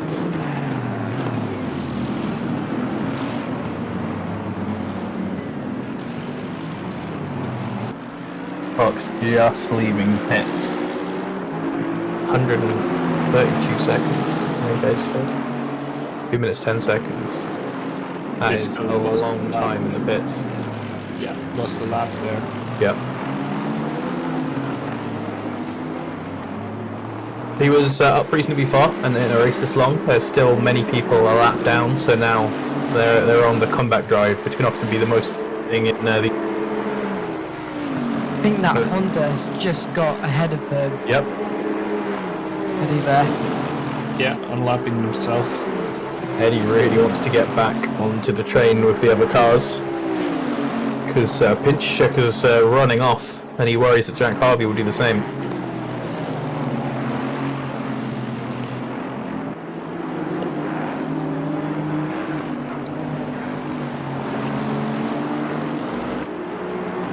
Yeah, that Honda doesn't really seem particularly fast, and it's already breaking off from the front cars there.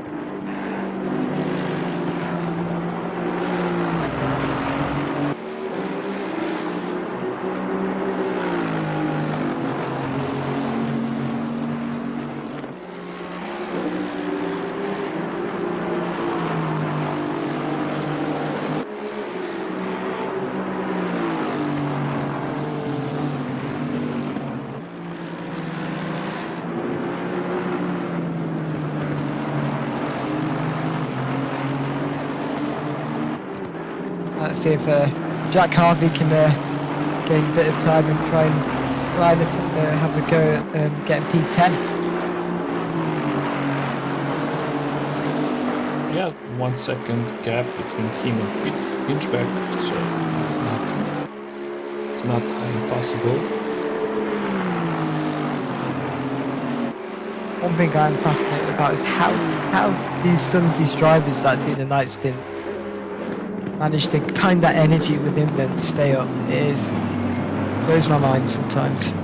Yeah, that's absolutely good question there, and there's no doubt in my mind that this is a legitimate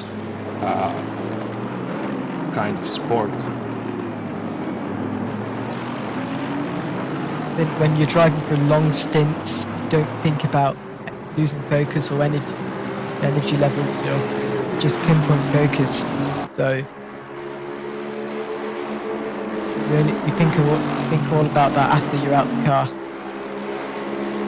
Yeah, but at the end you need to practice for long stints to be able to hold that focus, to be able to drive with some kind of pace and not fall back dramatically.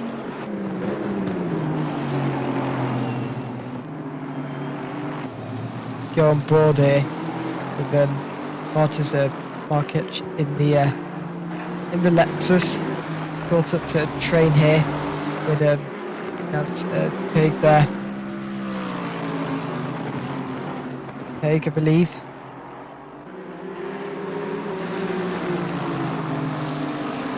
These cars here are very, very close to one another.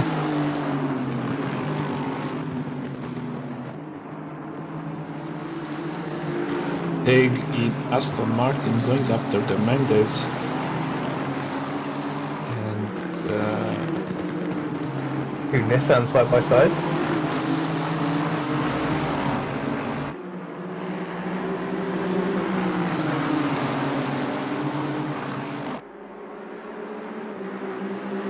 no, I'm not sure that Nissan they seems to be letting them through.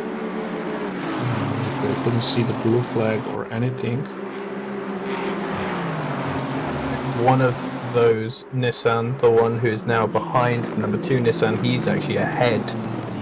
And then this blue and yellow Nissan, he is racing for position 4. So the front 3 cars of this group are racing for position. And the Nissan at the back of this is in 16th position.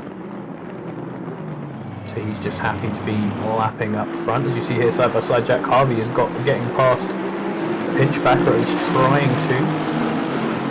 We have for Honda with Eric Groom on board, also looking to get past. Mercedes takes back his line. Oh, 3 wide. That can't stay like that for too long. Somebody's gonna let off going up to the four rules. They all settle into their positions. No one wants to throw away their race at this point.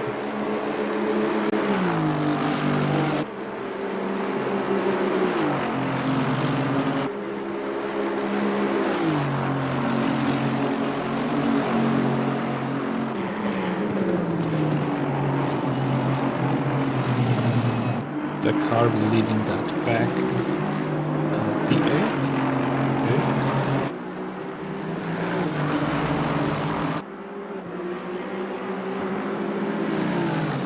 Looking now at Sam Dog in P26, going after the Mendes in Nissan. Ooh, someone's just in a twitchy moment there. Yep, that would be Mendes losing the back end. Yep, he's now side by side with Marquez. Oh, little tap there. But he keeps the position. Yeah, don't think that's gonna last that long. Marquez seems to be having more pace than that Nissan.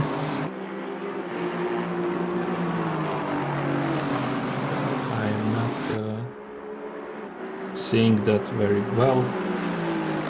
Let's see the lap times. We were talking about this earlier, but the cars that liveries, which at night will stand out, I think this one is. Overtake's liveries here stands out pretty well.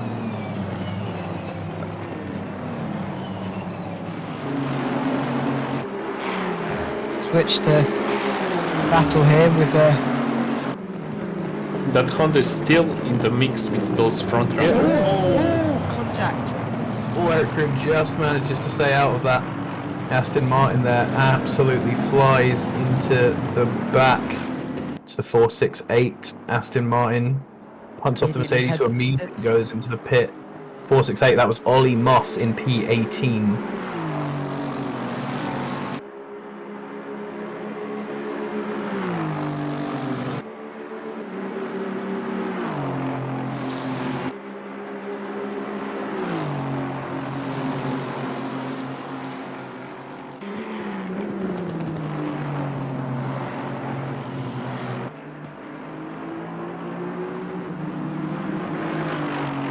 Looking at the Sam Dog in P24. And Mendes defending his P25 position for Marquez. But Sam Dog is breaking away from that pack in their battle. Mendes doesn't seem to have that pace of that Aston Martin of Dog, and it's kind of struggling to keep the Marquez behind them.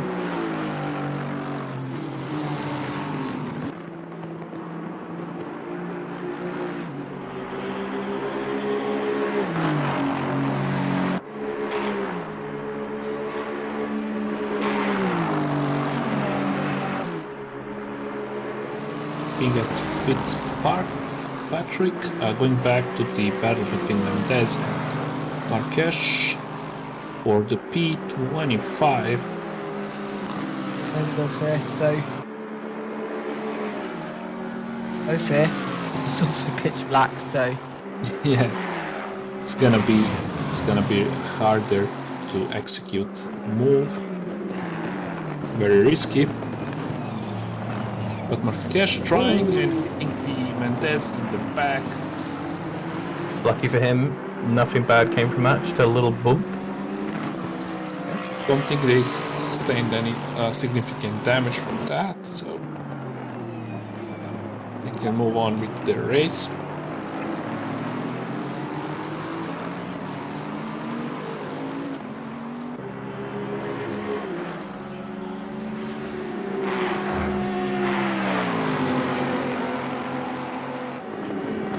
Going on board with Plate in P31, going way too wide there in entering the bus stop chicane. And Fonseca,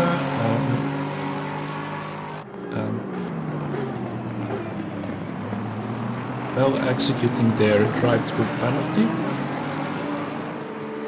Last few laps, I think Darren King has gone back into the car.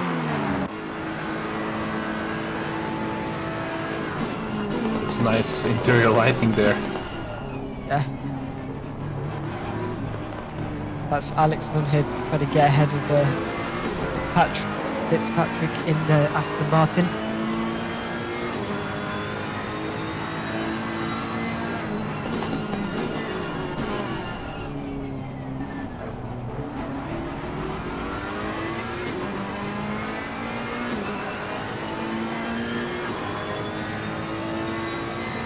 Yellow flags are out.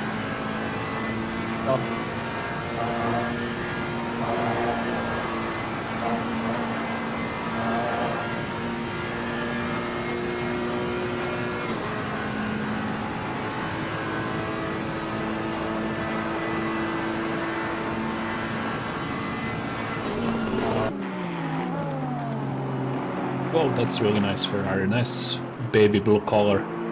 Yeah, I like it. Nice and easy to see. Yeah, stands out in the dark. It's Nunes going after the Fitzpatrick or P9. Is that right, Fitzpatrick?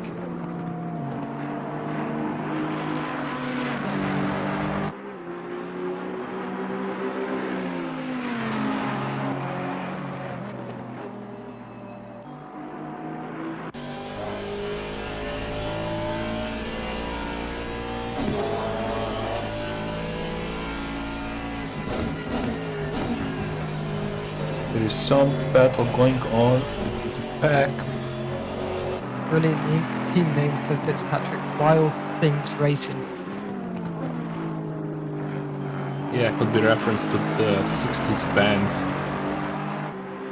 Or song, I should say.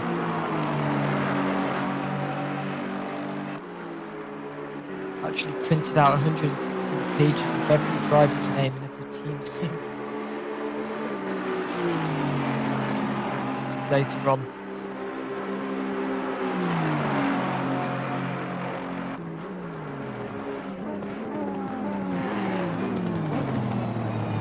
Go through the bus stop here.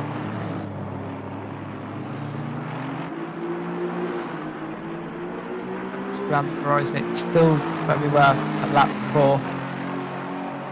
Desmond Fitzpatrick still ahead. Two drivers into the pit lane now. It's Bill Georges and Eddie.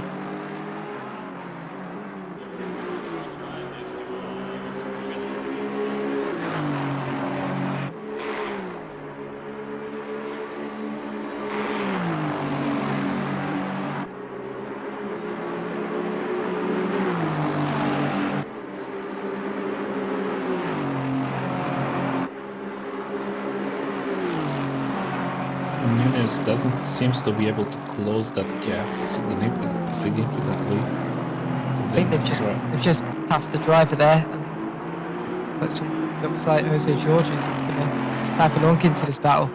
Warms up his rubber.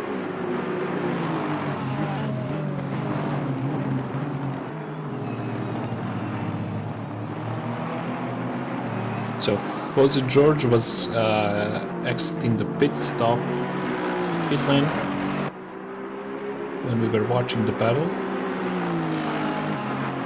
Message here for an incident involving car 42, which is Alexander Zero. Nunes overtaking the Fitzpatrick.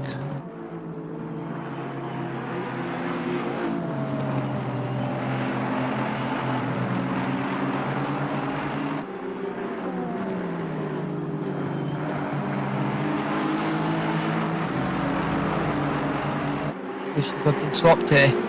Ferrari just getting ahead, but I think the Ferrari's just run wide as well.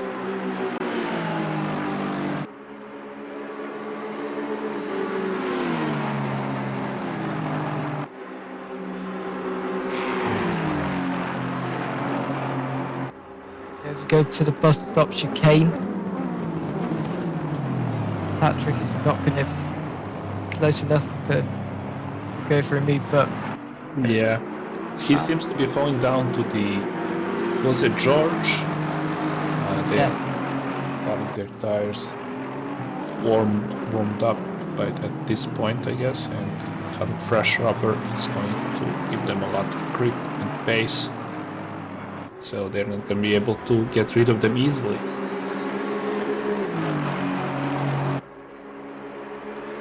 it's going to be interesting because we've now got 3 cars involved in this battle for positions. As we go to a different camera angle, this is Crozen battling here against Mendez. Mendes lost the position to Marques. Marques finally got what they were fighting for, and Crozen is also going after Mendes. That was very close there. Yeah, that.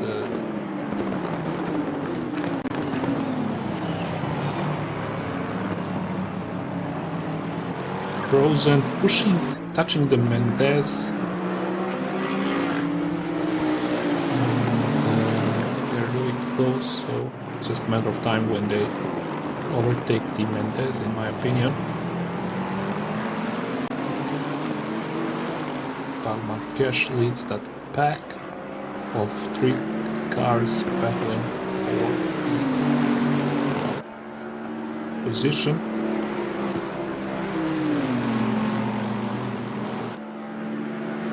Crozen really close. Somebody went off at the exit of Redmond. Crozen really close to the Mendez.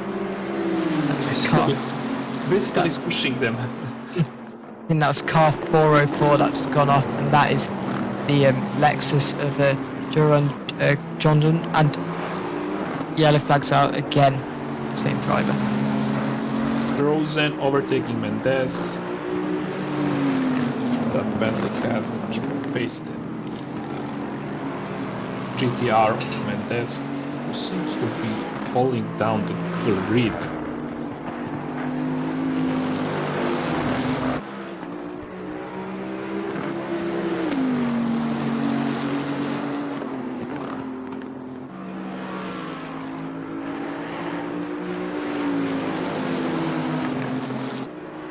There's a battle going on for the P9.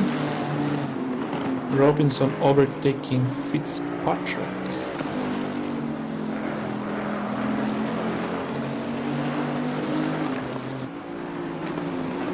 Oh, that's not good. That's not good.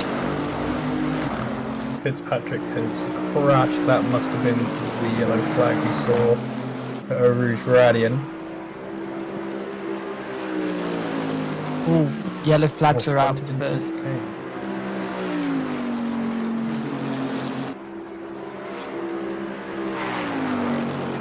we have to split 2 here, and we've got a battle on here. to the right with Lank just behind them as well. So this is a nice freeway battle for third position. So I've got to try not be biased, but this battle here, very, very tight. I believe that's 3 cars involved. It's much darker here than in the split one.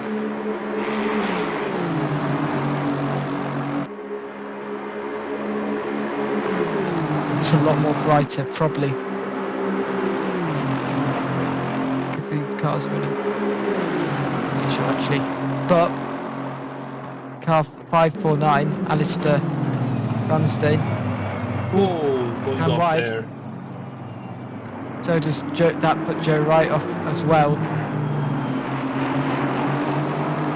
and that has allowed Lang to get through as well. We're losing 2 positions there, unfortunately.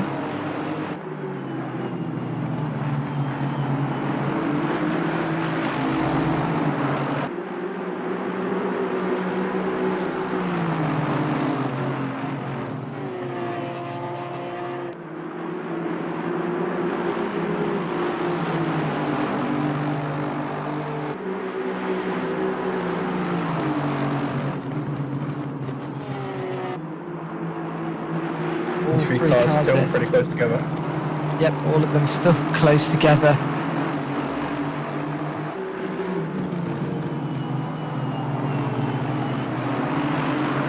And Joe has run wide. Ooh, trying to squeeze in there on the inside. Not a huge amount of room, but just enough left. Joe White goes wide and allows that car through. Ramsden back up into 4th position, with Lank scurrying away in 3rd ahead of them.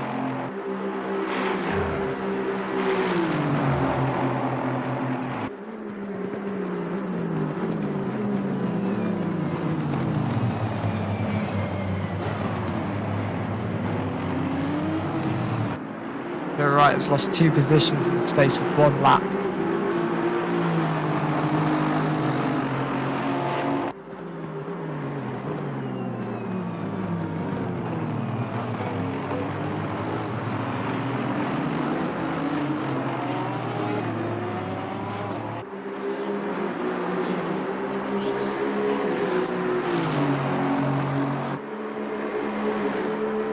There's a back marker behind him, but then just behind them is Khatib. It's on their tail, and Stock's not far behind either.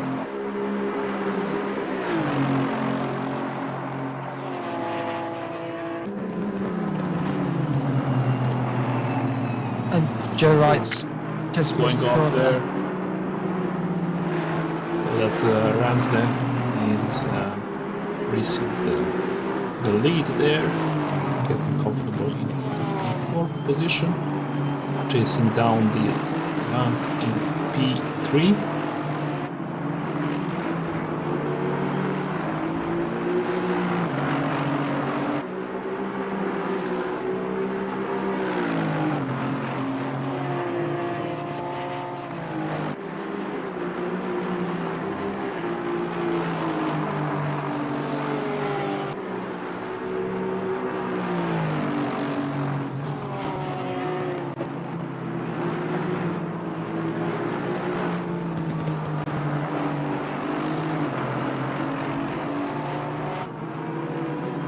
Joe Wright at the moment, he looks like he's struggling, but he's just got to keep his head down and stay focused on the rest of the race, or the rest of his stint.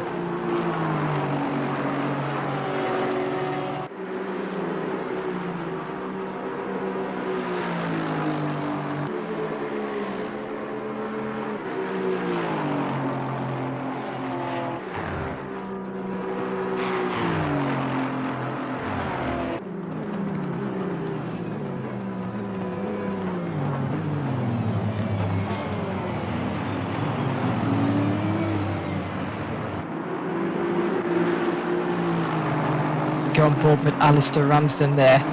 He's currently trying to get ahead of what is it? Car 189 of P Lang.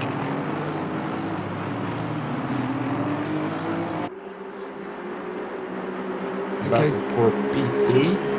A battle for the podium position here. Going to go down to... Oh, yellow flags are out. 95 and 5, yeah, always right on the apex across the track as well. 95 just there, going across track, almost hit them, and number 4 is crashed at the apex of Radian. in these moments where it's pitch black. Very dangerous, yes. Yeah.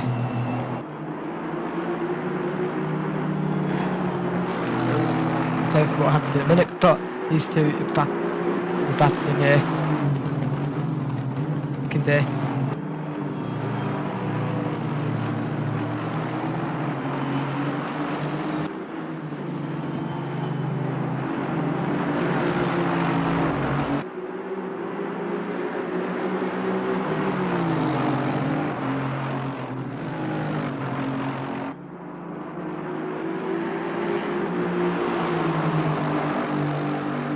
Hello, Will McCone in the chat. Glad you've been enjoying Split 2. I've had a lot of people in the Discord saying how much they've been enjoying this race, so it's good to see, especially in Split 2 where we have more people who are new to these sort of large-scale endurance races. I know a lot of these drivers are doing their first 24-hour race, so it's obviously a new experience for them, and and a new mentality for them as well. Oh, Going out that's a there. new line of the track for right there, because I think that's Ramsden, right. sorry, Ramsden. Yeah, that's Ramsden. Yeah. Staying real close through that corner, going real wide again. They're He's got to risking be drive careful through because at this he's going to point. have a drive through soon. Exactly. Oh, Big dive. overtaking game and taking that position. Just makes it. Nice job. That was a perfectly executed move there. No drama, very nice. He's looking to P3 again. Perfectly executed, apart from the one, maybe two track cut warnings that he'll receive for that. So as long as he's clean from now on, it'll be perfectly executed. Or that, or they could try to increase the gap for about 30 seconds.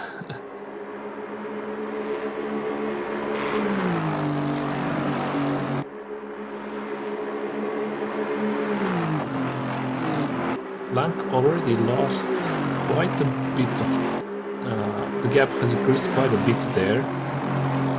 So suggesting that Alistair has quite a bit more pace than the Lank.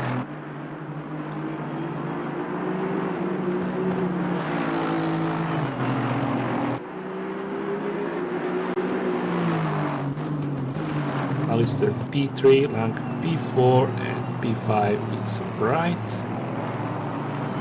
The gap is quite wide at the moment, so... Yellow flag is out. That was for car 59. He's just returned to garage.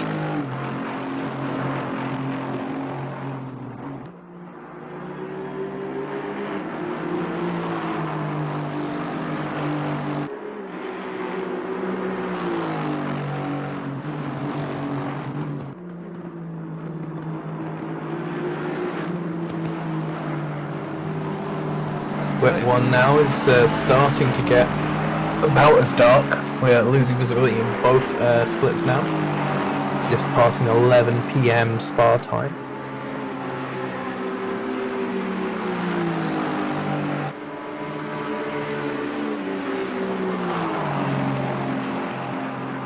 Overtaking is still involved in the battle here. This time it's with a Ferrari. Yep, shock there in 312. And then ahead of them, back marker I think, and then a bit more space towards the next two who are fighting.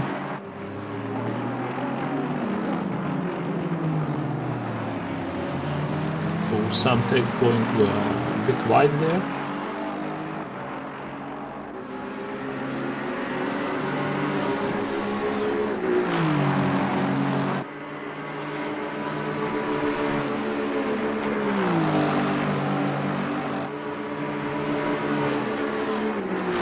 Yep, they've lost a bit of time there.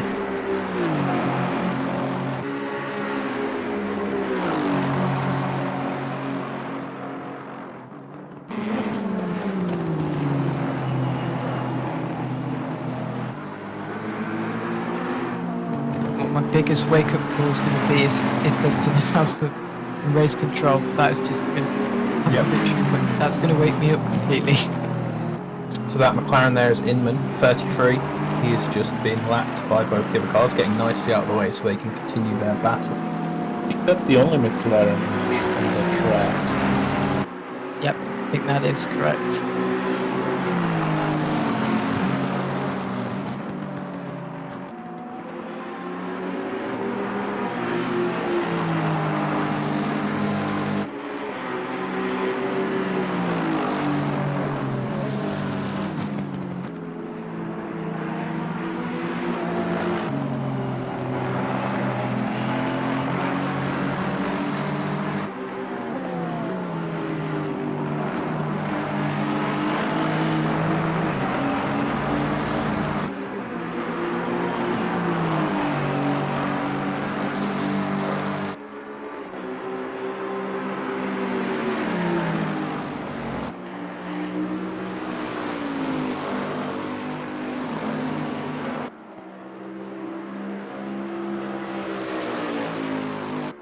Roseanne going after the Marrakesh. going do. side by side there. Yep, they are. Lexus. No, it's two Bentleys. No, it's not. It's a Lexus versus a Bentley, I should say. Yep. That was kind of risky. Not sure what's the visibility from inside the cabin.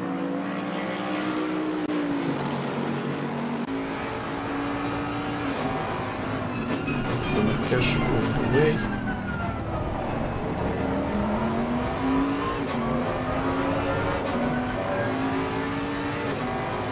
Yep. But got a little bit of a gap here now. We go on board with him through his onboard TV camera. They ride that curb really nicely there. I would never have the guts to do that. Yeah, you can take quite a lot of the curb because by the time your rear right has crossed the curb, your front right is back on it, and there, that is the Yep. com full power on, and he gets a little bit of, doesn't lose a position, but now Crozen right bearing down on him. Or come board with him, goes on here.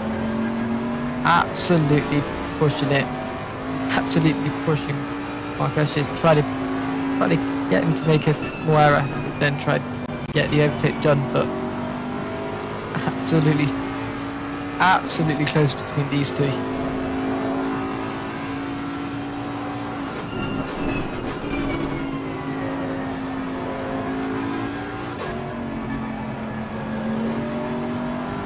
Yeah, we can see a bit better now that we are in the perspective of literally the lights. Yeah, the only place where you can properly see.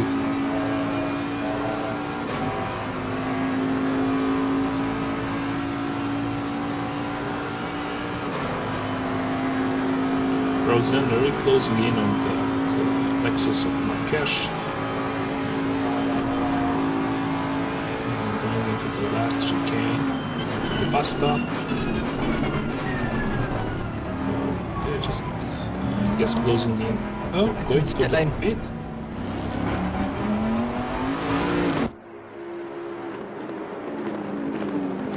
Let's see. Then he's on.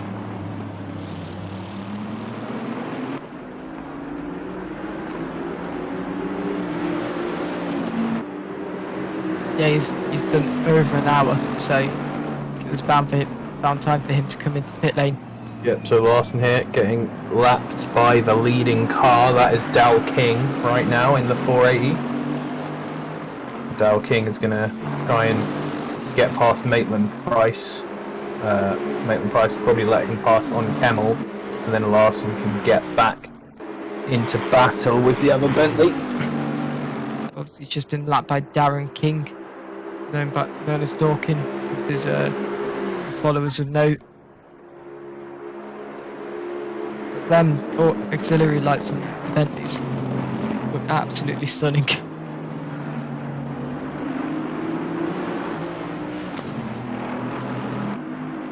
Something I am not used to as somebody who plays ACC on console.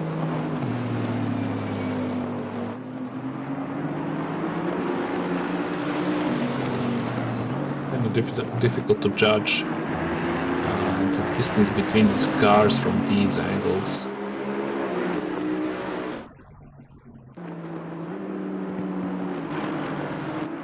It's very tight between two Bentleys. That's Larsen is trying to unlap themselves. Yellow flag out at the bus stop for car 51. I think it's just gone wide. Larsen overtaking the Matiland Price.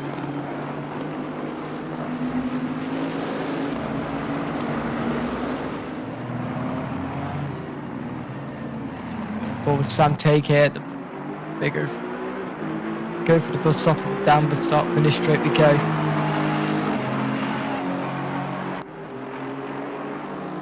He just taken Florian Shazer. He's pulling his team slightly further back up the field.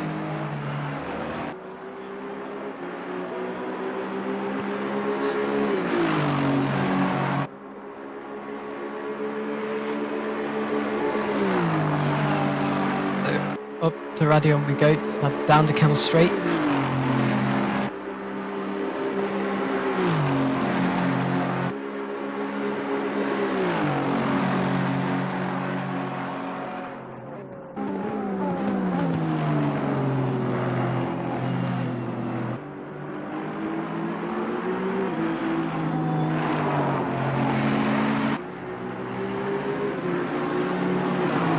Empty, pulling away from the Shayok.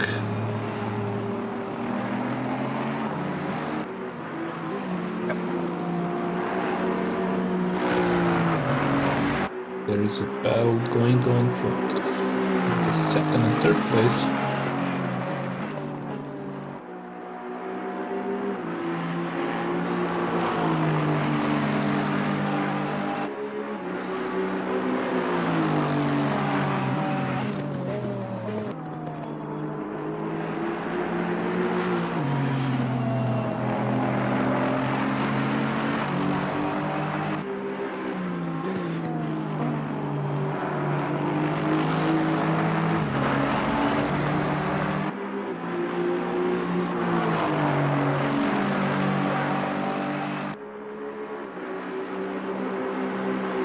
Yeah, really dropping down from the peak.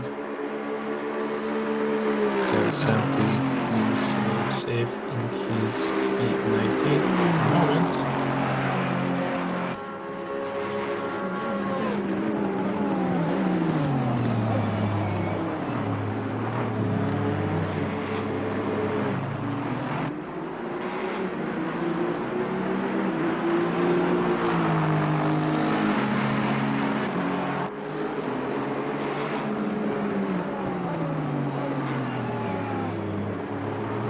Great camera of them all going up Radion.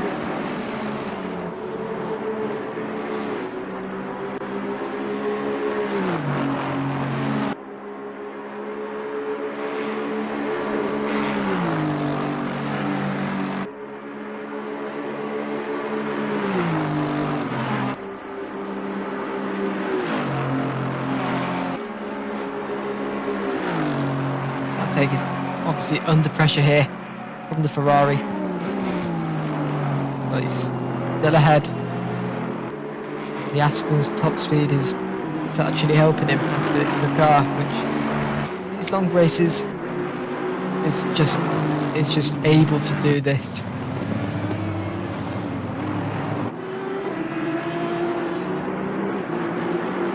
Forward with Wilson here. Yellow flags are out. Wilson chasing down the Chamberlain for the P2. Look how many cars there are throughout Sector 1. Yeah, exactly. It's nuts.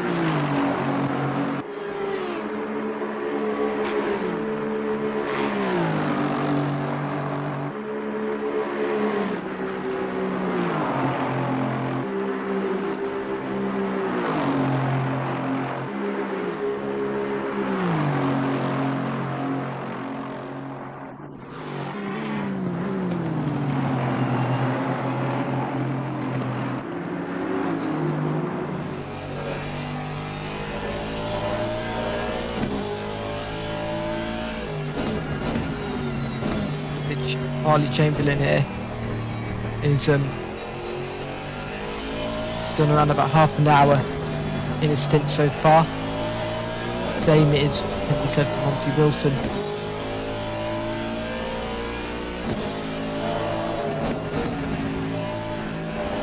Just about to see Monty Wilson in the rear view of the car from the rear. See that light there.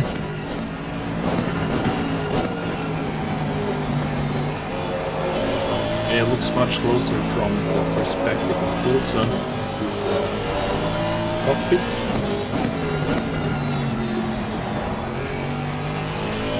It's the second, 1.3 seconds. Yeah.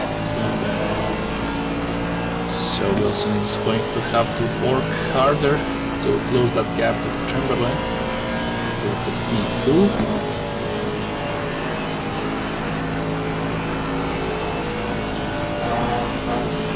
It's half a second the last lap and still gaining. Go through the bus stop. Actual title's just chicane, but bit of a loose moment down on the exit and turn. Okay, still gaining.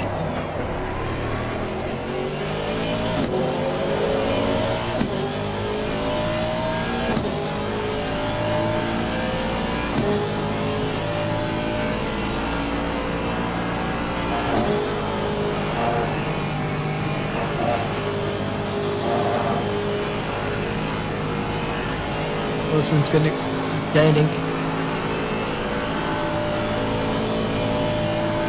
Hitting on Harley Chamberlain.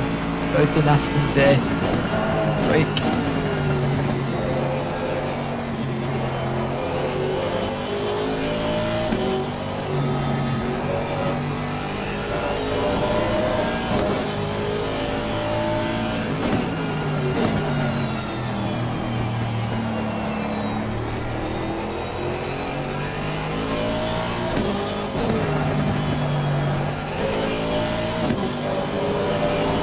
Less than a second between these two drivers.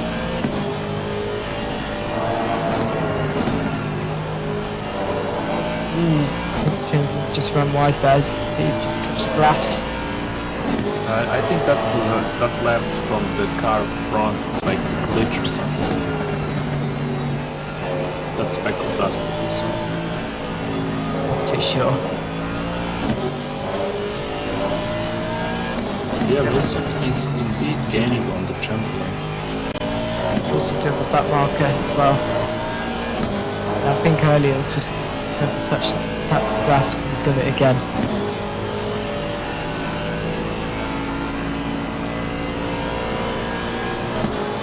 Getting ever so closer.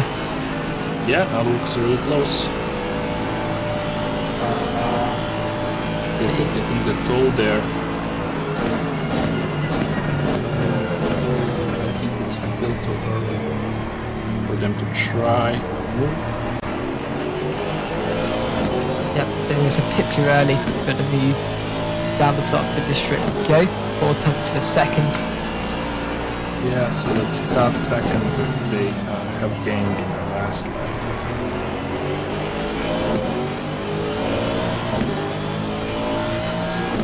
On to Wilson driving for the Pulsing Sport A Aston Martin, chasing down the Chamberlain, also in Aston Martin, going into the Camel Straight, getting real close, getting the tow there, going on the outside, side by side, and still going wheel to wheel and overtaking the Chamberlain for the P2.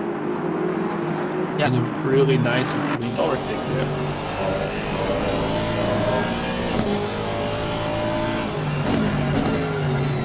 So, I guess the Chamberlain doesn't really have that much of the pace to keep up with Wilson. And we already see that Wilson is breaking away there.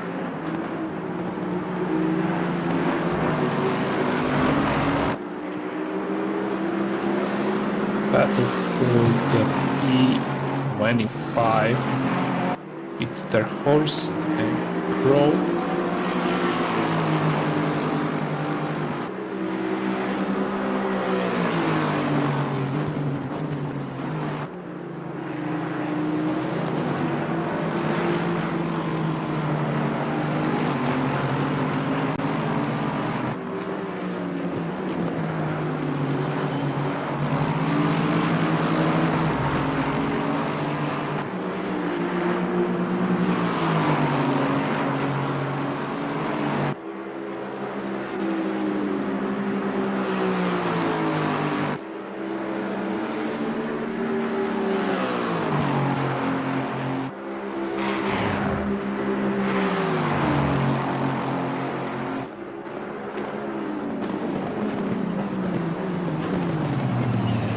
double stop chicane we go. Very close with these drivers here.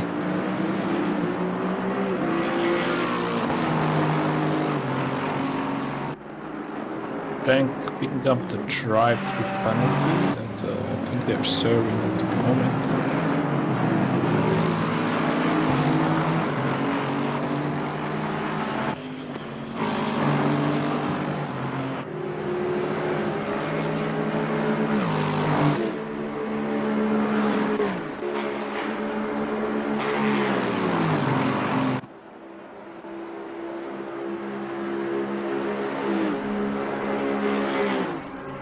Crow going after the horse and wheel to wheel, but horse is breaking them and going still after wheel to wheel.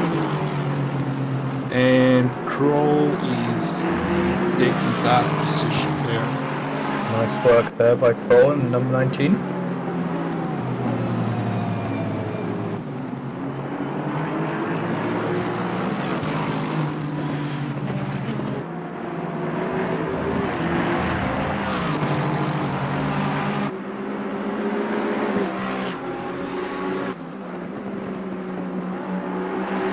I will get the 15 seconds time penalty.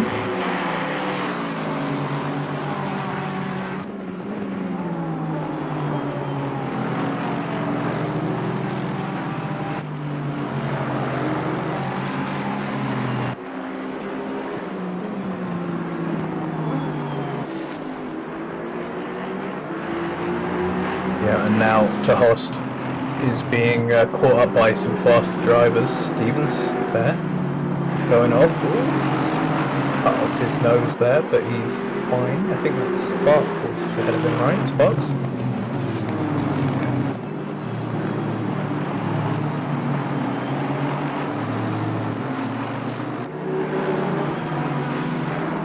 Hard to tell because it's really dark.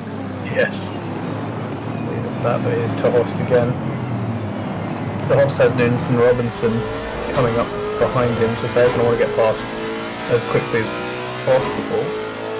They're a little bit far apart, but they are fighting with each other for P7, so they're not going to want to be held up by a back marker at all.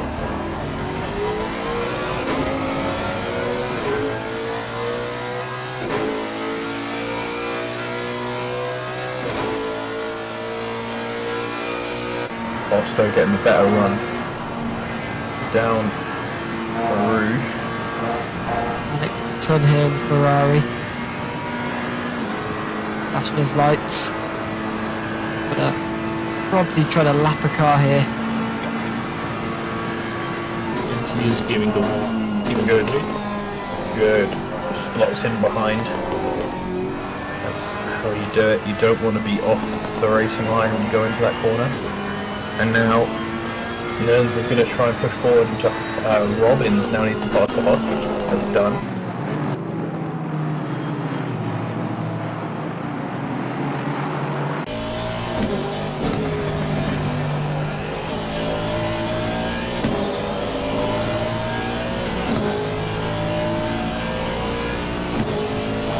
Robbins there trying to go up close here. Trying to catch the Ferrari.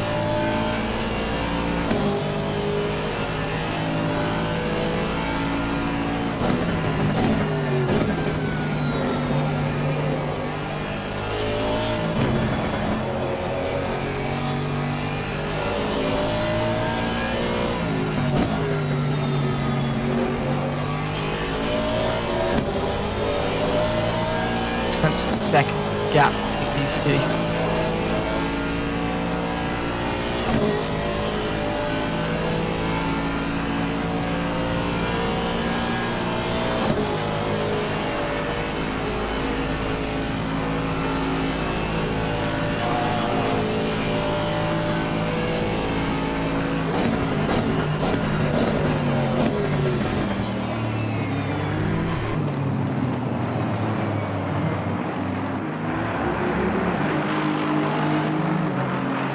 You really close that gap on the bus stop chicane. I be more aggressive with the curves than the Ferrari was. Taking the risk and getting the rewards.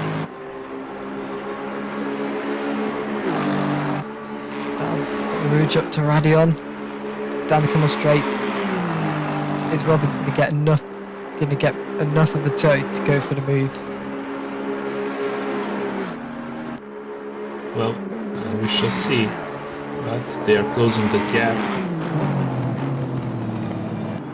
even further, not trying anything right now.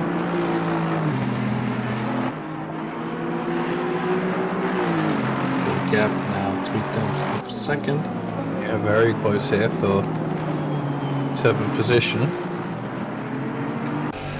Roberts needs to find somewhere where he can possibly make the move.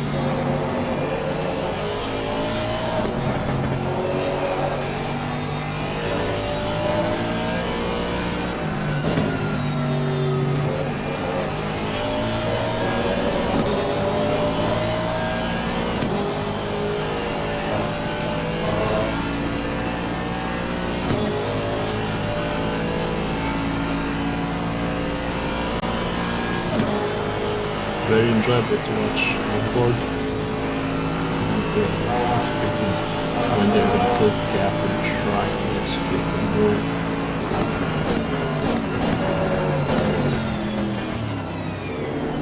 Let's see if they're going to be able to close the gap in the last-stop chicane. No, this time Perez seems to be able to get away a little bit more from Robbins. Better acceleration Ferrari did. It looks like possibly the Robbins Aston Martin is managing to catch up at the end of the straight and then is just slowly bleeding time through the lap and then catching up on the straight again. We'll see how that happens here. If they clamber across the curb. That Aston Martin is front engine car, right? Yep. Yeah, so it means that Ferrari mid-engine is much more balanced car for better turns and chicanes.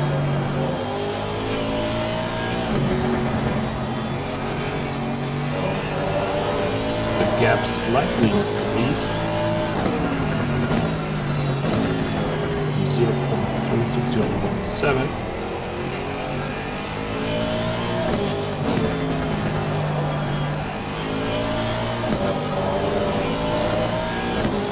Ferrari's pulling away as the acceleration here. They realize they're in danger there. They're much more driving now. Reach the gap.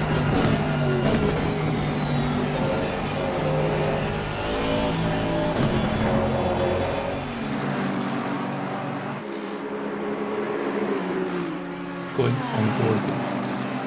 Shock for the P19, overtaking the GTR is that will be back marker of Martin. Yep. Martin just behind. Stevens in front. And then Lewis, the car that he wants to race. It's even harder to keep track now. I don't clearly see the liveries.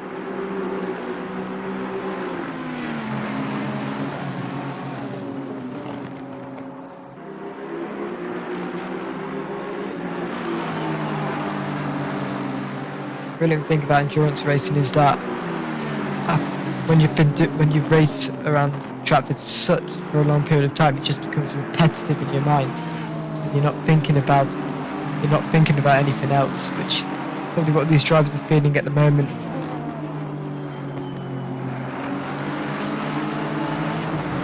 Especially at night, when you're just have to be laser focused on where you are and what's happening.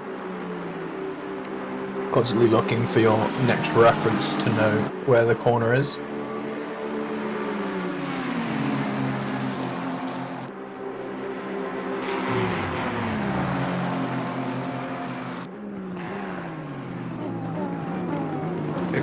Wait for the bus stop here.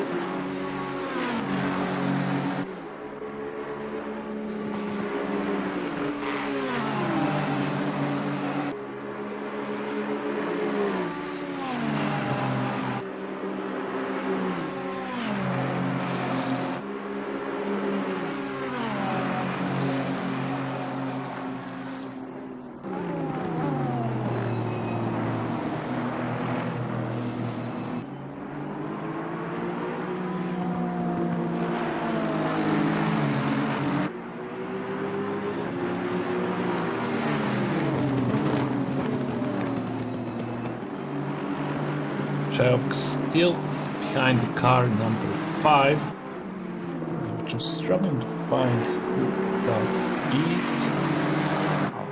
Look, Stevens, Joy Stevens. It's also Aston Martin. Yep.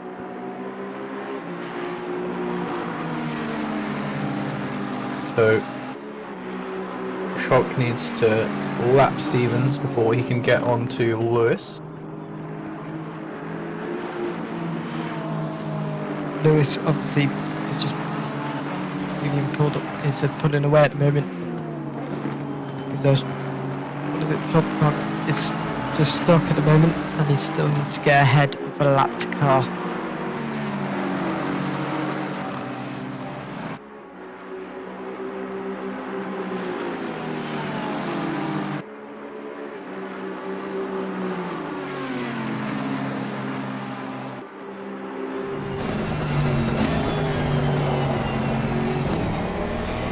Going board here with Stephen Robbins. I'm scared he's putting the pressure on Alex Run in Ferrari.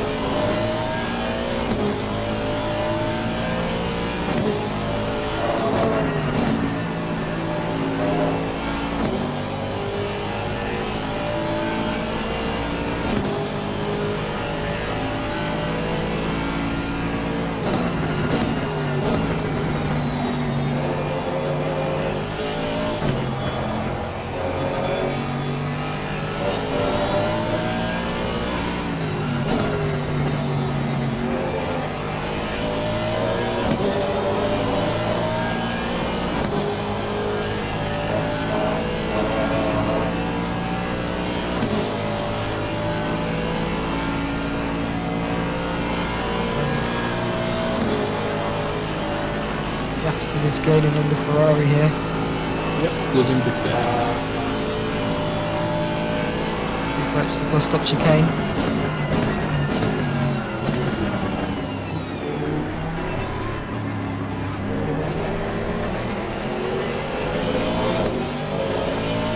And once again Ferrari accelerates on exit.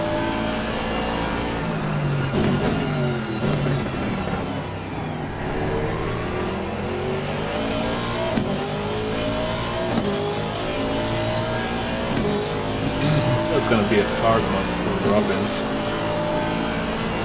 Unless Muniz makes some kind of mistake. I don't really think that they're gonna be able to close the gap fast enough. Closing the gap at the end of the straight. But I guess that's about it. point, the Ferrari has that advantage of the sector 2. Just having a look at my what I can see on my screen. Car 155 is not having good looks. Is not respecting track limits as it's had two drive-throughs and stop and goes in the last 10 minutes.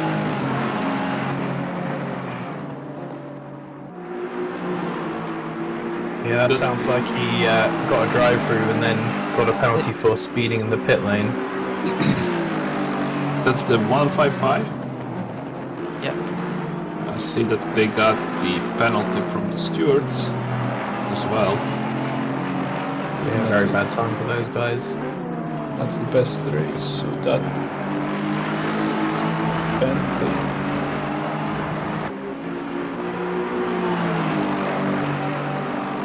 That was the second there.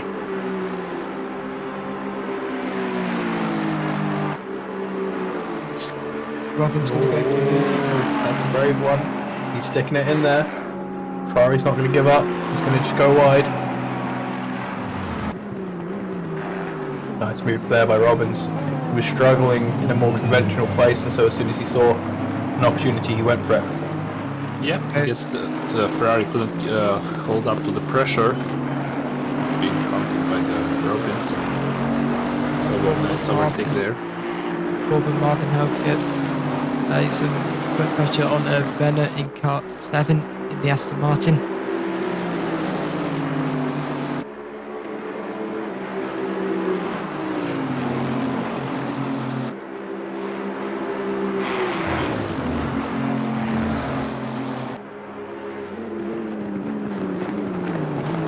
Plus stop chicane here.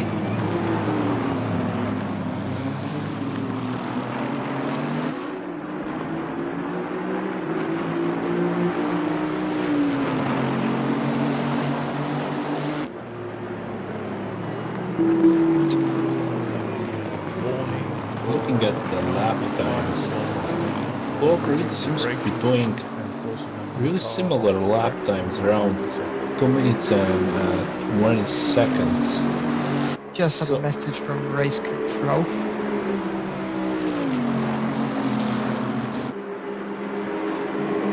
What it was. It was a warning. Car 599. 599. So nothing yet, but if he gets too many of those, it will become a penalty.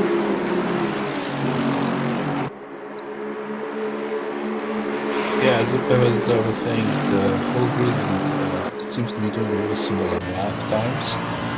Yeah. Aside from Got another message.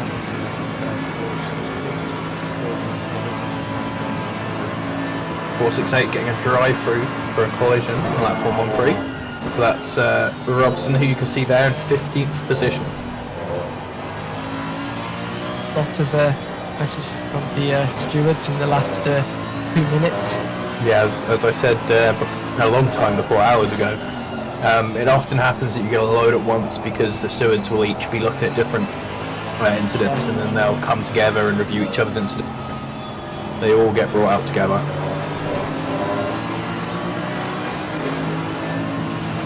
So there's Junior going for the move. Was that the actual move for position, or was that back? That was back lap, that was getting past Sparks. So the next one ahead of him is Brown now, this is his target.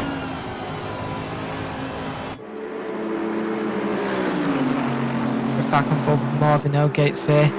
2 tenths behind O'Benner in car 7, the Aston. The stop chicane. Ooh, going side by side Was there. about it, but did not go for the move as there was not enough room. But that start finish straight, here we go. Then a ran wide. Had to go on the outside of La Source. Yeah, that's not gonna stick. So they need to get as much as extra speed as they Now, can. Situated behind the Aston once again. We go down to Rouge and up to Radion.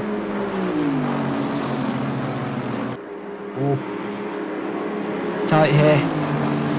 That Nissan going very wide. Very wide, They're yeah. gonna run wide as well. Defensive line. They're going side by side here. Well, not side by side there, but very close as he runs wide once again. Yeah. Thinking about Winners seems to be moving. taking the really He's nice not having- lines. Not close enough. Going Yeah. forward with Dave Jr. here, 2 tenths behind. I believe that is.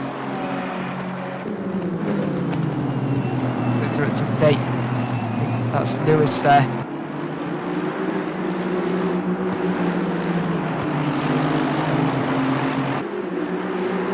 He's been mapped by another car.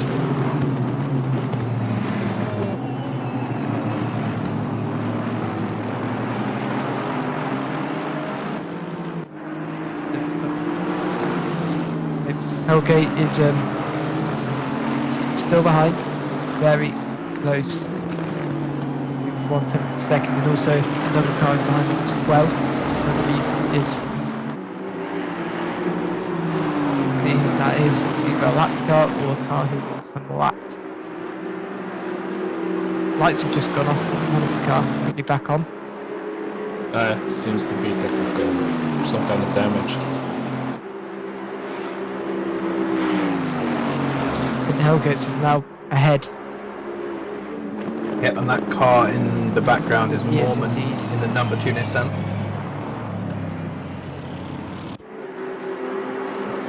And Bob with Mark Lewis here.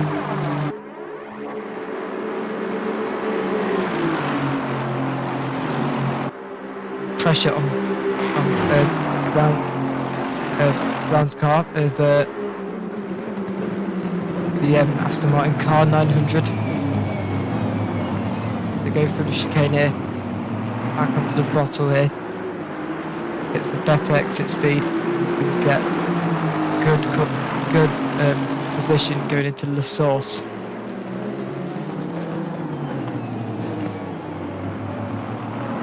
We go down through La Source. That's flat out down to Arouge and down to Radion here.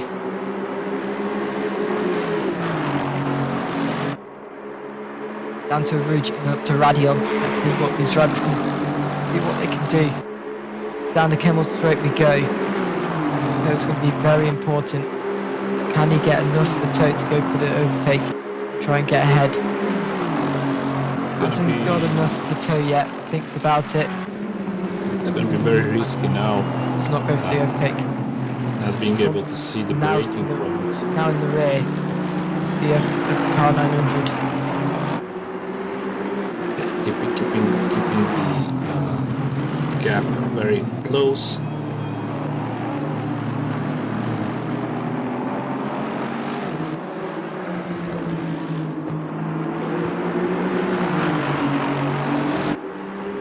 Seems to be going for a move there on the inside, side by side, but Brown closes that door for Lewis.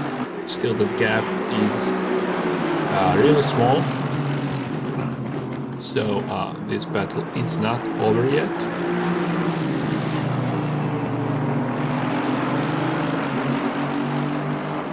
And Lewis trying another move, but it's too early for a successful overtake. But behind Lewis is Junior in Mercedes, waiting for their opportunity to gain one position.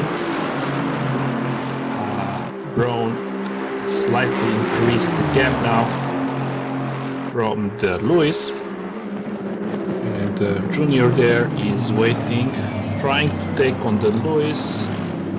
Still too far, very eager to execute the move.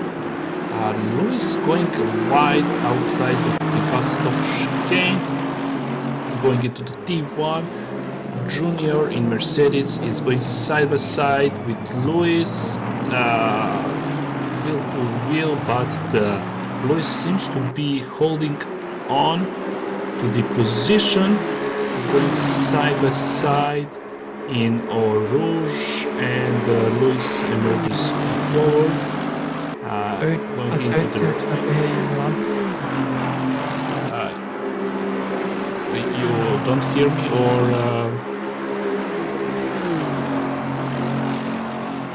I think everything's fine. Must be mind. I okay. think you should be good now. Maybe I should dig through the settings, so just let me know if I need to increase the volume. So yeah, so the Luis, thanks mate. So Luis still behind the Braun, fighting for the P15 there, both Aston Martin, and the Junior dropped back slightly. So it's gonna be Luis very persistent there and going side by side with Braun, going into the corner and taking that position from the Braun, emerging in the P15. And we have seen that Luis had that pace. So I guess it was just a matter of time, and Braun is going to fall maybe one position more, as Junior Mercedes is looking to take one place up from the Braun in P16 now, riding with the Junior in P17, going into the bus stop chicane.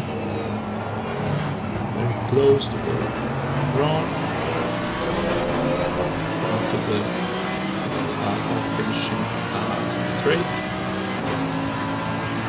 Okay, there we go, we've got the sound working.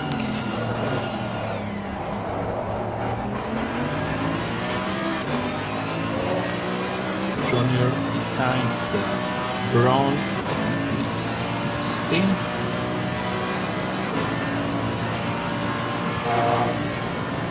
Lining up in radio, going to the camel straight now.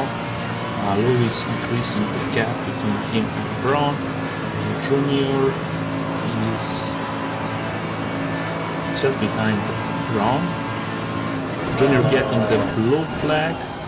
He's getting the blue flag. He's going to get, which is not obviously going to help this battle, but it's the best approach. He's gonna try to ignore that as much as possible, I guess.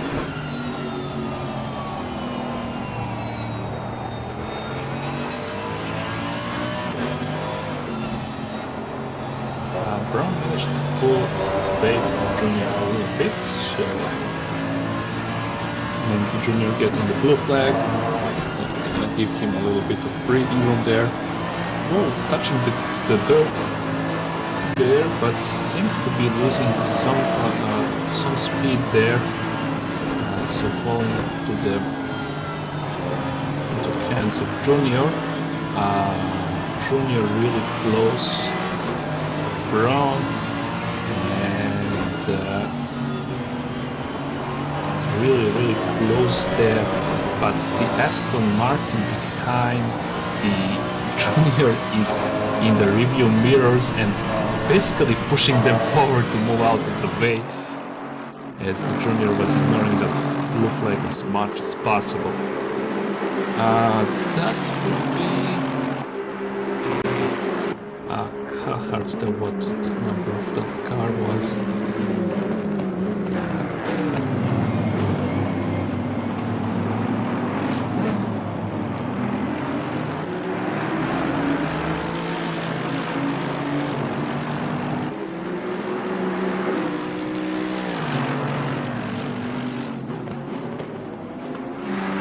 Gap's now over a second in these two.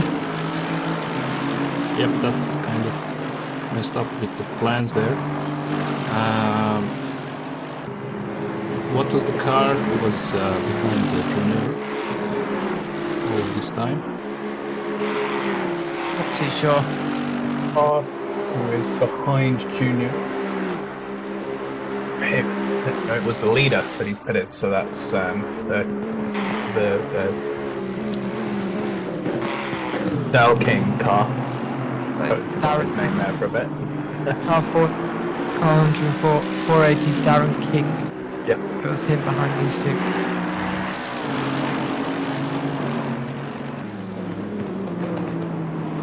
You can tell it's late enough when I just forget big streamers' names for no reason.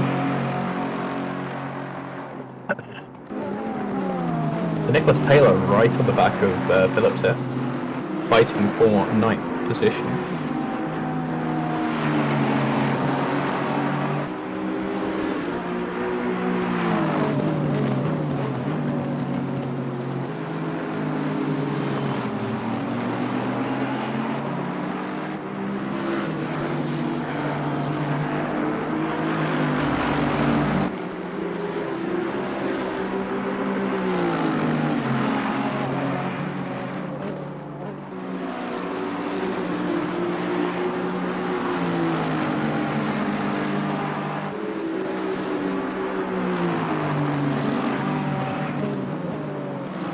Was Taylor there in P10?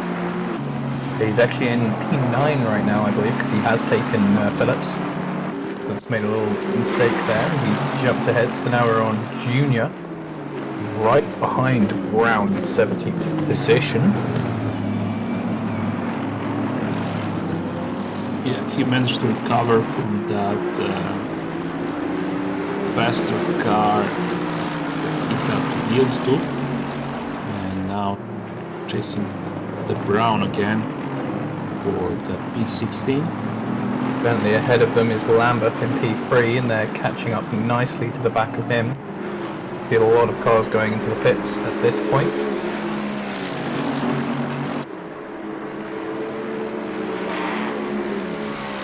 Going up the Radion.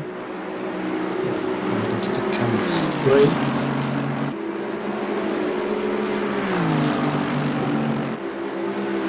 We've obviously in the period where it's drivers have done that hour stint, so went into the pits, start a new stint, change drivers, refuel the tanks, and get a fresh set of rubber on as well. Yeah, and we're right in the middle of that pit phase right now, so battle pad are being broken apart, and hopefully in the future we will have a load more due to the driver changes that are going to be happening right now. Junior overtook the Brown for that P15. It's actually P16, but probably somebody was in the pit. Overtaking position there.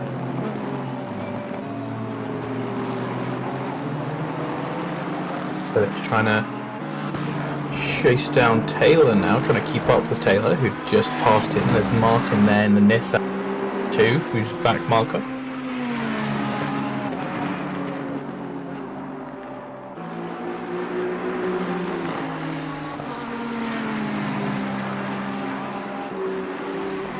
Very happy with how well we can see Phillips's livery in the night time.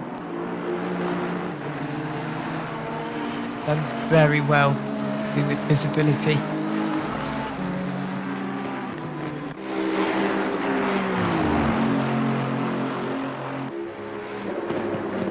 Brown falling behind the Junior. And going to the pit stop, presumably for that driver change.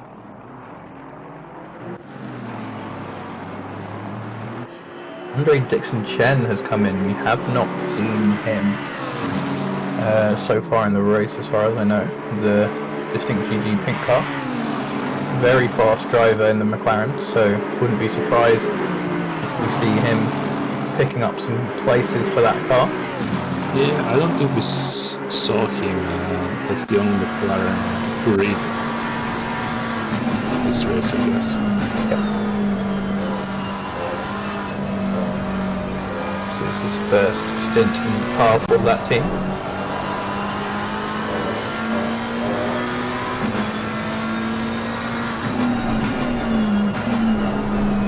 Pressing down the Aston Martin of Sailovic, I guess.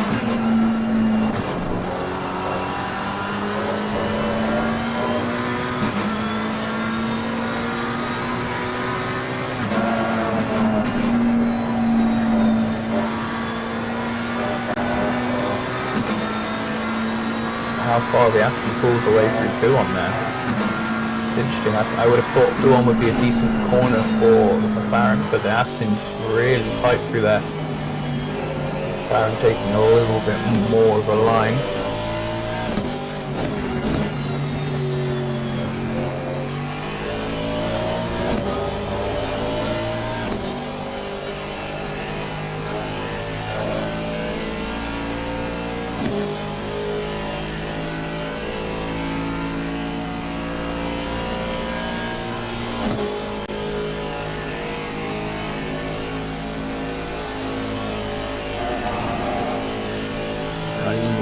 Aston Martin Vasiljevic.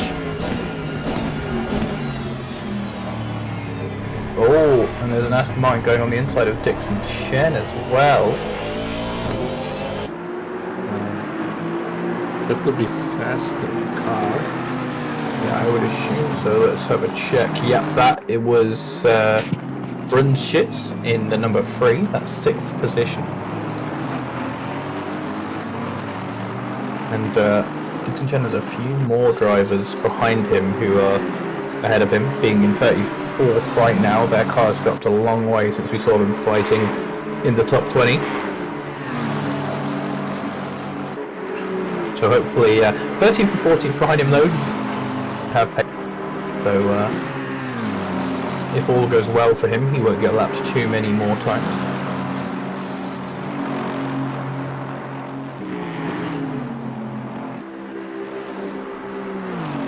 We switch over to Jonathan Savell there in the Polestar Sport A car. He's around about 1 second behind the Beth in the in car 92. Now 6 tenths behind, and he's got the move done out of the P2.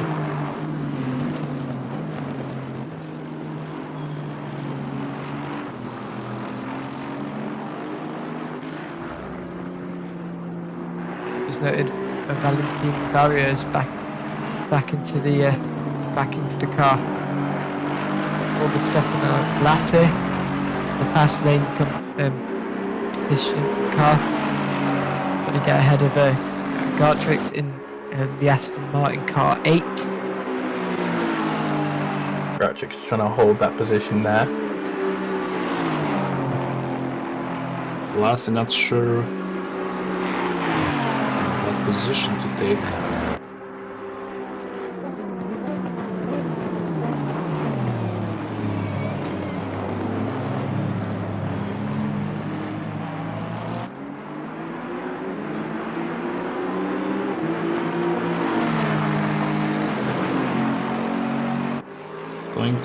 Taking the inside line on the T1.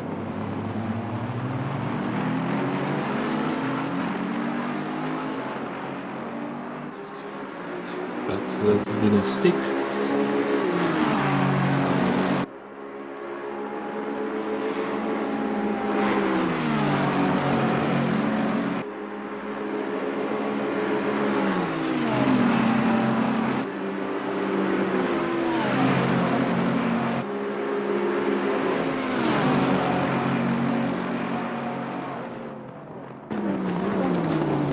Plus, taking on the Lasse, going side by side there. And taking stabilization.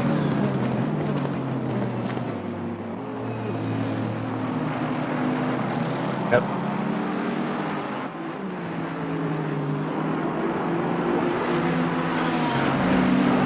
Giles behind these two now.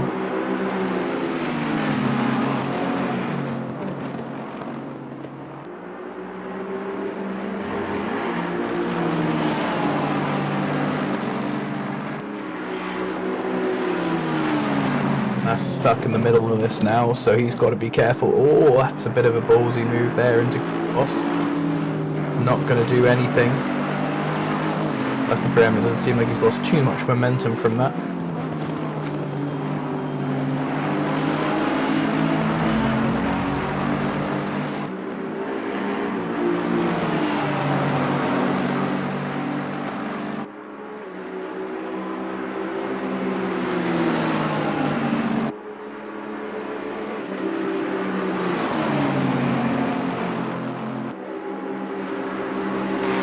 very tight with all these drivers here.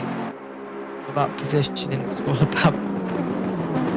about time and not making a bad mistake here. So far, so good from all three drivers.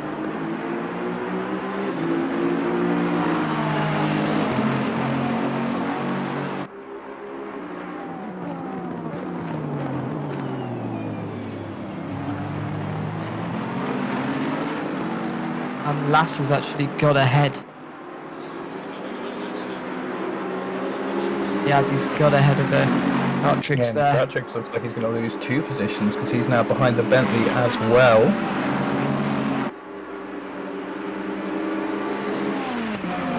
Unfortunate for him there, they're down to 24th.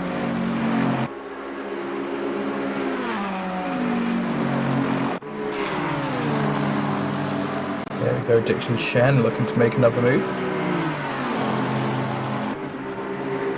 Dixon Chan going after the Isailovic.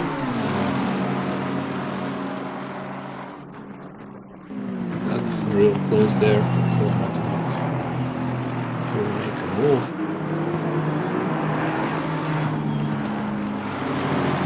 Isailovic is approaching a group of cars.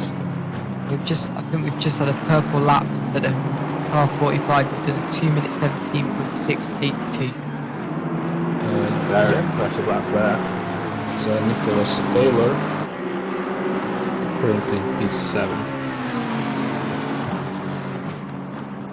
Yeah, they're catching up to the cars in front of them, which are Tramp there in the 404 Lexus and Louis, 13th position right now.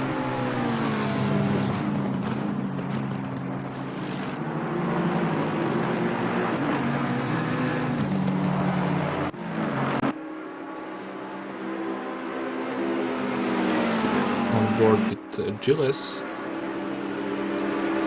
going after the Lasse, going wheel to wheel and taking that position from Lasse, who went wide there and lost quite a bit of time there to the Gilles. And On ahead of these guys with a drive-through, so that could gift some of these people in position possibly.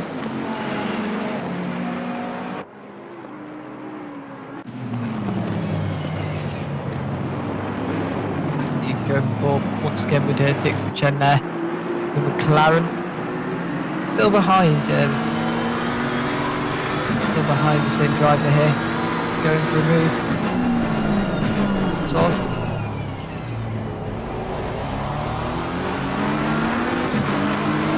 Got the move stuck. nope. It's side by side. It's gonna have to give in for Rouge and Radion.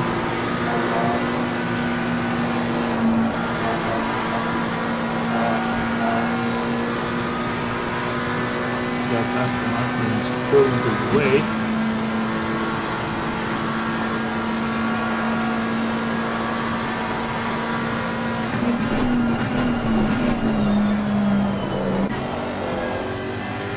Somebody out of the track there for a moment.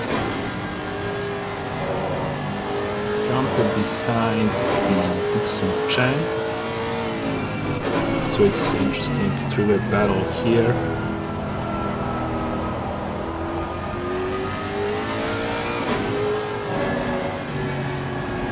Position matters. They still have 12 hours of race left, so whatever you can take, you're gonna go for it. Let's see where you end up in the end. Trumpet, they're somewhat behind the Dixon Chen. Dixon Chen is trying to close down the gap to that Aston Martin of Isailovic.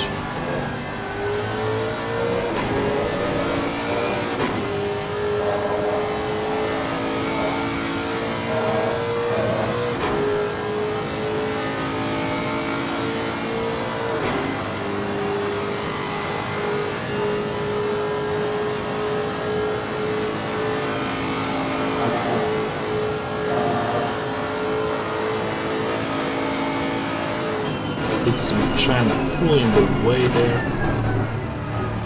I think that Trump is being shown the blue flag. Yes, he has been shown the blue flag. Just about to see it in his on the screen there. Yeah, wasn't sure if it was a blue flag. Seville is right behind him there. That's the second place driver. Just behind him, Junior in 14th.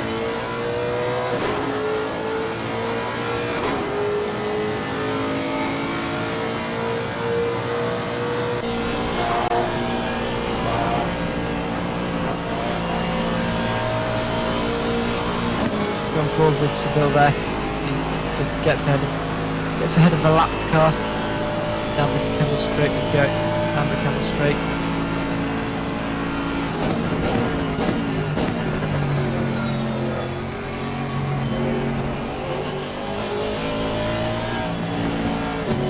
In behind Dixon Chan and Seville.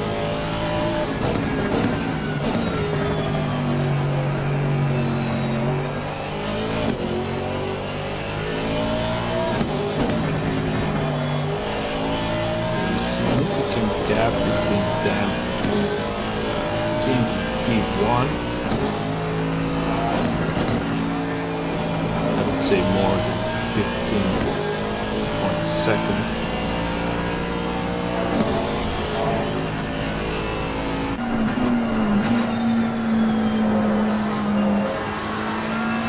Oh, it's actually 46 seconds.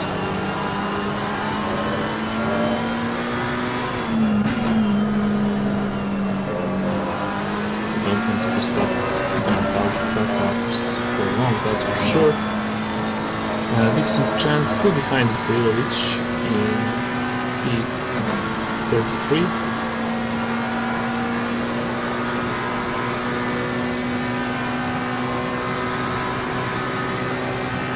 Yeah, it's like 0.5 seconds, so it's going wide there. Dixon, no, that would be. Dixon Chan is, I think, getting lapped. Yes, he is. That is by 118, so that's well. Yeah, it should be Seville P2. Seville now going after Zailovic. Together we can go back to the race. Dixon Chan and Zailovic, but another blue flag being shown to the Dixon Chan.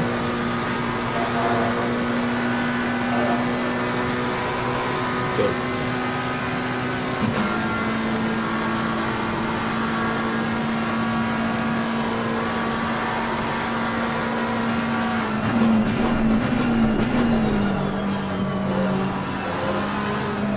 Zailovic letting the Seville go through.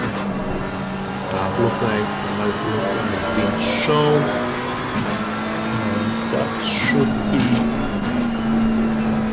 Valentin Barriere, P3, R816.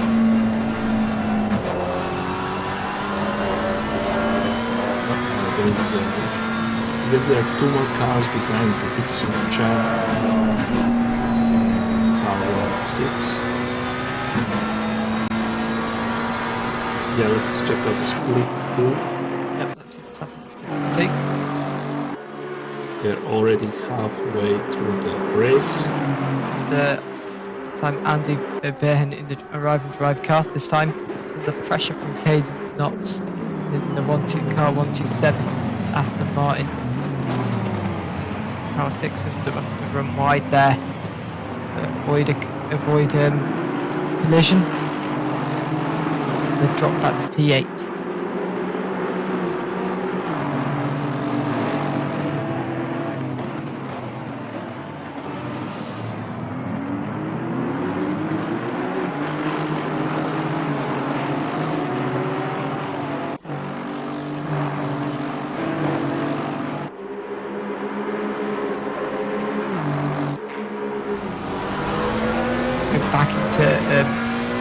Go back into lobby 2 Jen is still thinking about a move. just have to let a lapped car through. Yep.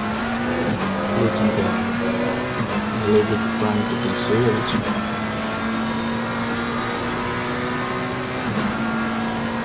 Anyway, we've hit the halfway mark in the Yeah. Just past midnight for them.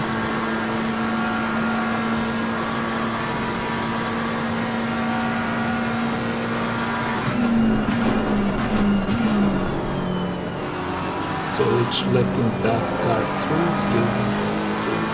Ooh, big slide there out of Lacombe. Yeah, some China really controlled it really well, so no major incidents. Doesn't seem to be that he lost much time to the sails on that slide.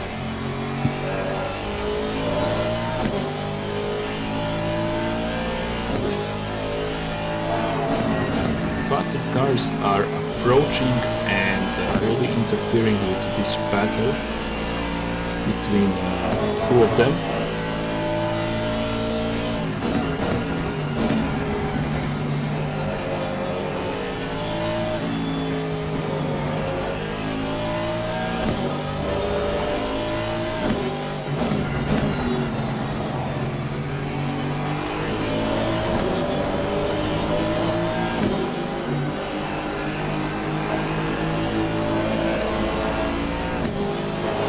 So there's barrier, just going past. Arlington has just gone ahead. Lapped Chen there. Oh, that gap has increased now significantly.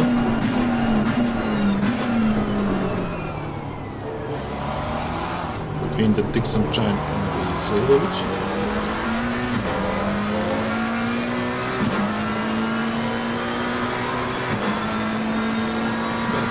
But is really close to the Dixon Giant.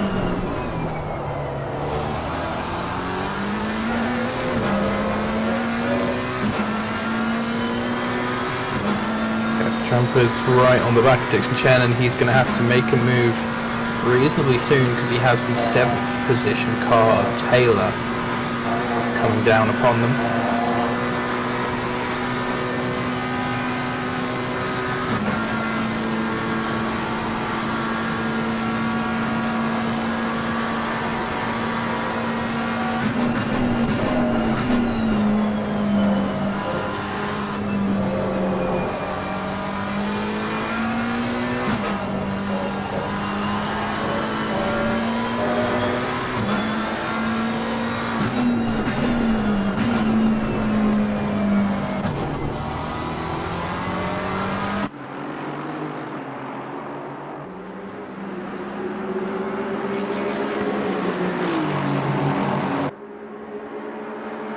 Looking at the battle for P26, Tobias Hoppner going after the Horst. So that's going side by side, and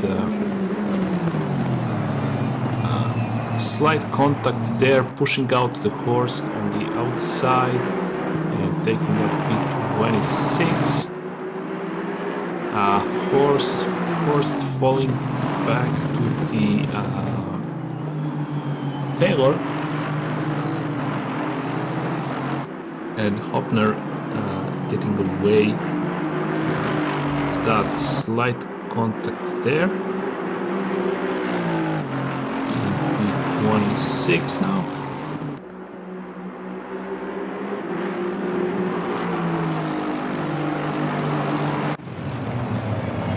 Whoa, what we had here, seems that Dixon Chen hits somebody.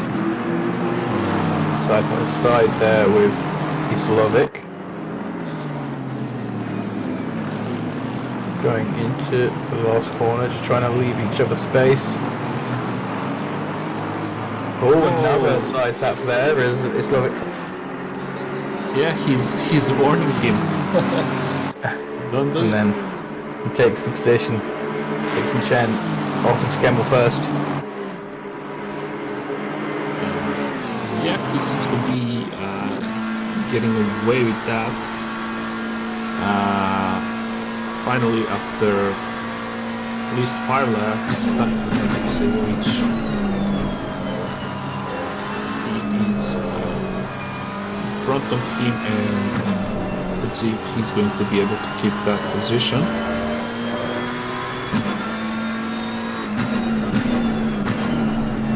Alexievich is going to be very close there, and right behind Alexievich is Trampe, waiting for his opportunity to move.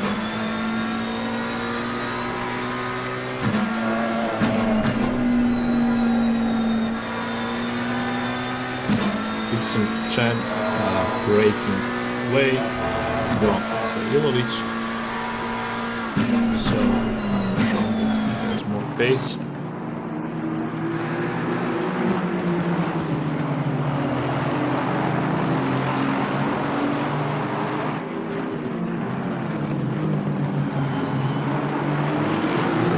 There, which car was that?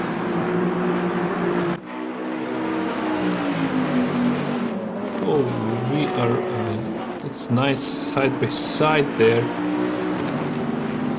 Ressar and Noer.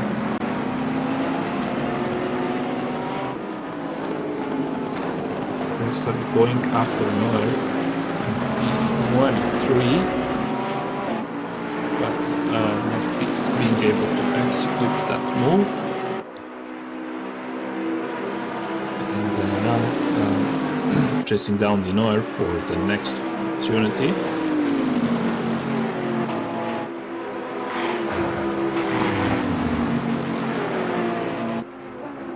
Presser closing down on Noer.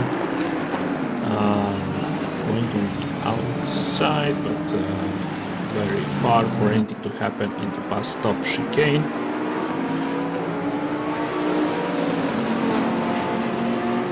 Right behind the Noer is the car that would be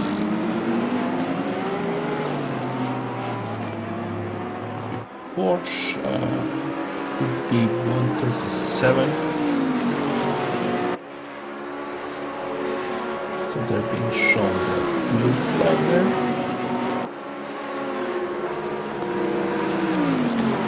Ressar going after the Noer on the camel straight, going side by side,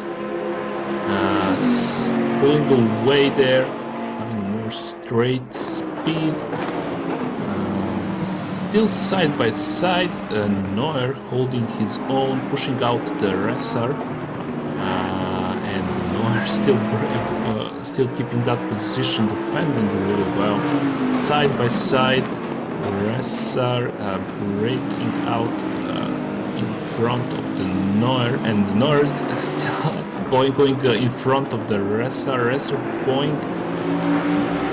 trying to execute that move, but still going side by side. And I'm not sure about that Porsche just standing in between of them. So this is like the accident waiting to happen. Still Yeah, that's Vervot in P4. He's waiting to get past this, but the battle is still raging. Yeah, they don't seem to care. And the Ressar overtook the Bentley of Noer, and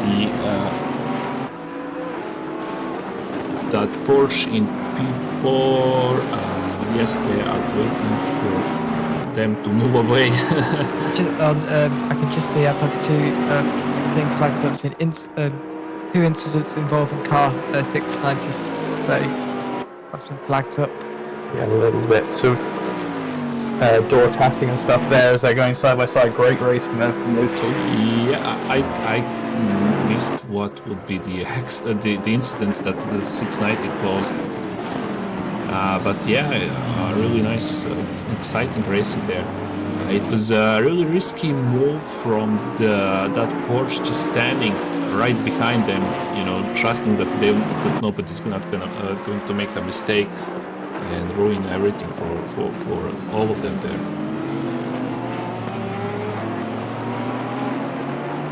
So Resser took that position and currently in the P23.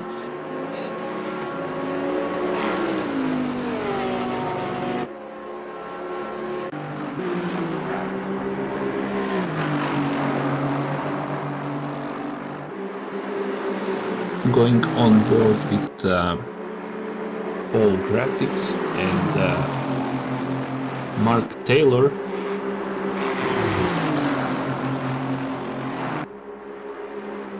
Taylor is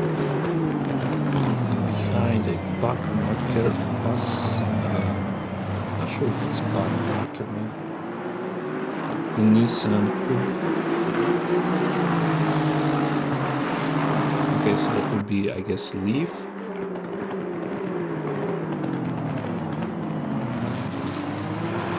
The Nissan is Sousa, who is in the P2 right now in 16th position.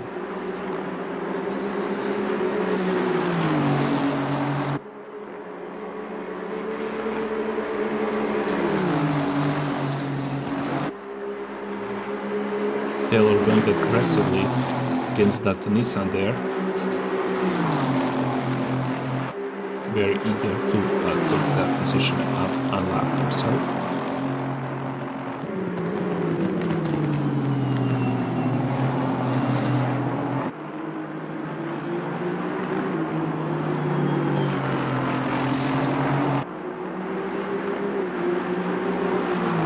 Car 690 has been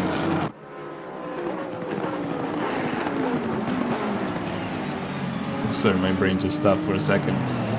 Yeah, the incident was that there was door banging between them. That would be Resser and Noah, if I remember correctly. So that was the incident report, but no further actions will be taken. Yep, good.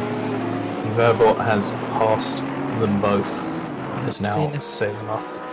I can just see Dixon Jones just received a drive-through penalty. Yeah, so that's very unfortunate. I guess it's track limits.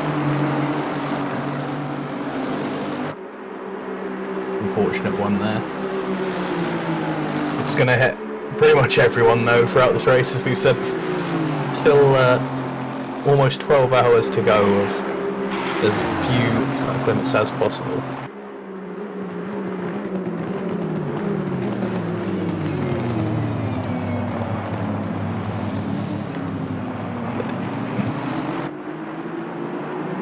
Ratrix here now. 28th position. He's chasing down Taylor. That's Sousa just behind him, and the number 2 Nissan that we just talked about a little earlier.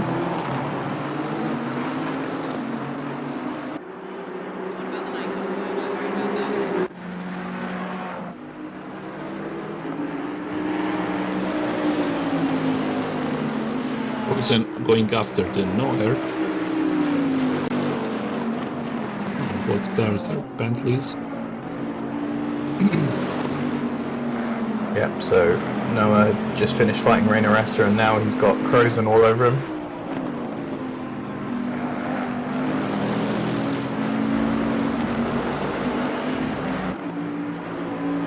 Crozen is really close there.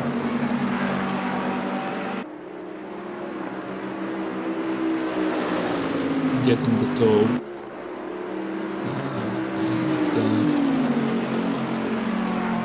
Let's see where he's gonna try his move.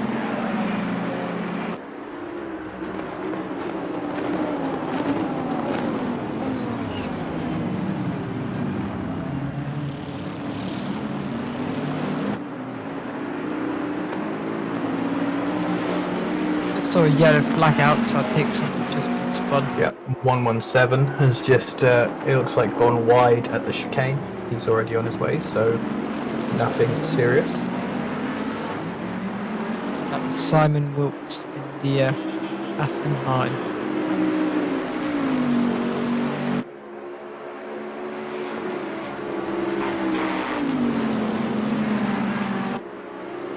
Frozen still after the Noir.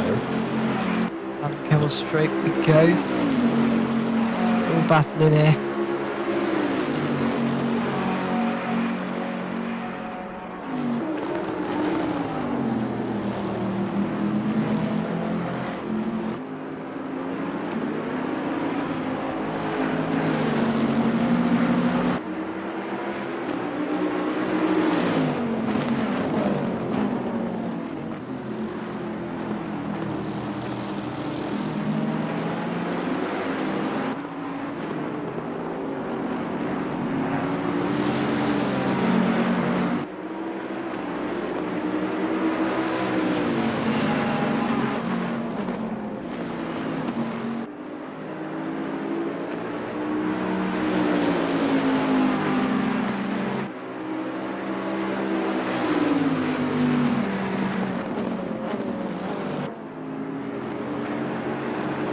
We are really keeping that gap as close as possible and putting the pressure on Noir.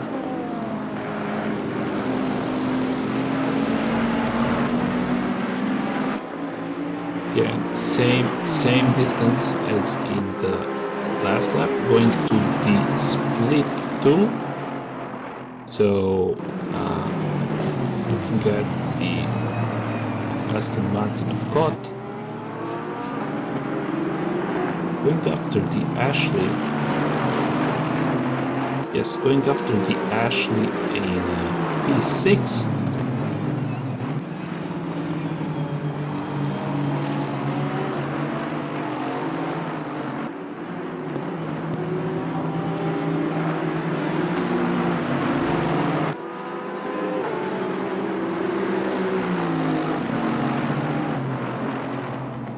Very close with all these drivers here.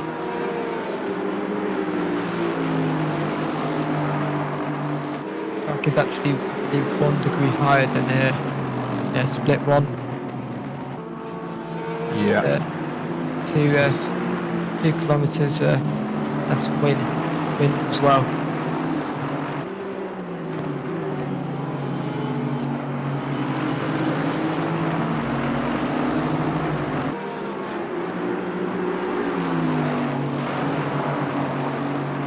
Cotswolds ran wide, slightly wide there, but still following Ashley. The top of, having a look at the rest of the server, since it's been a little while since. A lot of names that I recognise, sort of ACCSS names that we haven't seen before. 17, Durep CP in the 18, McConnell.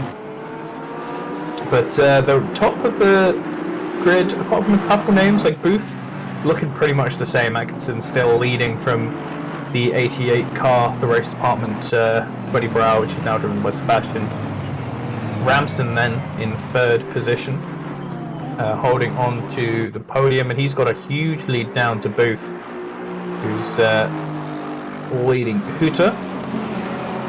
And then another big gap to Ashley. There's a couple of big gaps from this area, and then Ashley being chased by Coop. And then Brown and Behan were close together, but Behan actually has hit as Coot is making the move.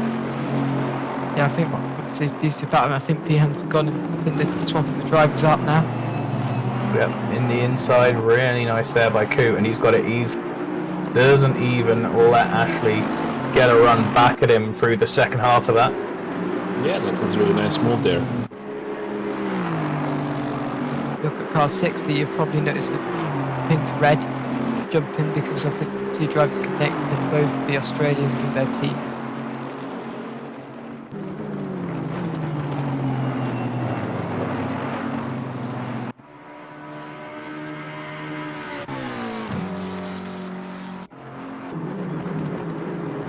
Tyler Harding, better known as Shadlow, to hit the wheel of a Turtle Motorsport car.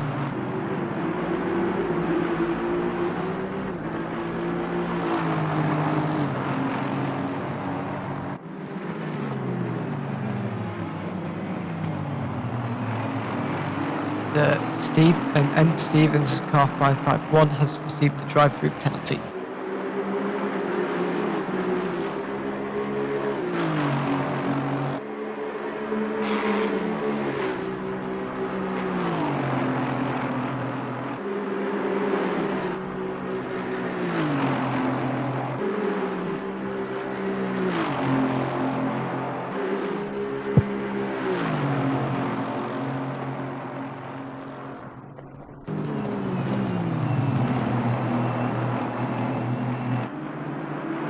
Shadler has caught up to 2 cars, I believe the back markers.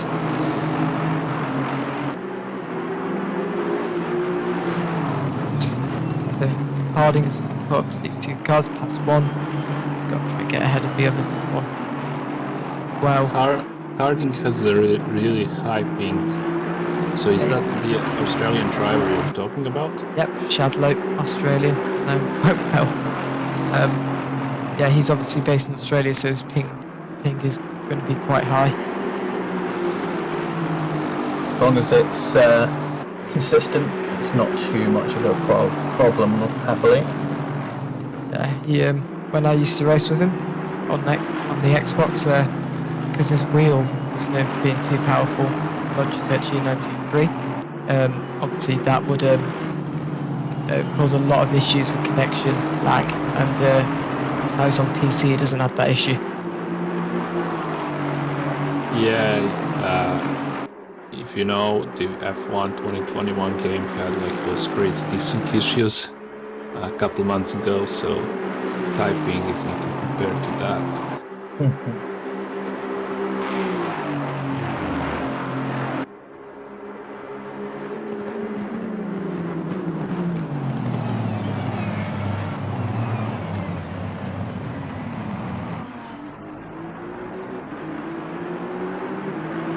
Stevens serving that drive-through penalty.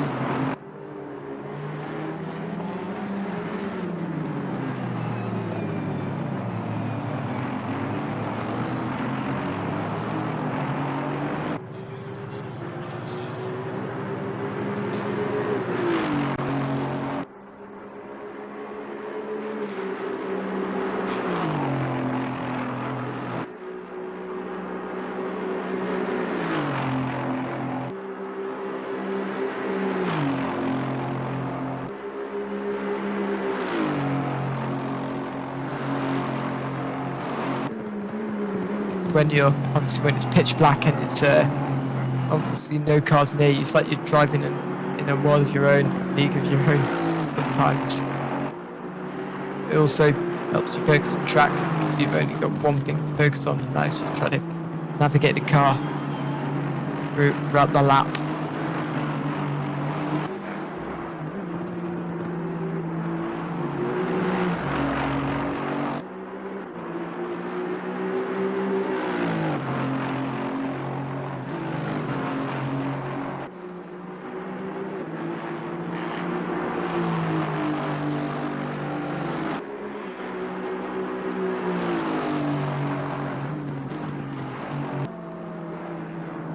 Was a yellow flag out because I think car 330 has a spun. That was McLaren of R. Millis. Got it back going.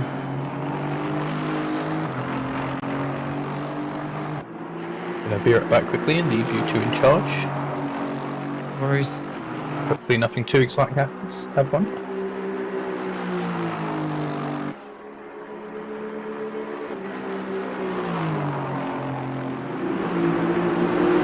Going back to the split one. So we can get the battle between Hopner and that should be Nor in front of him, but looking at the gap, so I don't think so. I don't think that's the Nor.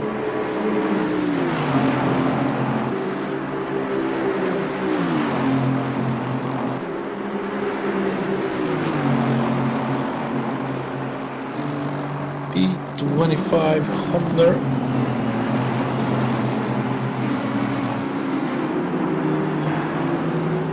Car number 19.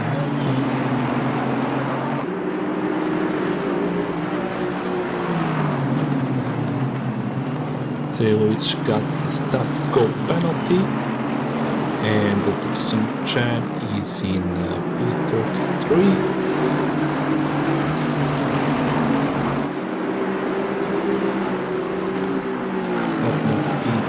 P25, P24 Neuer, P23 Russell, P22 Krozen, and P21 ground.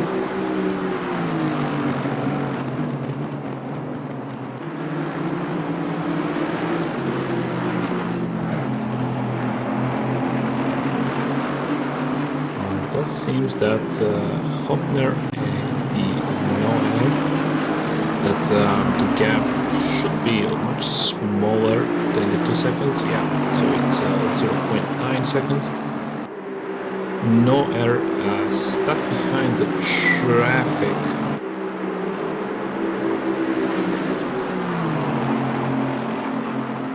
That's the only battle that we have at the moment.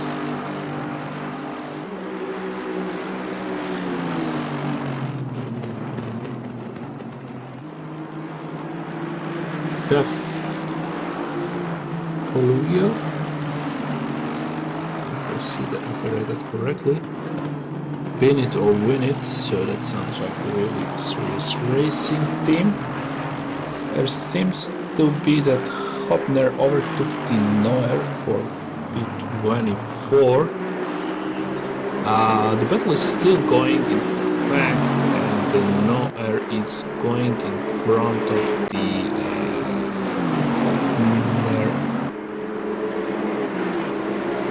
That's the correct cars that I'm seeing. 107, that would be Noer. Still side by side there. Noer trying to hold on his position, and Hopner is going taking that position from Noer in the chicane, and Noer is now behind the Hopner in P25.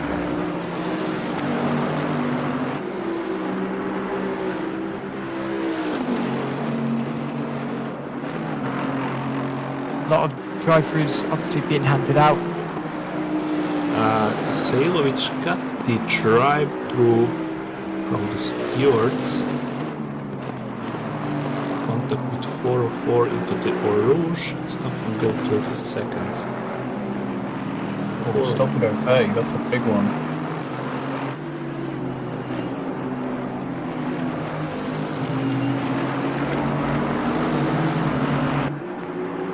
That will be Trumpler. So you can see that battle there.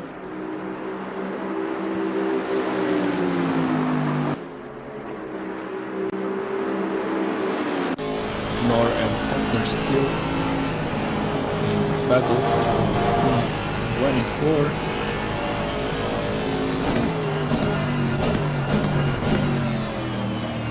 Bring it to the bus stop chicane.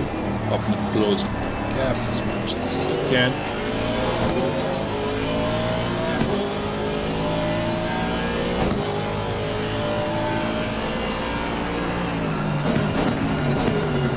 Tobias Hopner driving for Souls Boys.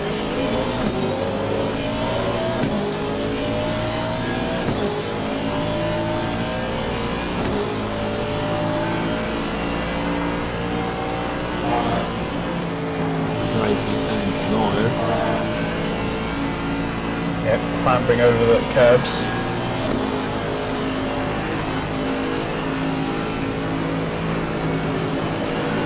Nice defensive line there from Noah. Oh, the number 7, that's why he didn't pull out onto the racing. Hopefully the number 7 could hold up Noah for him, but not quite working, and Noah is still ahead. Yeah. It's the 11th on the Henry. Yep. That was a very unfortunate place to have to yield to the blue flag. Yeah, Hopner probably could have had the position there, or could have at least had a very good go there. Not even the no-name that is back out for sure there.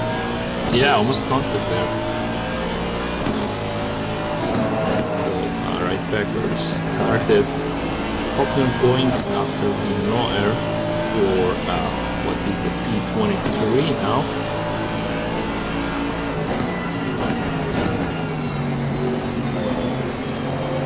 It's getting a little closer with every turn. He's putting his nose in as well, trying to stop Alan Noah from taking the proper lines around the track. Not working so far, but he's definitely got the pace. All he needs is one opening and he can make this move.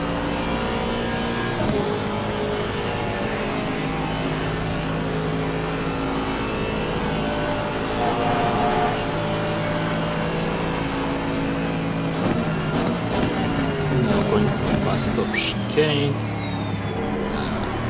Still too far for any kind of move. No lost backhand there. Yep, big wiggle there from Alan Noah, and that's going to let Hopner past. He's still not quite ahead, and Alan breaks a little bit later, but he has the red line. They have a nice lead down there, flashing in that rear view mirror. So Yeah. he's got position. You got it.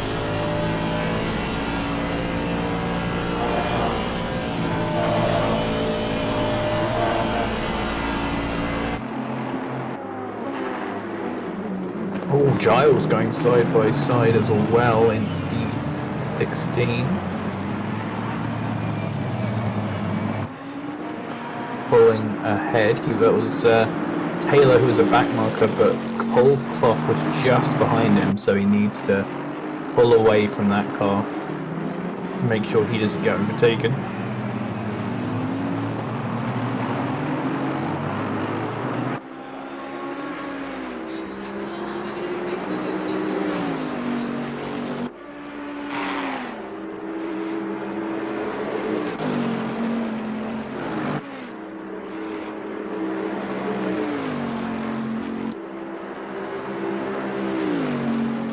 It's pitch black out there for Gilles.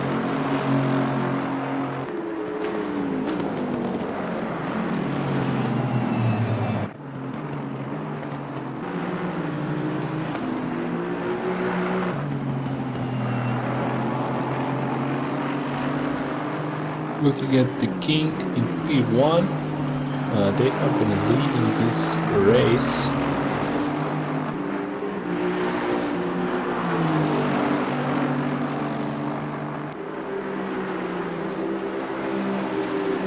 Basically unchallenged.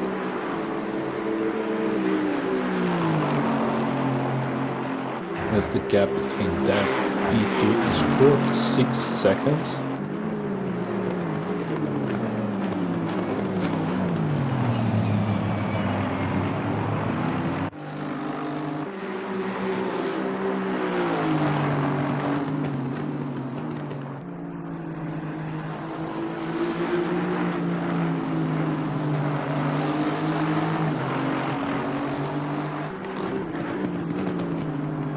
Seville in P2.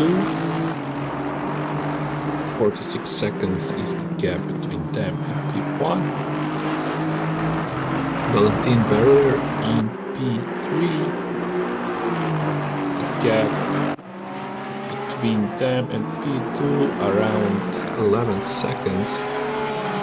So the grid is spread out in the front.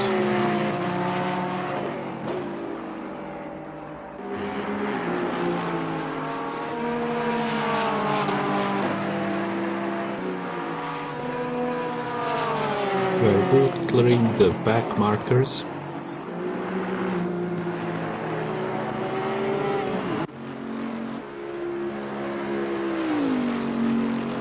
What with Andreas Massa here, the listing GG car in P5. Team's been really consistent today.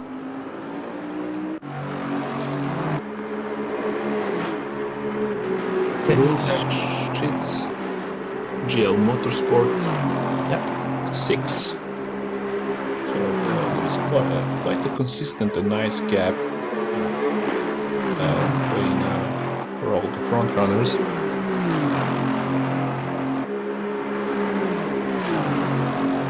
It was Taylor in P7.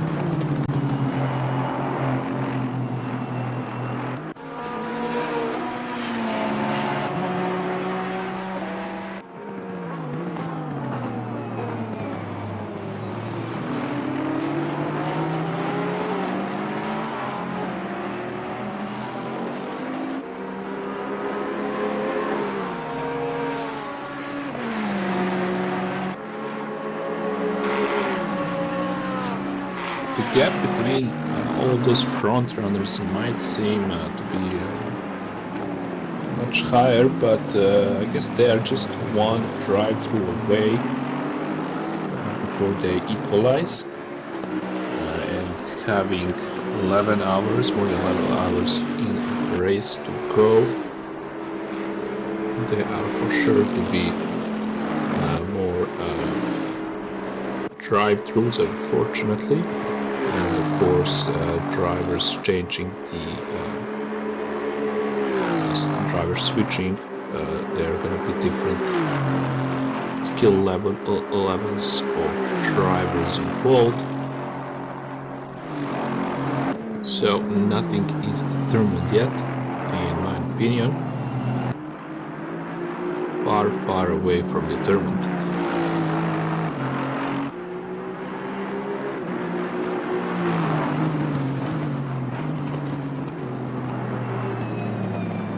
At the moment the grid is spread out, so we are not seeing any significant action. Maybe we should switch to the split tool, see if there is some action there. Okay. Driver I immediately spotted in the car is number 21. It's Benjamin Connell, aka known as Raggy.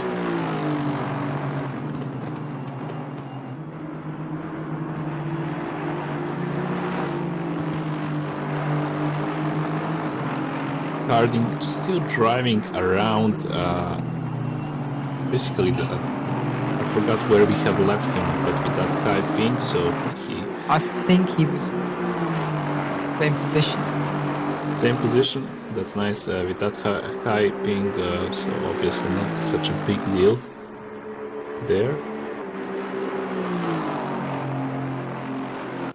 5 is into pit lane.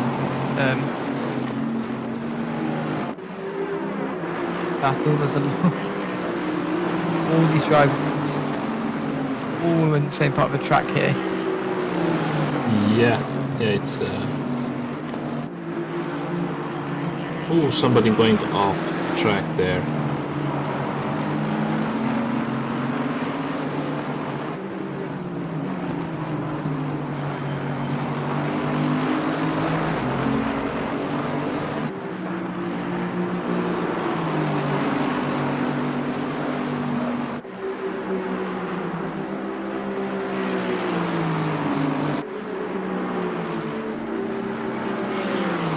We're at the CP, Tequila Sunrise Racing.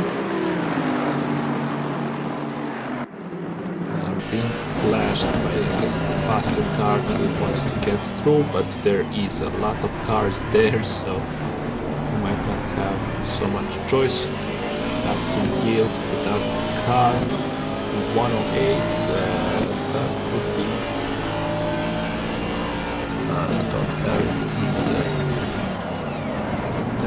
right now. It seems very aggressive as these drivers are basically Scrapping and trying to get the piece of basically just get track position. yeah, but they don't seem to be at the same lap, and a lot of them are just unlapping and being lapped. But nobody wants to waste time looking at their position. Flashing the Lexus. This is 24, so he's in 14th position right now. Yep, Pink Mars. Tourette seems to believe that he's being held up and wants to get past, but very angry. Gonna have to make the move. Oh, that was really nasty. that was a dangerous move. Good on St. Mars for getting out of the way there and not letting that be a collision. Yeah. I guess that crowd is making you nervous and you want to go through. Break away from that. John Hannesen got the drive-through penalty.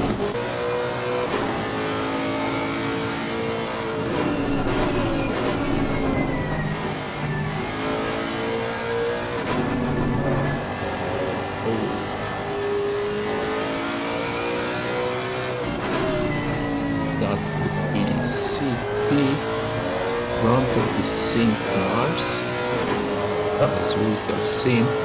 Just noticed that car 6 is I think it's gained 1.6 seconds behind car 330 now. That was less than second now, 4 tenths. Oh yeah, Pete Mohammed beat there.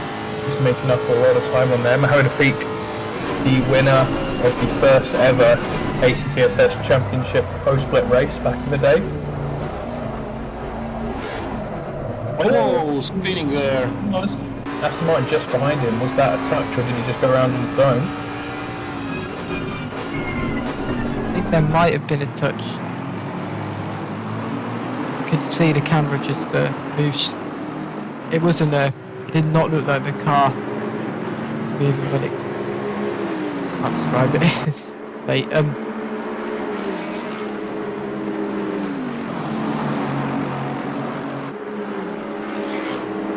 Stops really very close as well. Mohammed and Merlis further up the road.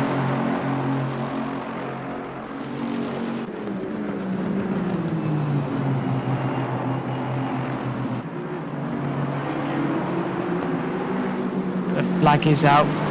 It's car 40 as a wide or is I think it's just going wide. I think it's the continue driving.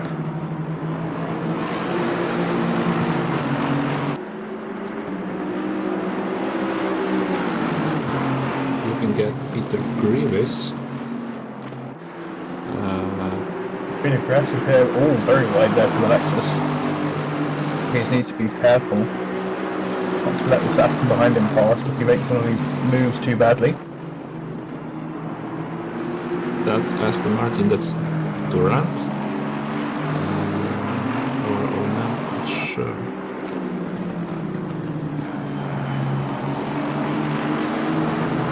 Mohammed has now got to P6.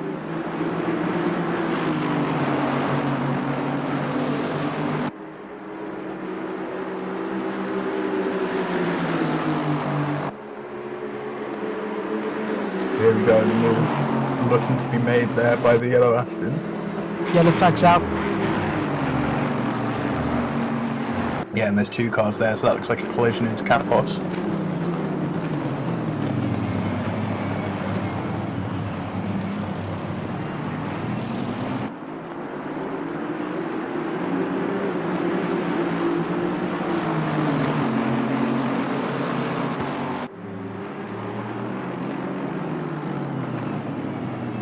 Out of Bentley there went all onto the grass.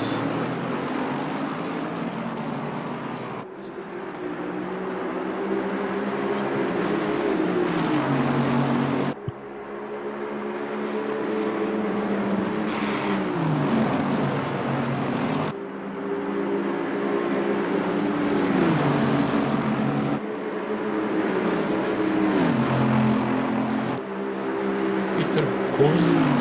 I'm not sure after who, but seems to be overtaking two cars.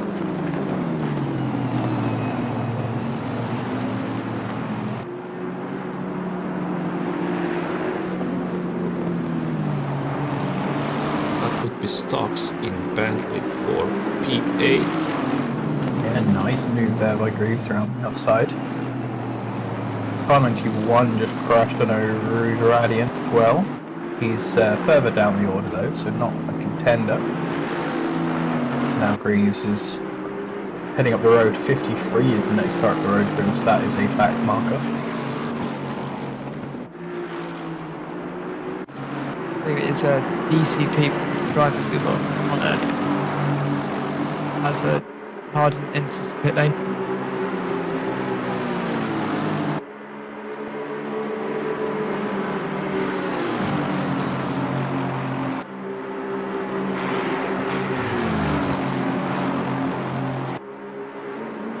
Miles here.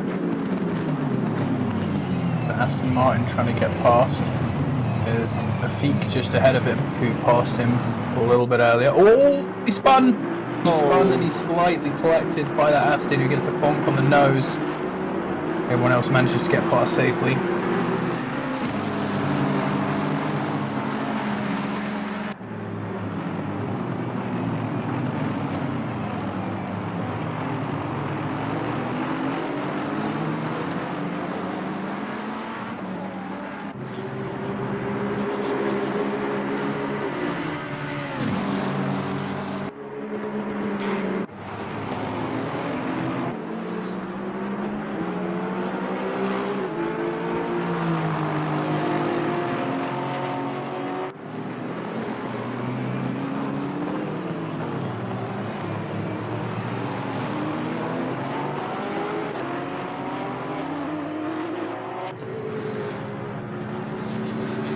Kevin Butts, Pacemaker Racing, currently in P3.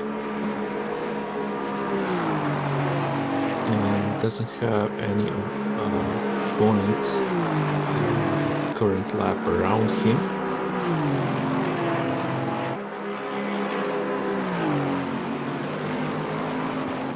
Back into pit one here. We're once again back on the Matthias Marquez here. Trying to get ahead of the.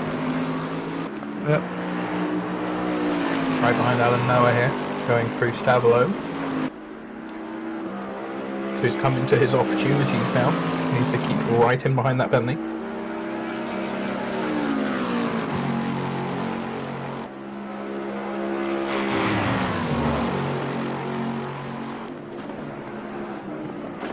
Jonathan Seville lost P2. Went to the pits to change with their drivers. Darren King still in P1, Valentin Barrier in P2 at the moment. And Dixon coming into the P3.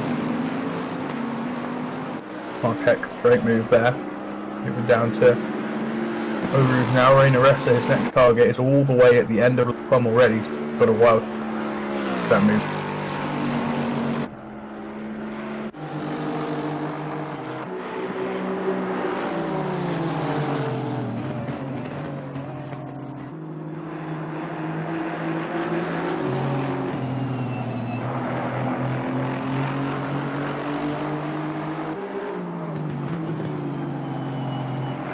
Aressa Edie. Yep, 28, so they're doing a decent job coming back from the abysmal restart they had. They got collected at an instant at Radian and were sent right to the back of the grid. They were in last place when it was about 7 hours ago when the restart happened. Nice job considering driving the only Honda on the grid. Yep.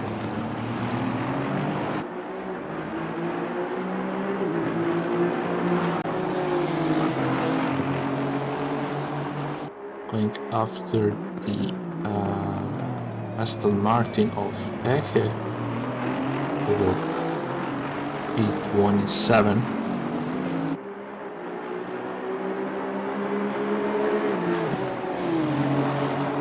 Down to Rouge we go. To Radion.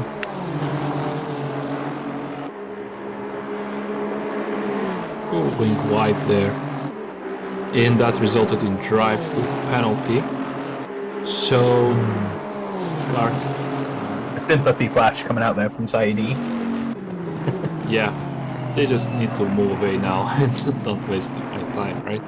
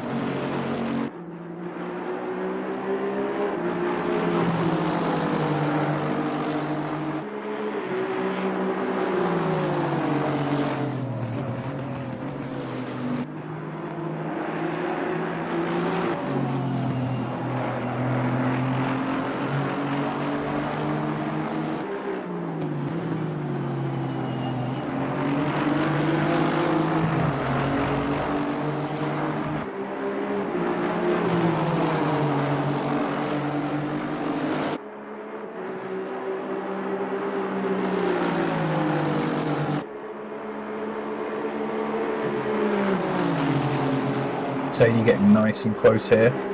Probably going to be hoping that A will be diving into the pits to serve his drive-through immediately. Staying on the outside. Doesn't want to get in the way of that car going to the pits and then go. Yep, he didn't really need to push there. Flashing now. I guess they're just happy that. Celebration flashes indeed. Yeah.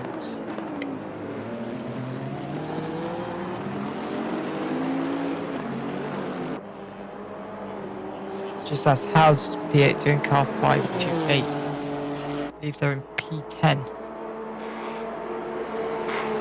Yep, they're driven by Bakeden right now. They are rolling around in P9. And they've got really no one to fight with right now. They're sort of on their own, just following around the Porsche driven by Chmielewski, which is in 5th position.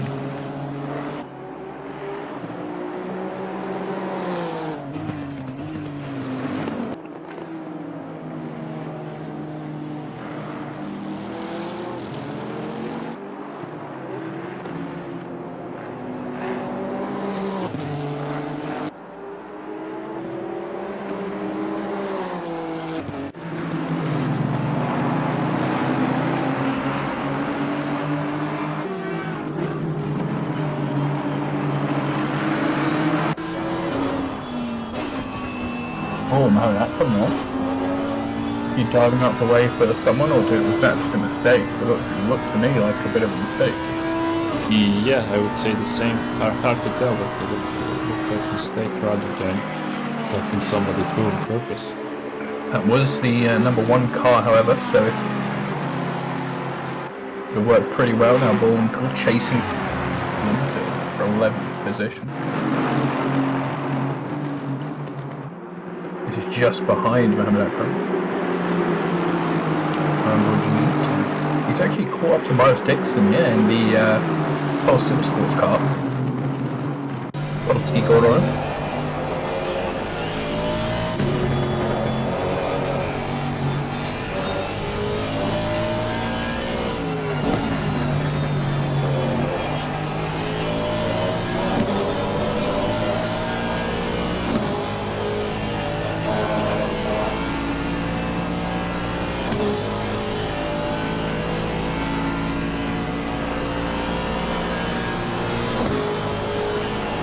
Battle for the podium positions there. Well, two I should say.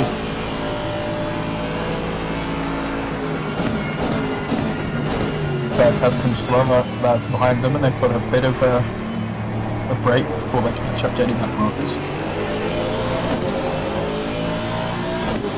Max going after the Dixon for P2 there. It's a really small gap between them. Let's see how they do.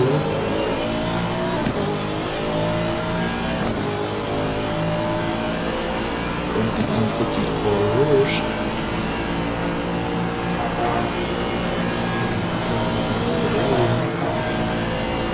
Riding the curve. Camel straight. Max has the call from the Dixon. Closing in on there, putting his nose out there. I guess going side by side.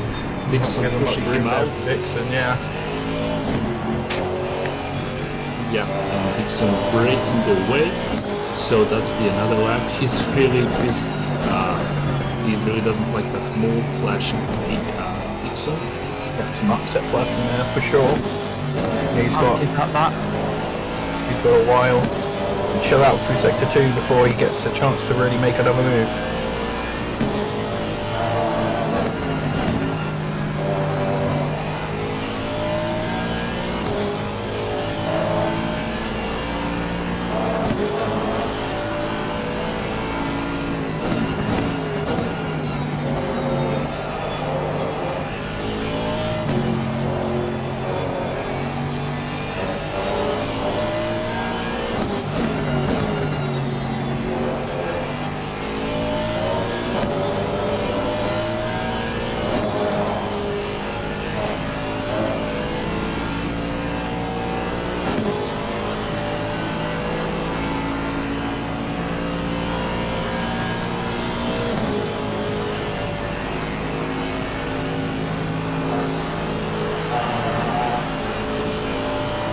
Dixon has just got, it's just pulling away now.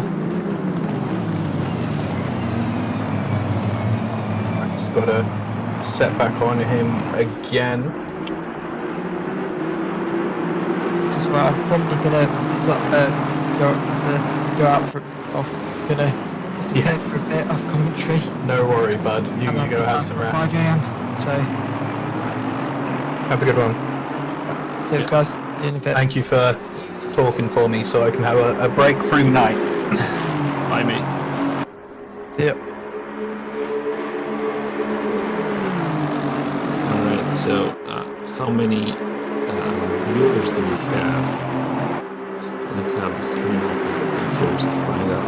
I have so many YouTube tabs open, and I'm not sure which one of them is us. 49. Nice. Max.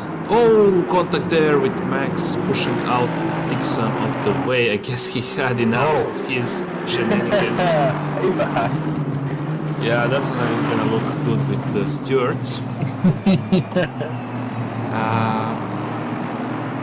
Oh, so it wasn't Dixon who was pushed out. Was it somebody else? It did look like Dixon to me. Oh, Yeah, the timing just hasn't updated, but yeah, Dixon but- was... yeah, he recovered really quickly. So there's that. Seems to me like it's much more serious crash than it is. I had a little bit of damage. Turned around into the wall. But it wasn't at a super high speed, so hopefully he'll be able to carry on without too much of a repercussion from that. Yeah, he found his way back on the track quickly, so there's that. Seems to... he looks like he's losing the lights.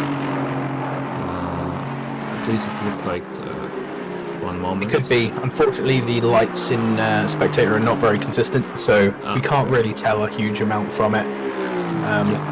If he may be losing the lights, but we won't see that consistently. There you go. You do get a little bit of a flash there. So it's suggesting to us it's broken. It will probably look very different from his end, though. It could be completely going out, or it could be not going out. So, I'm assuming it's completely going out, because, that is... Yeah, That's a bad sign. Usually, when you brake and the brake lights go on, Very sometimes scary in the night races. yeah, obviously, right? But when the brakes light go on, that would, if there's that kind of technical damage, that would turn off the front lights. That can usually happen from front-end impact in this game. Eddie and Pierre fighting for that P9. Yep, they've got a code just ahead of them. That's the driver currently racing the Dial King community car.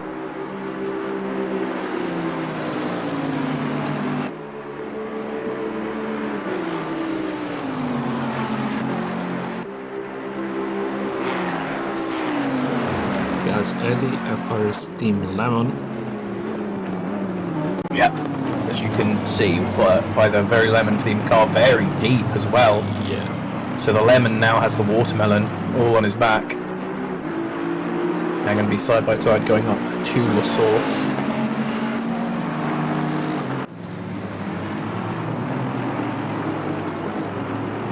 The lemon goes in first, takes the initiative, and will be riding down. That watermelon car is Benton in the number 42 Ferrari there in 31st position, and so he very reasonably let the lemon ahead. Yeah, he would not gain that much by overtaking. P10 car at the moment. Sheok, P25 and Leaf.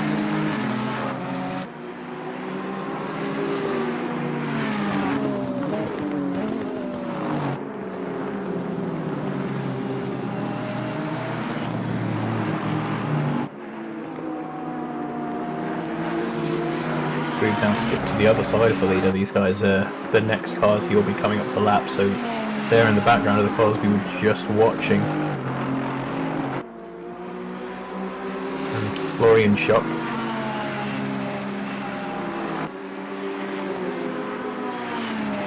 Remove for one of the Nissans. Mark Taylor. Ooh, that's a punt. Too that's fast for the unfortunate. Rouge Radian, and he's absolutely sends. Was that De Kaiser into the wall? I missed that.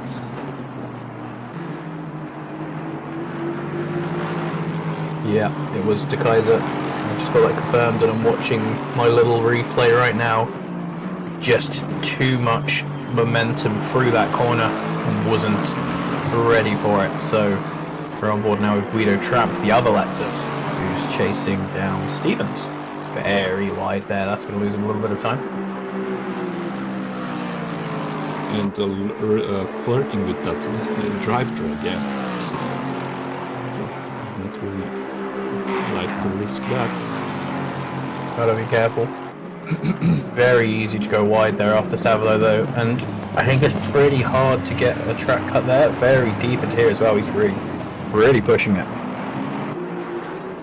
Privateers Picks Box team. Shout out to those guys. One of the other old school communities on simracing.gp.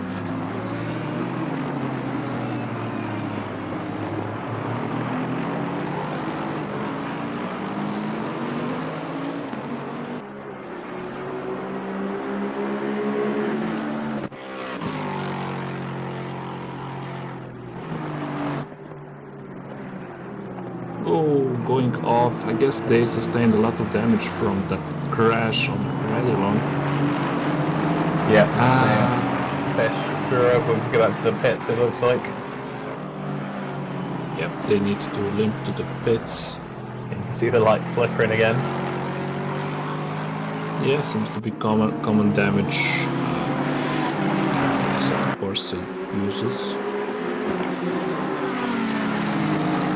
Here's Florian, and that right there, just behind him, is Co in the leading 480 Aston Martin. So that's the Dow King Community car coming through.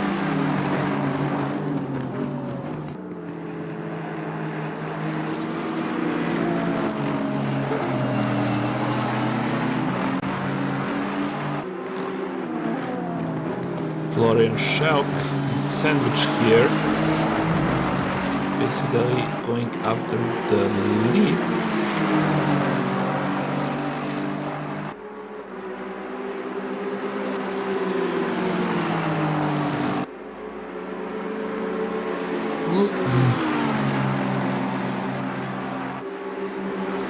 Takes one of them.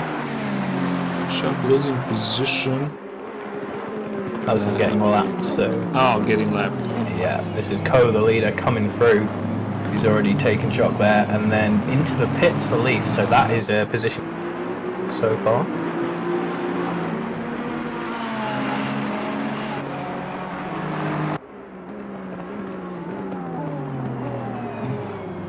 Alexa's doing its traditional annoying lights flash in the pits. I drove the Lexus for a season and it drove me mad. Hate it. Everything else about the Lexus I liked, but that just annoying lights flash, I wanted it gone. Yeah, to be honest, I was when I raced in ACC, I just stick to the Porsche, Aston Martin, that's it. Try not to test too much.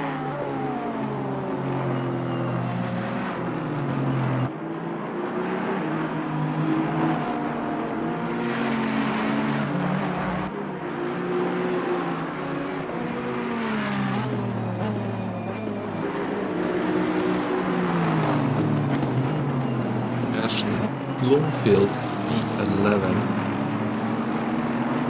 going after Eddie in P10. Another classic ACCSS driver, Ashley Bloomfield. A team full of ACCSS regulars, that Garage 59 team.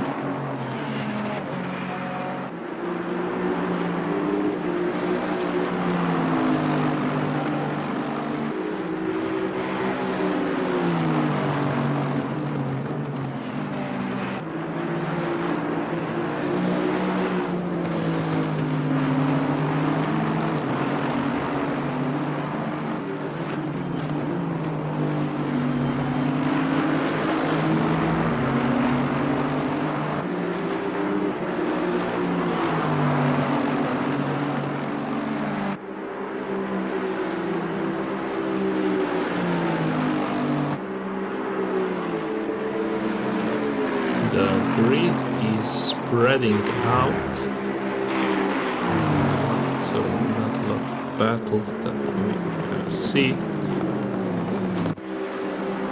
Middle of the night time, starting to get a little bit chilled. Guido Tramp chasing down Stevens. Yeah, the track temp is 15 Celsius. Yeah, getting cold now as it passes 1 a.m.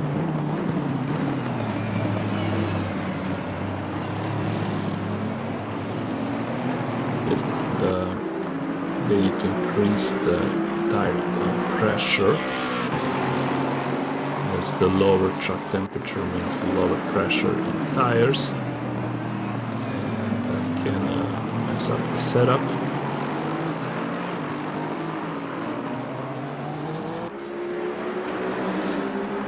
Trump going after this Stevens.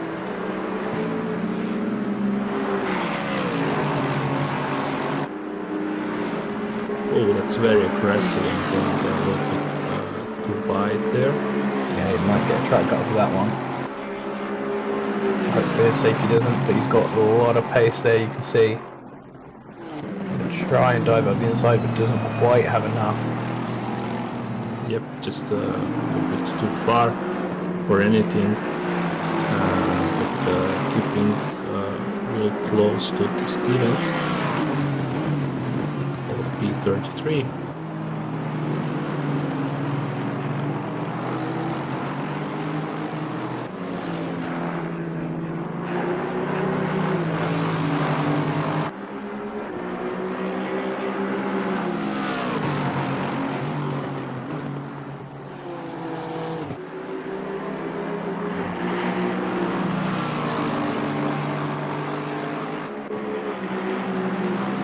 Stevens a little breaking away a little bit.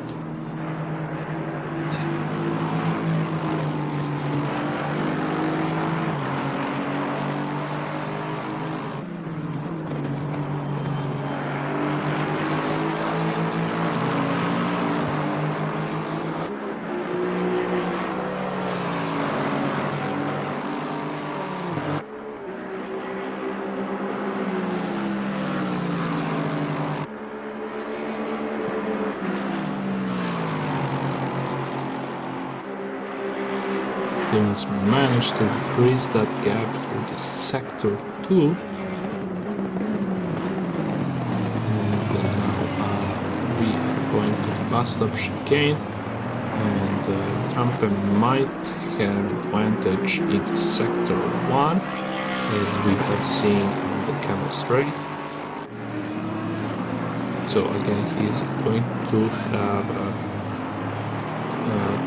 chance to close that gap that Stevens managed to increase somehow. So going again into the Eau Rouge, climbing on the rally line, and now much more controlled and not going out wide, but Stevens is holding distance between them, so Trumpet is doesn't have any opportunity here.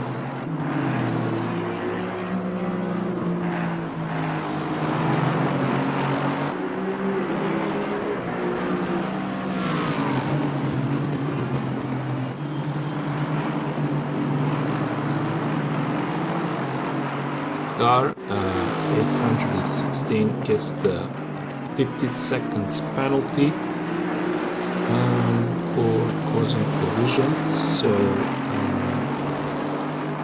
that would be Max would hit the Dixon and cause that collision. That seems maybe a little bit too soft of the penalty, since they gain a advantage there. Ashley Bloomfield and Eddie still in the battle. Ashley Bloomfield chasing down the Eddie for the last couple of laps, and Eddie seems to be able to keep the distance between them.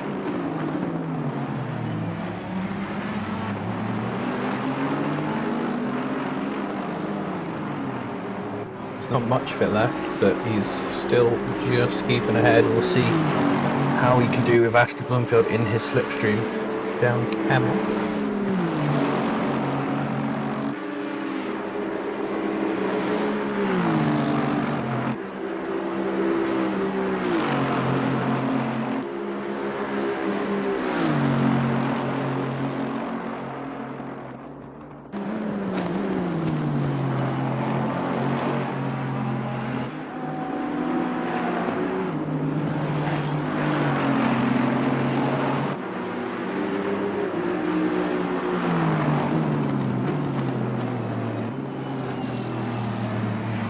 Still close, so pulling him through sector 2, nice and tight. Hopefully doesn't lose any time for his sake.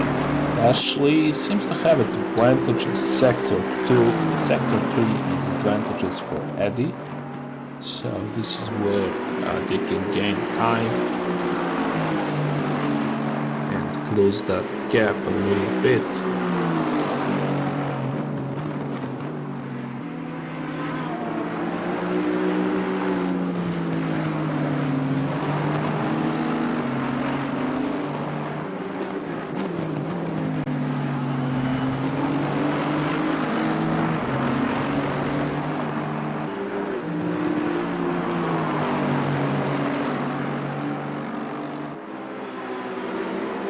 Now into the sector 3,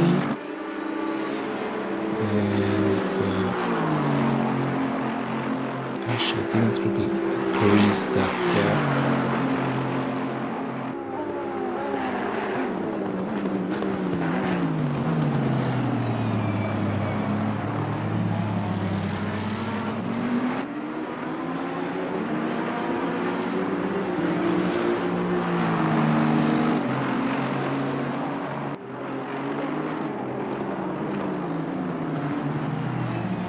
Eddie is managing to pull away from the Ashley.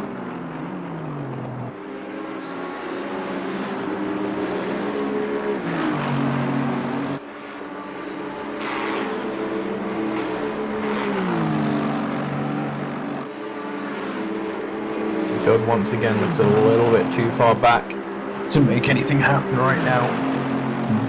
These two drivers are evenly matched. Yep. It's going to take a mistake from Eddie, it seems, for anything to happen here.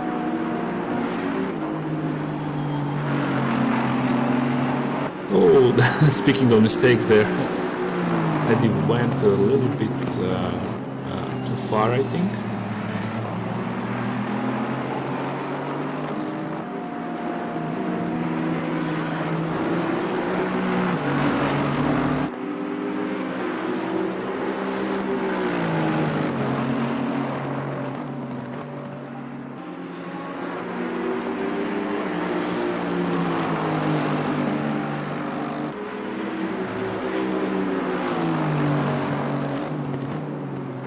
This battle is going to take a lot more before anything happens in here.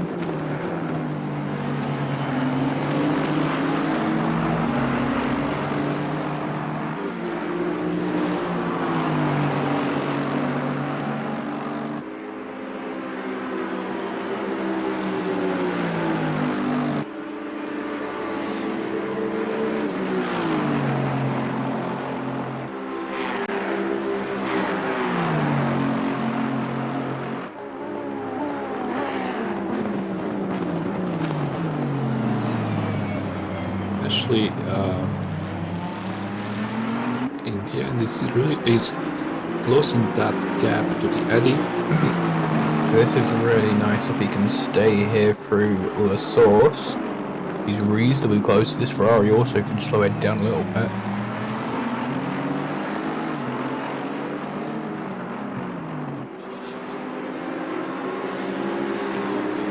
It's Florian Chuck in the 3-1-2 just ahead of these two.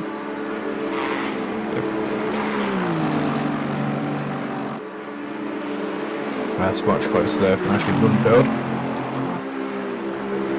And he seems to be closing down on Eddie, so flashing Eddie, warning them that they might try to execute some move, but nothing happened.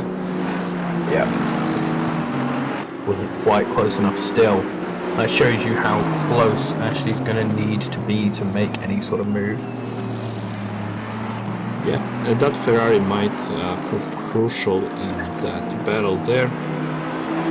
Yeah, that is the most likely way it seems that Ashley will manage to get past. As if Florian gets in the way. It can go either way at the moment. Yeah.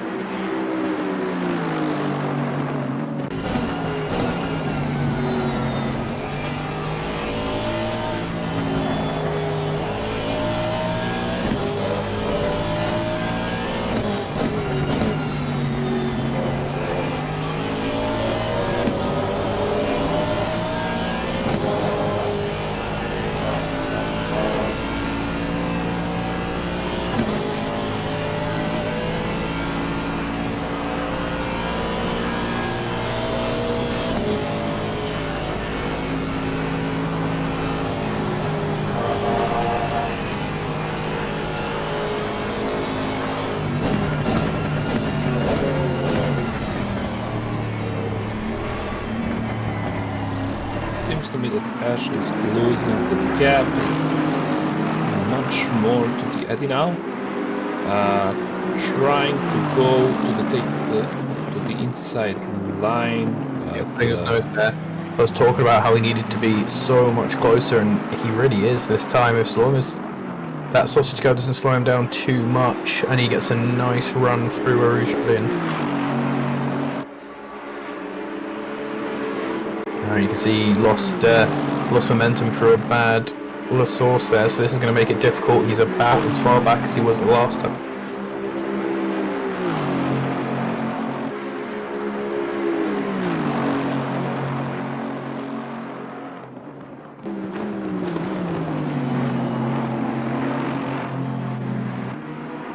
About the same thing happens.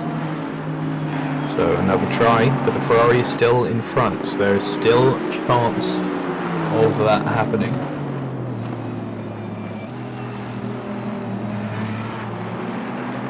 19.7 last lap from Florian in that Ferrari, 19.7 and 19.6 from Ashley. So Eddie and Ashley are not really going that much faster than Florian, which means that it'll be a while before they catch him perhaps, but also that when they do catch him, that could that close speed differential could make it hard to get past. Hence how friendly Florian is feeling. yeah, Florian's gonna get blue flags, so I guess that he's going to respect that. But Ashley and Eddie, Ashley seems to be doing much better in Sector 1 and Sector 3 with that Aston Martin. While the Sector 2 is slightly on the Eddie's side. So this is where we could expect a move from Ashley in these last and first sector of the track.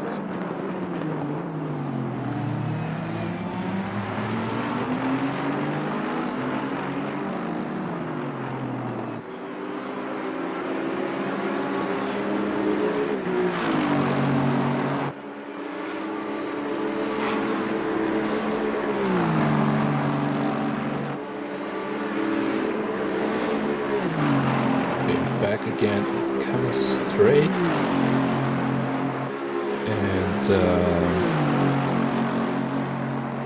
Ashley and Eddie are still on the same distance as they were before, maybe even a greater one now.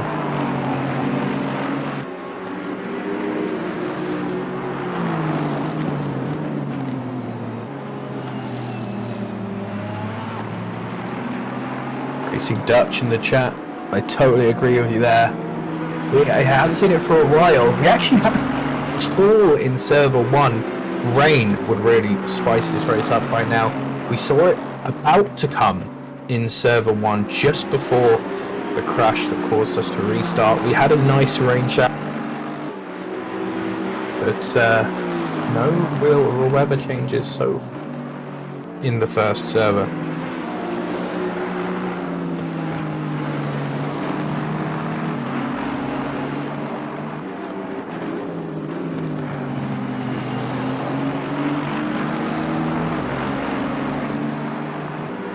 Ashley dropping down, and now the gap has increased. Yeah, really unfortunate for him, especially since Eddie is getting close to Florian now, so this is exactly the sort of time that Ashley...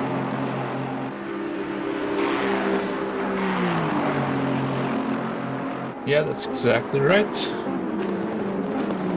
There you go, the Ferrari lets him pass nice and easy into the hairpin.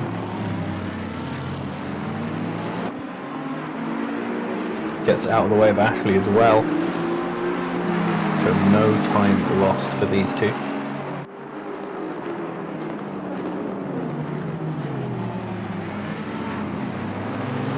Very good, respectful backmarker behaviour there from Florian.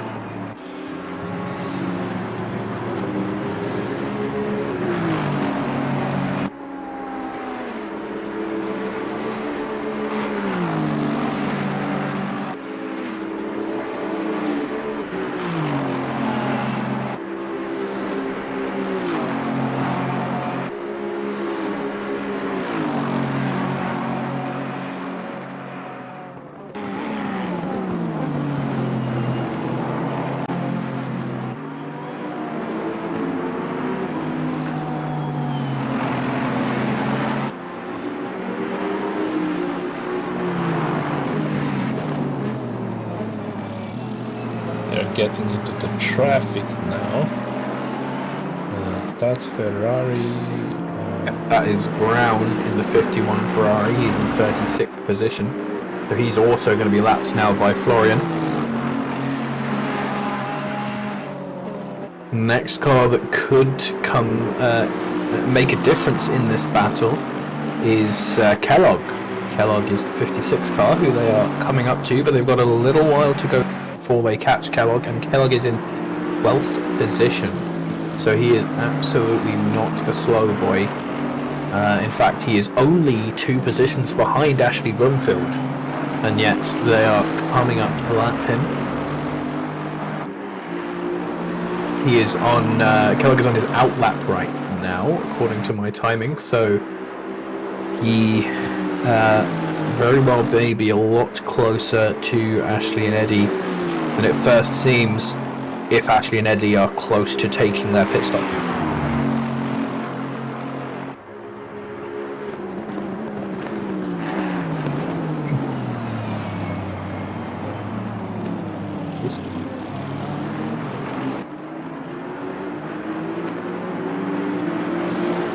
Ashley managed to close that gap to Bloomfield, again back to the 0.5 seconds.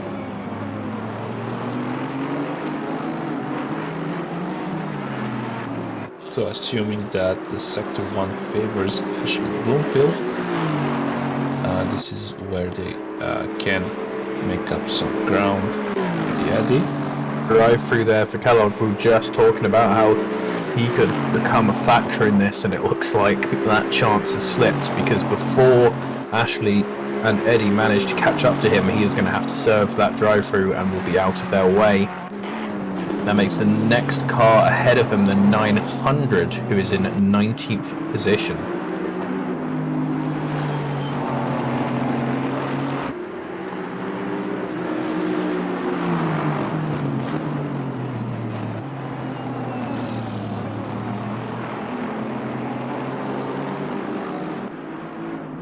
Yep, this is getting closer now.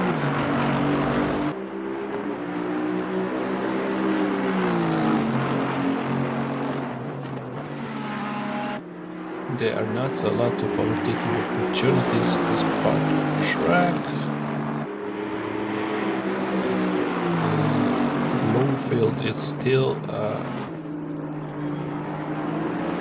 quite far away from Eddie for him to be able to do something. So we are gonna have to wait and see.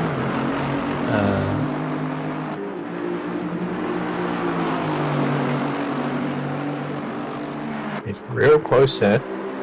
And this gotta be vigilant here, because this could be one of those situations where the traditional pass isn't working, so he goes for something a bit more aggressive.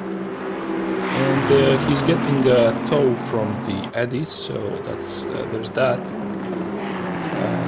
But far away. Oh, he does big dive, and Eddie just This staying is- out of his way, seeing him come through there, and he was incredible through that corner. Ashley Bloomfield now out at P9. Yeah, this is really dangerous. It's incredible that he managed to pull it off.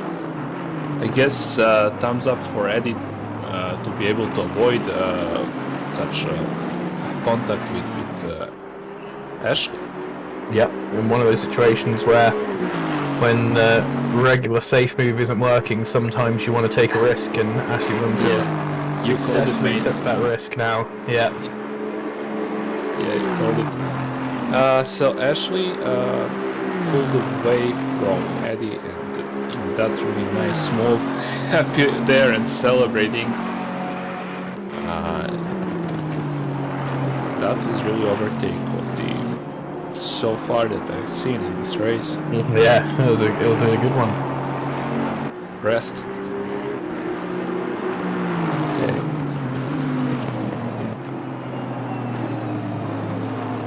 So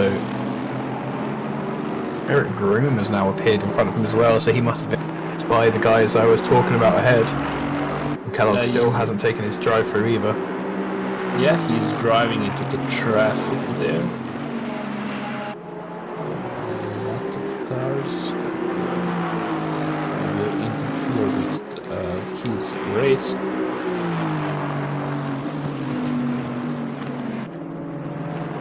And Link in 11th position is in the pits as well. So as we're coming up towards the 10-hour mark, we are getting to a part where people are wanting to pit.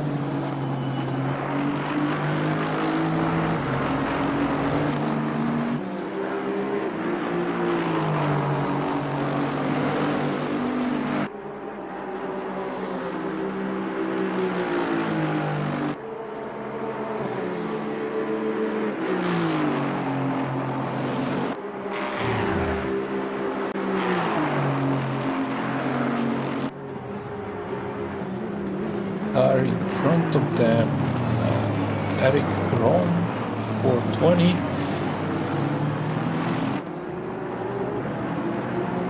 In that big Honda.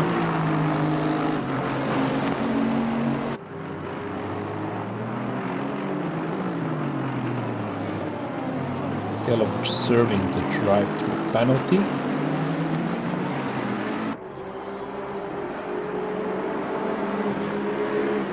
That's 11 and 12th in the pits right now.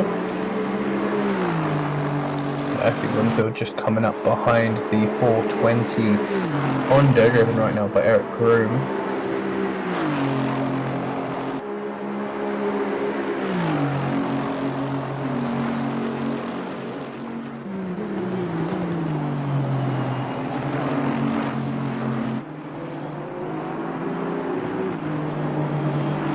He's pulling away from Eddie, 1.5 seconds the gap. Max receiving 50 seconds penalty. Not sure if that's the same penalty from before or the new one.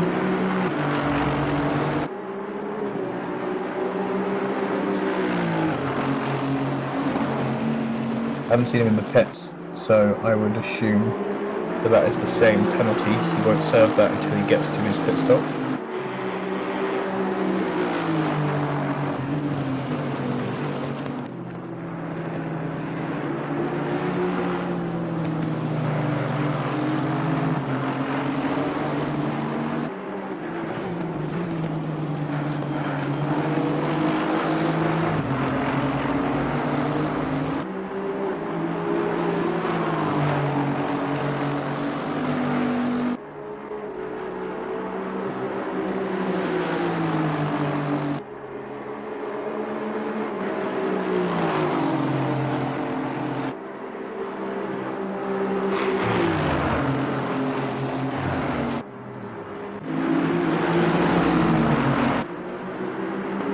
Adam Silva.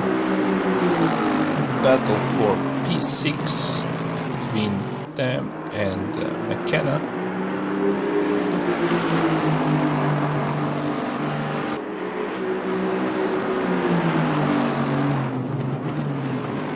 Adam really pushing there, but McKenna closing that door.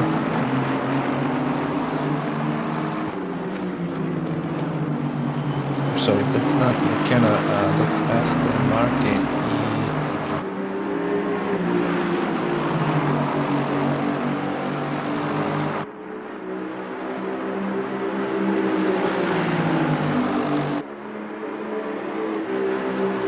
McKenna will be that Bentley.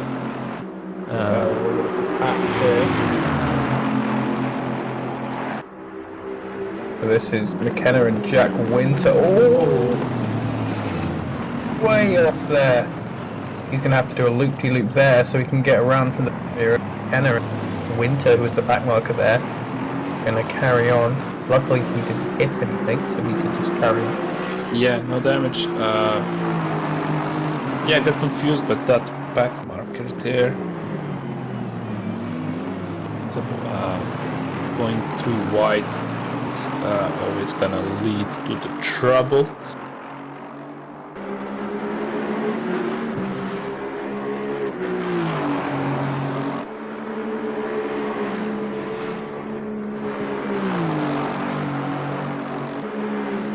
And Silva losing time to the McKenna and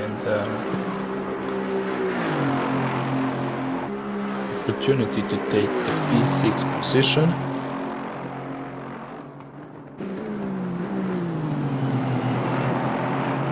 Two back markers to pass now before he can get back on McKenna's case.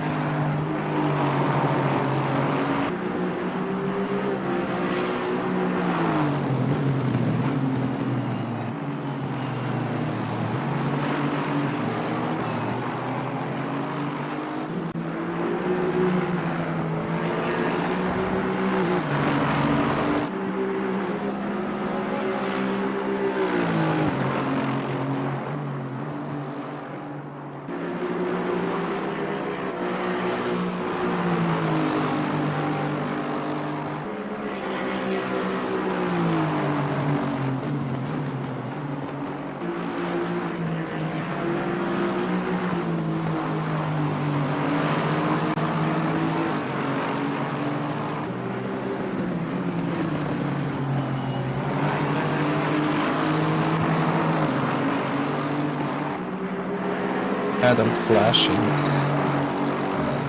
back marker in front of them, car is going wide there to let them through.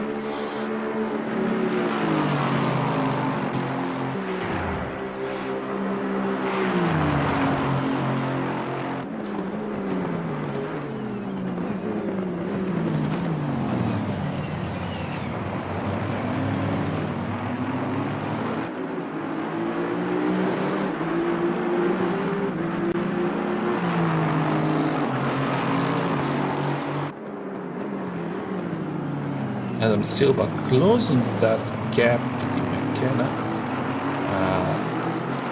He got it down almost a second in the last lap, so pace is definitely there. Had that unlucky. They were unlucky last lap where they went off the track.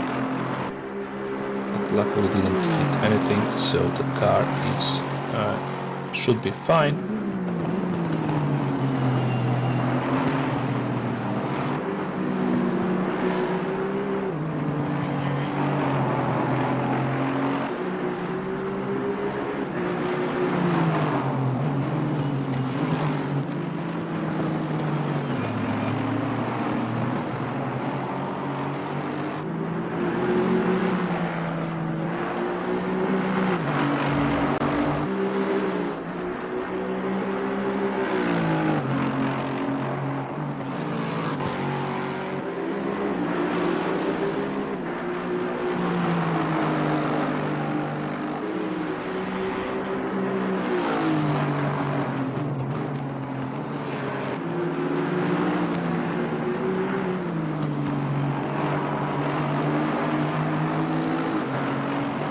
Adam Silva a second per lap faster than Chris McKenna.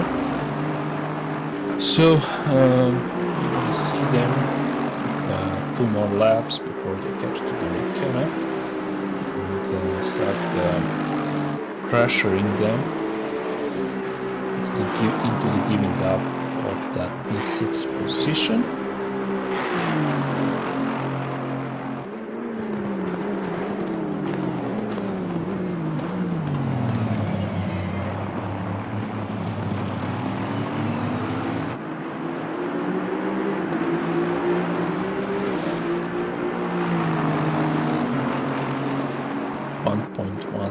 Second the gap now. McKenna is behind lime green cars. Lime green Aston Martin. A yellow flag and the end of the Revlon car 1 of 7. Lost control or whatever. Incidents, no major incident there. Green flagged again. Silva's got impressively close to McKenna now. He's passed both of those back markers and soon will be able to start having to go in again. Yeah, he is at least 1 second per lap faster than McKenna. Yep, on the last lap, in fact, he was 2 seconds faster than McKenna in that. So, by those stats, he should be right up behind him during the next lap. Yeah, absolutely. Unless he gets stuck behind some back marker again. But no, he is clearly behind McKenna and having the clean air to pursue that P6 position from McKenna. Pretty sure that the gap is now less than a second, and opportunity may arise even before the end of this lap.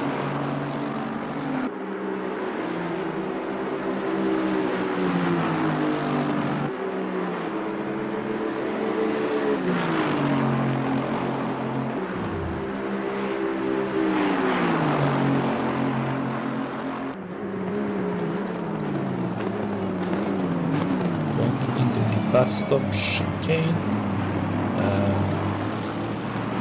keeping the McKenna very close. The start finishing line and into the D1, still a bit too far for Adam to try and move, but now very close and running down into the Eau Rouge and going up on the Radillon and going to the Camel Straight. McKenna seems to carry a little bit more speed than Adam and managed to break away and delay what seems to be an inevitable pass from Adam for P6. The gap increased quite a bit from 0.3 to 0.8 seconds. So not sure where McKenna found that pace. Maybe they were conserving their tires all this time, and when they feel that Adam is behind them, they decided to push a little bit more to increase the gap. But Adam is relentless and he's going to push that P6 position and going right next to the McKenna, but still not enough to get in front of them. Had a nice speed exiting that chicane, but McKenna managed to keep Adam behind them. So again, really close there. And Adam is going to try to... he's really close, going to try to overtake them on the straight. Into the bus stop chicane, going side by side. McKenna pushing the Adam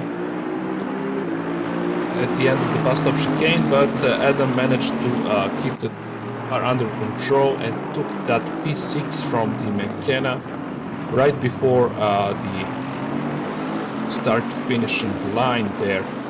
So that was really nice battle to watch, and Adam showing that he has the pace for that P6 position. And now it's up to McKenna to try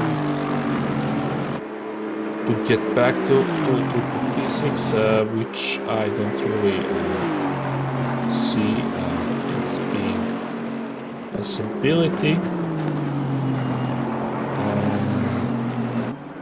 Nice work by Sylvia. Yeah, nice work. Incredible pace. So we're going to see now if he can catch up to Brunch. It's Gonna what lap time he did last race. He is a very fast boy, so this one is going to be a lot more difficult for Sylvia. It's gonna take some time. Yeah. Unless, of course, somebody scores drive-through penalty and change. But those top 10 drivers, I don't really think we saw a lot of drive-through penalties from top of the grid. It's usually somewhere in the middle.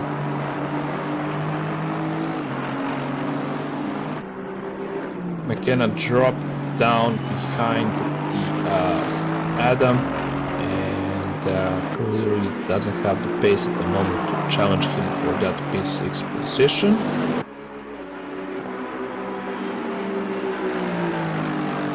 Car 51 in front of the Adam.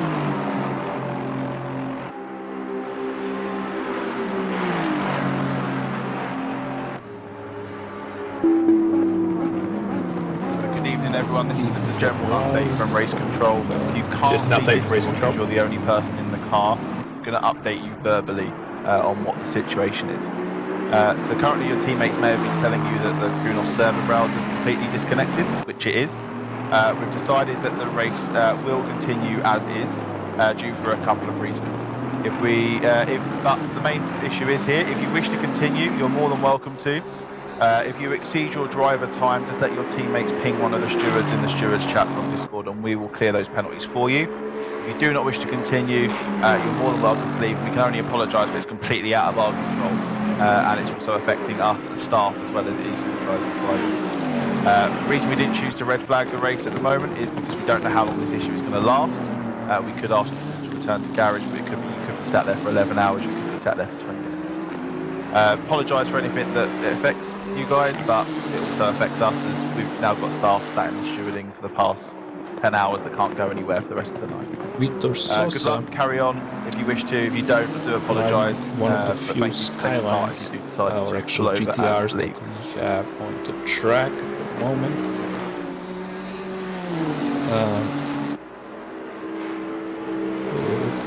Watching the close battle between Sosa and Mulholland for P16.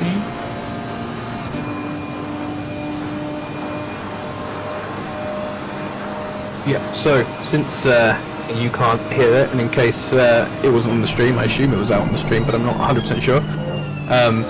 Yeah, so just for our co-commentator then, the server browser by Kunos is down, and so the race is going to carry on, but anyone who is not in the server right now cannot get into the server until whenever it is that the server browser comes up, which is entirely down to Kunos.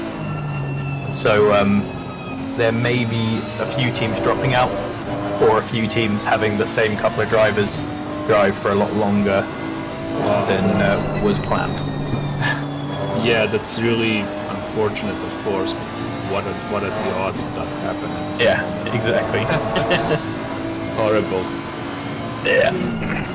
though, So- so it's gonna have to drive for 6 hours straight. And if Good we luck. go back into server 2, I'm not going to be in there to check the relative because I won't be able to get in there. So I'm sticking in server 1. And luckily that is where most of the action has been in recent times. Fortunately, mate, I will have to leave you. Yeah, Have to get off. buddy. Have a good one. Thank you for being here overnight and give me a little break. Yeah, Good. thank you for having me. I really enjoyed it, and thank you guys for watching the stream. So see you tomorrow. Hope See you. you have a great race. Bye.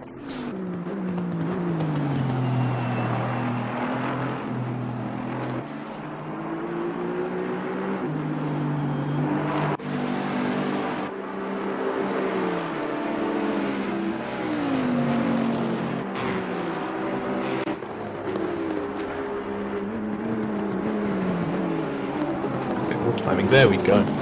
So,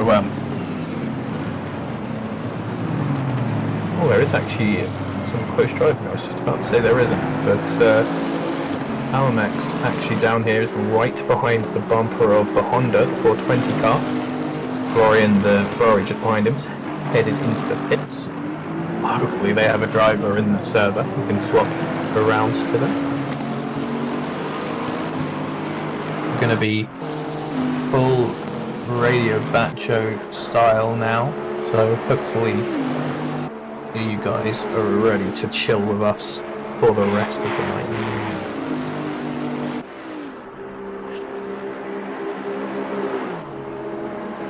We were meant to have Dan in here to replace your boy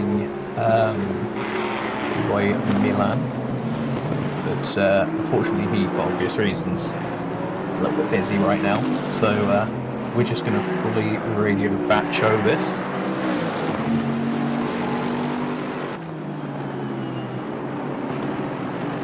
Going to keep an eye on the chats, so hello Julio, if anyone else wants to ask some questions or throw some topics out there, feel free to.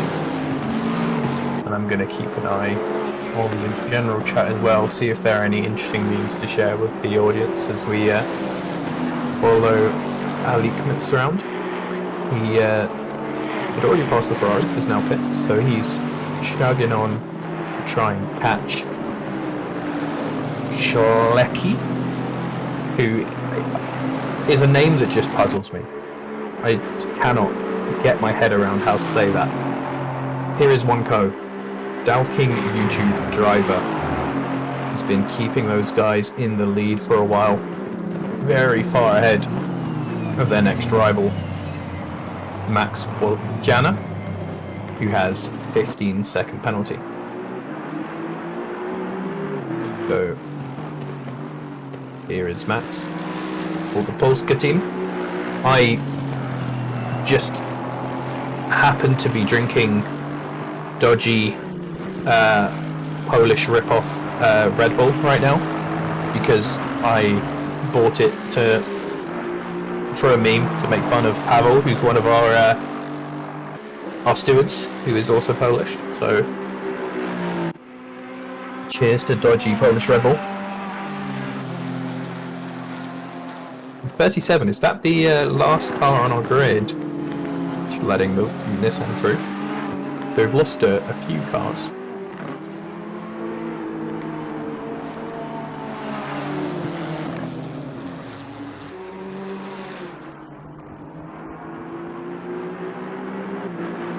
Oh, that's unfortunate. And we're back to Alikmans. So hasn't made up a huge amount of time yet.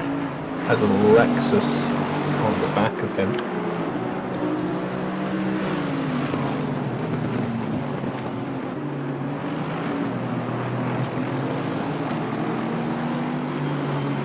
There we go. So that is Pink, the Lexus behind him. That's the 404 Lexus.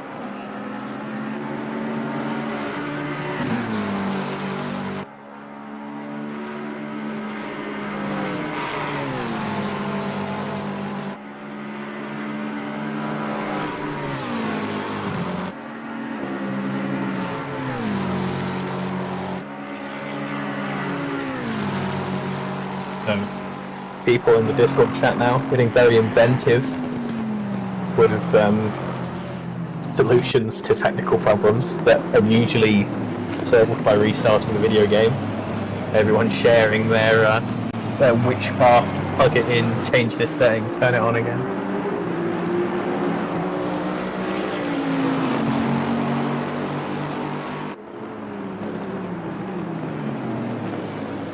Really hope that the real life 24 hour sport going in normal ways. It should be able to. Most sporting events are going on pretty regularly nowadays, and obviously it's been a while before we get there again.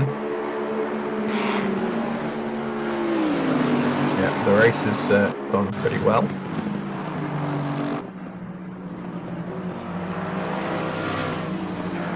There's Inman now in the GG pink car, chasing down to kill Asia.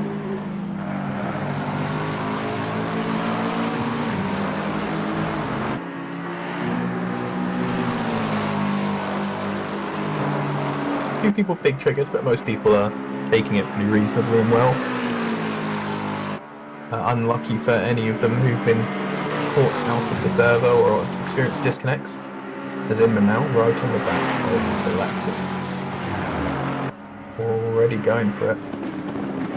Side by side before the braking zone's even started. As long as he can keep that in, that's a nice move.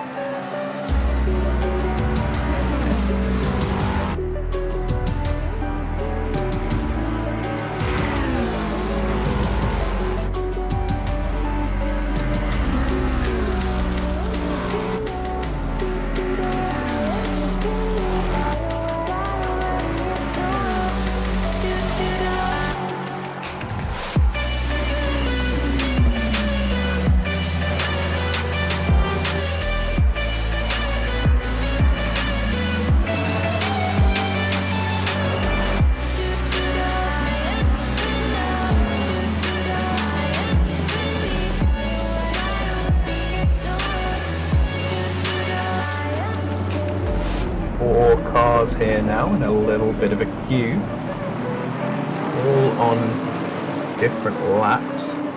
Obviously Almex at the back is the car that we are spectating. In front of him is Pink and Groom. My relative is going absolutely crazy. We're passing the pits. Pink and Groom, who are in 34th and 26th respectively. And then the front car there is the 18th car. This is the car that Almex is trying to bear down upon. Takes the Lexus. Green has already passed him.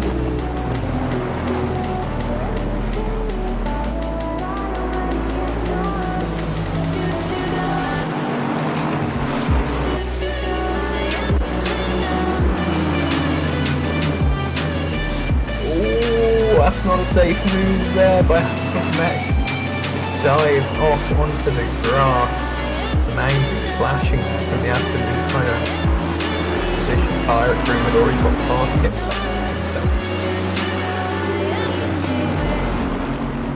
there's an awkward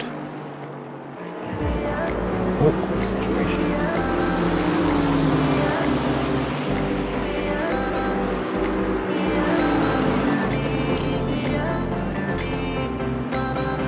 He's right behind me, he's going for another go. He's clearly faster, so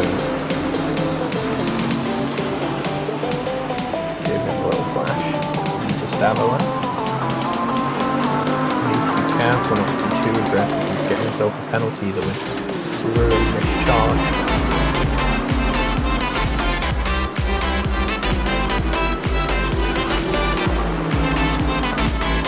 He's doing it really well, then this kind of super closing up on the Holland, so after this hopefully finish, we may get some action over there if we're lucky.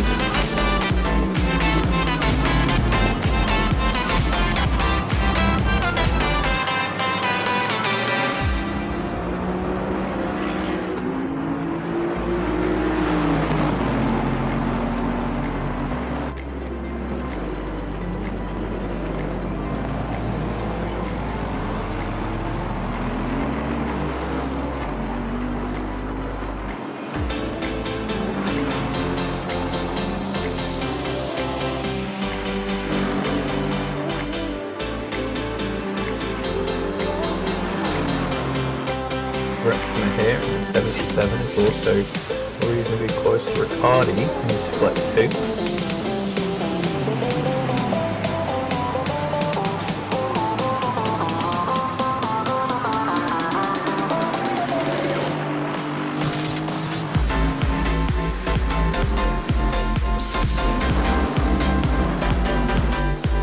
Couple of cars ahead of him, really close as well with Ashley. Is that Alfonso behind him? I'm assuming it is. Going into straight, giving him a big flash. Drive down the inside, he looks like he's close enough, he's going for it. They're side by side. Not quite fully alongside, but he has some very good braking into a comp. And that is a position gained BMW, it looks like, behind them.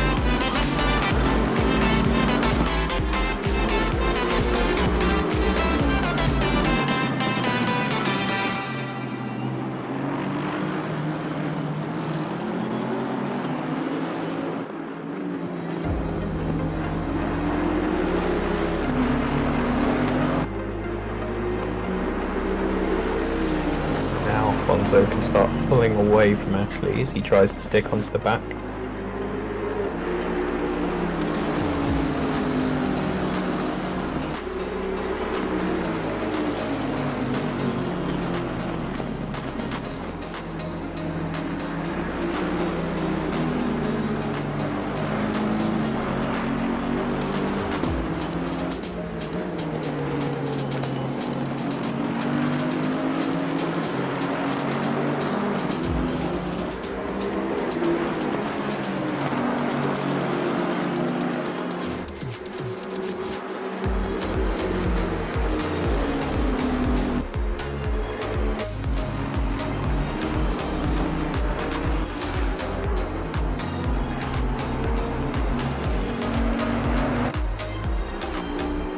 In here is another driver, the 59 there on the mini-map. You can see one of the back markers has pinned it into Radian.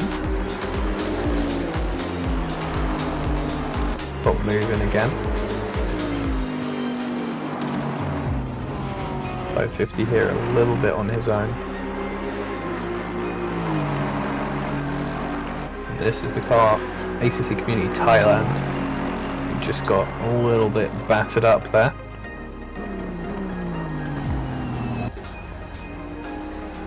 Brian Sachs, classic old school ACCSS guy there. Either getting lapped or being followed by a back marker.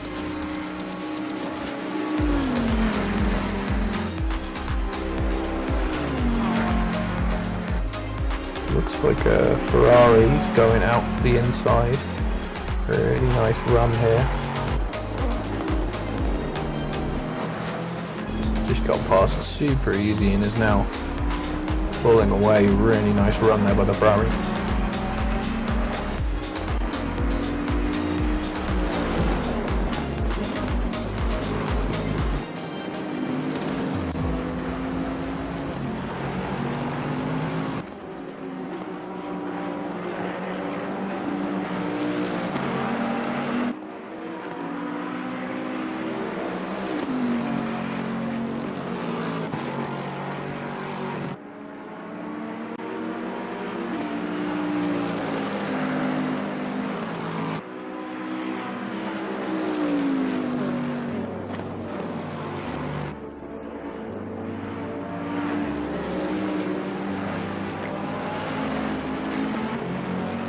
Leave you with perhaps a little bit of engine noise from our broadcast as I'm going.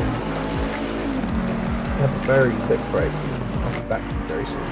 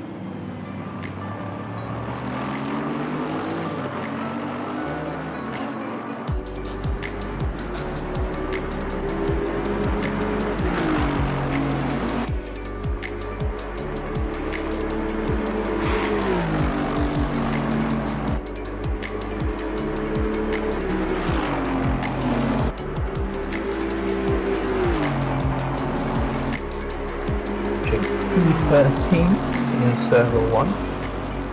Kellogg, he has Harris right up behind him back in Server 1, so I can have the relative up here and tell you that back for Dan is the car behind these two.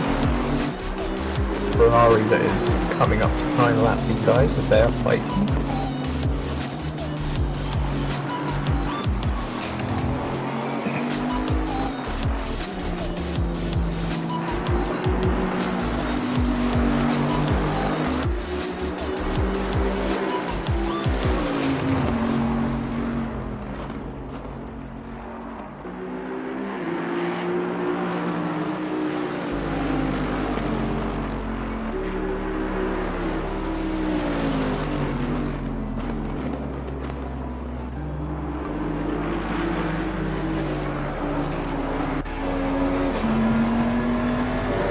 Board here with Harris. The fancy lights of the Bentley Stream Deck, as I've heard some people call it.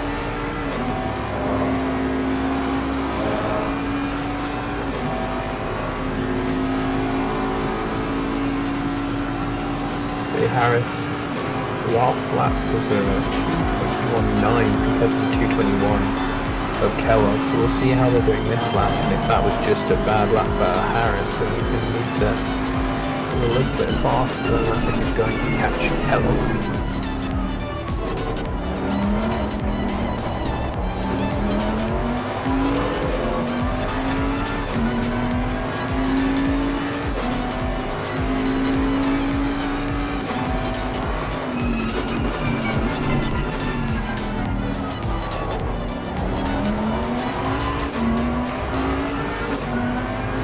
That lap was 22 from Harris and 20.6 from Kellogg, so he's not gaining, unfortunately. You can see that 1.8 now in relative.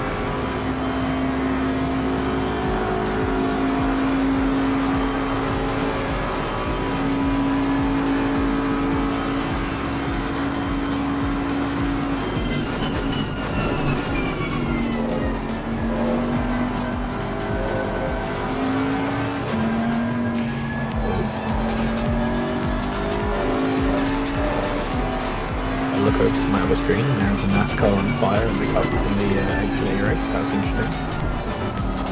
But the night race there as well, so it would be pretty if we could get to see some fire here, but unfortunately I don't think cars can really catch fire that much on the game unless we find some an exhaust shot with some puffs going off.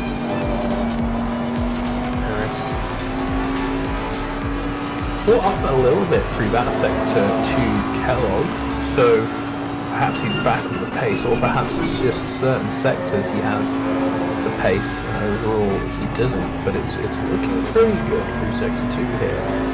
You can see the Aston much clearer in his vision as both of them come up to lap Ollie Moss.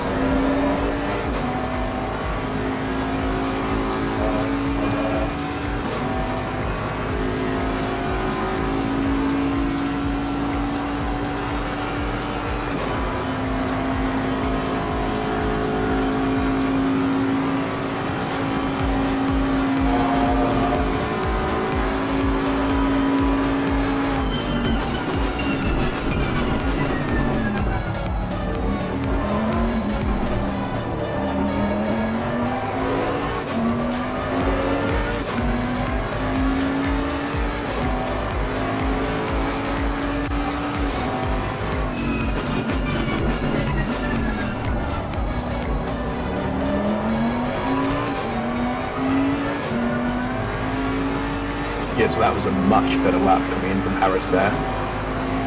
4 tenths faster than Michael Kellogg.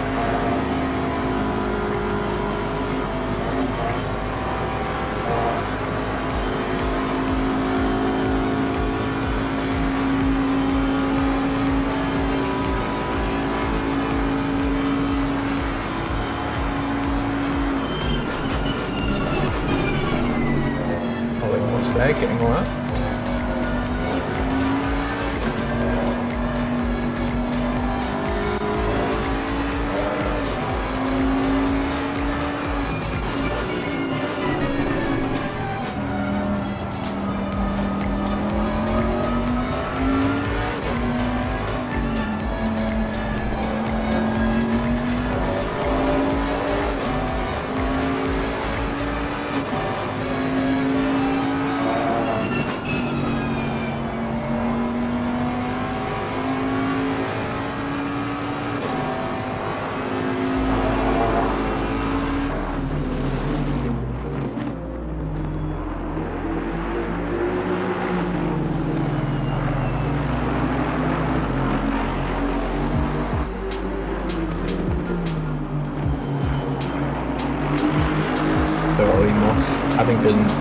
lapped by Kellogg, is sticking nice and close to the car's bumper. Oh, we missed this because it was in the second server, but there has been one of my favourite things ever to happen on Spa in the other server, which is that the 59 spun in the entrance to the pit lane and blocked the pits. There's a picture in the Discord of Ogden in the 747 patiently, hopefully gently tapped him round, allowed him to not return the pits.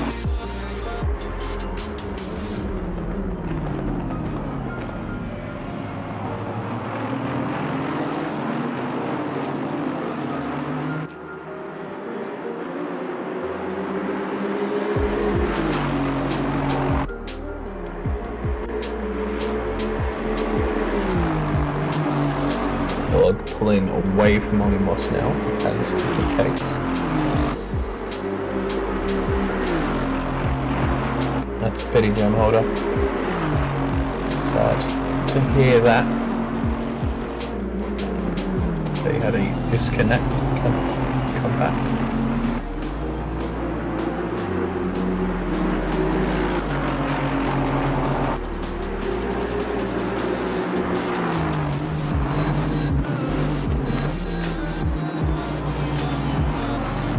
Everyone repeatedly refreshing the Kunos server browser. I feel weirdly privileged now. Right? You know what I mean? Me and Steve sitting in here happily in the server. We don't need to get in. We're all good.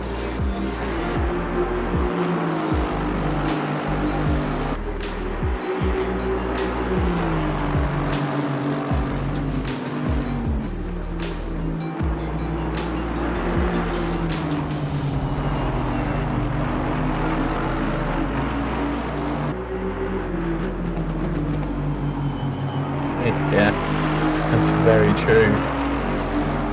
No one will be coming into... That's a good point as well, actually. Darren can't even get into the server. So yeah, no one will be getting in to relieve us anytime soon. Ollie Moss, though, not having this... Oh, Ollie. Oh, is he going to catch that? Oh! Oh my god, Kellogg was so close to catching that. Another car's being... Brakes held there. There should have absolutely been brakes held there. I think that was Bakir and in the 528 Ferrari. Harris, who just got pulled over the track there. Oh, maybe the brakes wouldn't have held since he was on the grass for so much longer, but... Oh, that definitely looked like there wasn't too much done there. So Ollie Moss causing a little bit of an incident there, trying to go side by side with Michael Kellogg. And Kellogg was so close to catching that. I was about to be really impressed, and then he just got absolutely sideswiped by Ollie Moss. Ollie Moss again. I don't think it is. That is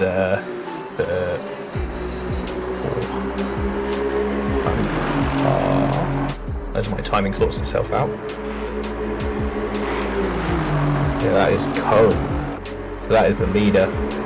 Trying through to lap him. He doesn't know what Michael Kellogg's just been through. Possibly doesn't know how damaged Michael Kellogg might be as well.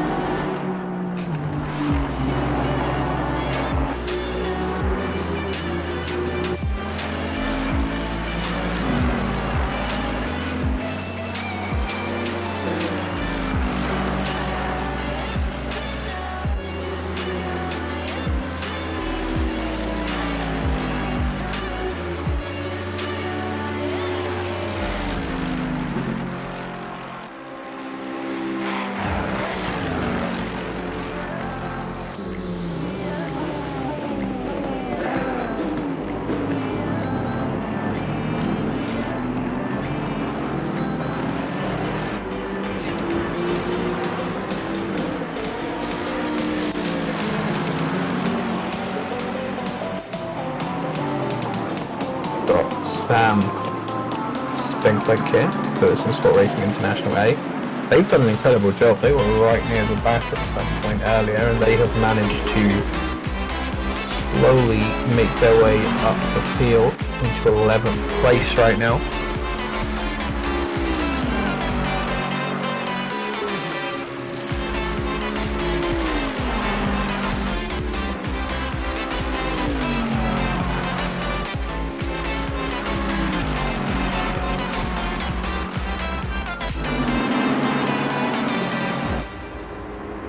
And like 2:19.9 in his last lap, which is pretty fast. Bolwinki in the quickest lap on the track right now, down at 14th position. No, not in 40th position. He's disconnected. He's still on my timing. Ignore that. Fastest on the track right now. Espin. Absolutely cannot say his last name. I apologise to him for that. The qualifying Alan Noah, so looks like he lost it in the Bentley Team M Sport at Blanchimont. Become nice and safely rejoined off the racing line on the track. And Vervoort in third position still. And the Porsche that we haven't seen them lose it, good job by these guys.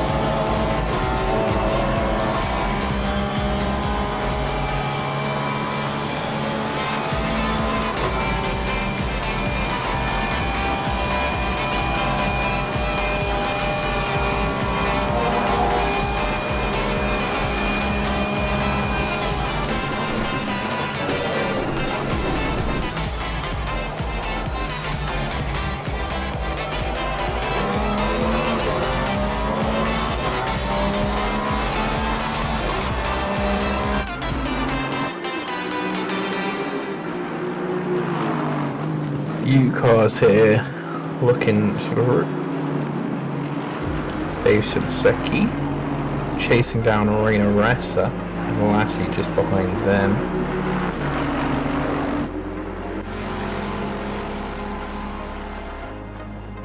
Inman right behind Alexis. I'm assuming that's Marchik.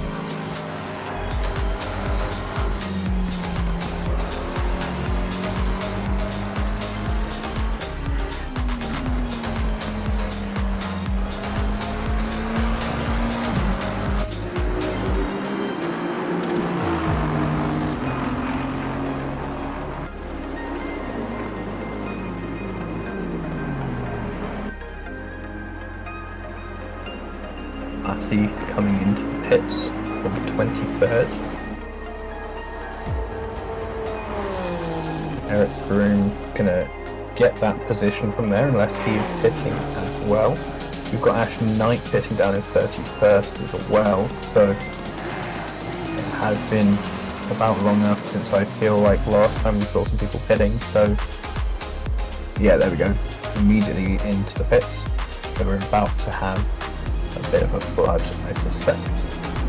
Unfortunately not an actual flood, that would be fun, but we're just going to get some pits. The lights just went off, or I'm crazy. Either is possible, but the pit lights just went off. When I'm in 5th position.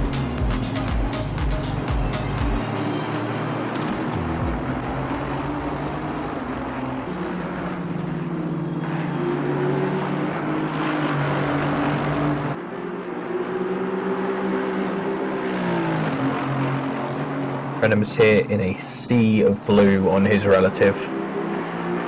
I can just see at the absolute top and bottom of my relative of his cars that aren't blue, but he can't see that. He has a much smaller relative than I do.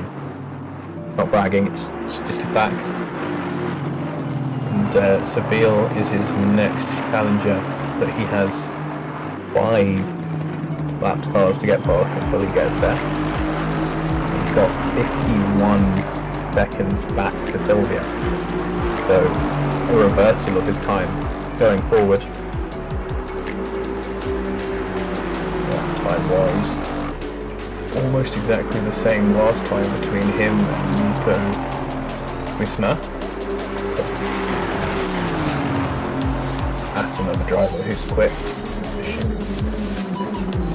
Yeah, I can't stop that driver. So ignore that. He is actually slower than Jonathan Steele was. And Jonathan Steele set a great lap time this lap as well. So that's unfortunate. He's bolting forward. Zeka here just behind Alanoa, and this is actually for position as well. Alanoa going off.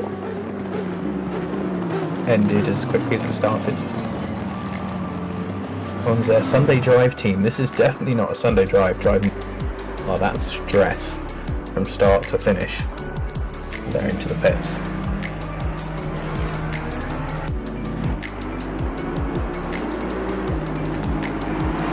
Here is Jonathan Steele. Incredibly fast. Did a 2:18.5 last lap. He is, according to my timing, on that pace again.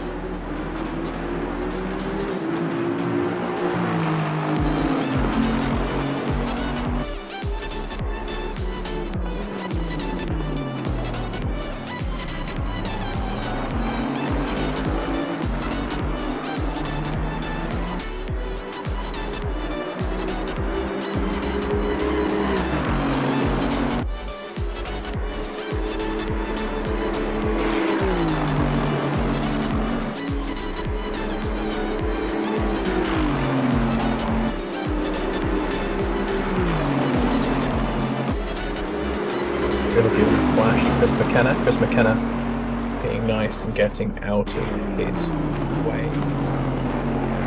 Chris McKenna is not racing directly with the other Bentley behind. So even though he drops behind him, that's not a position. Chris McKenna is a lap ahead of him.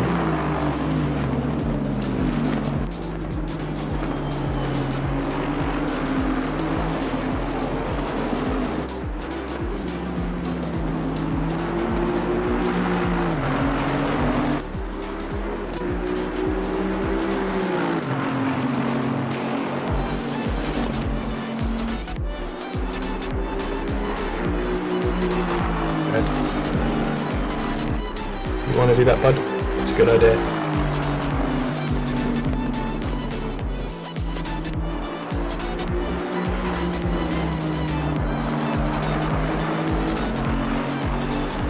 Sure.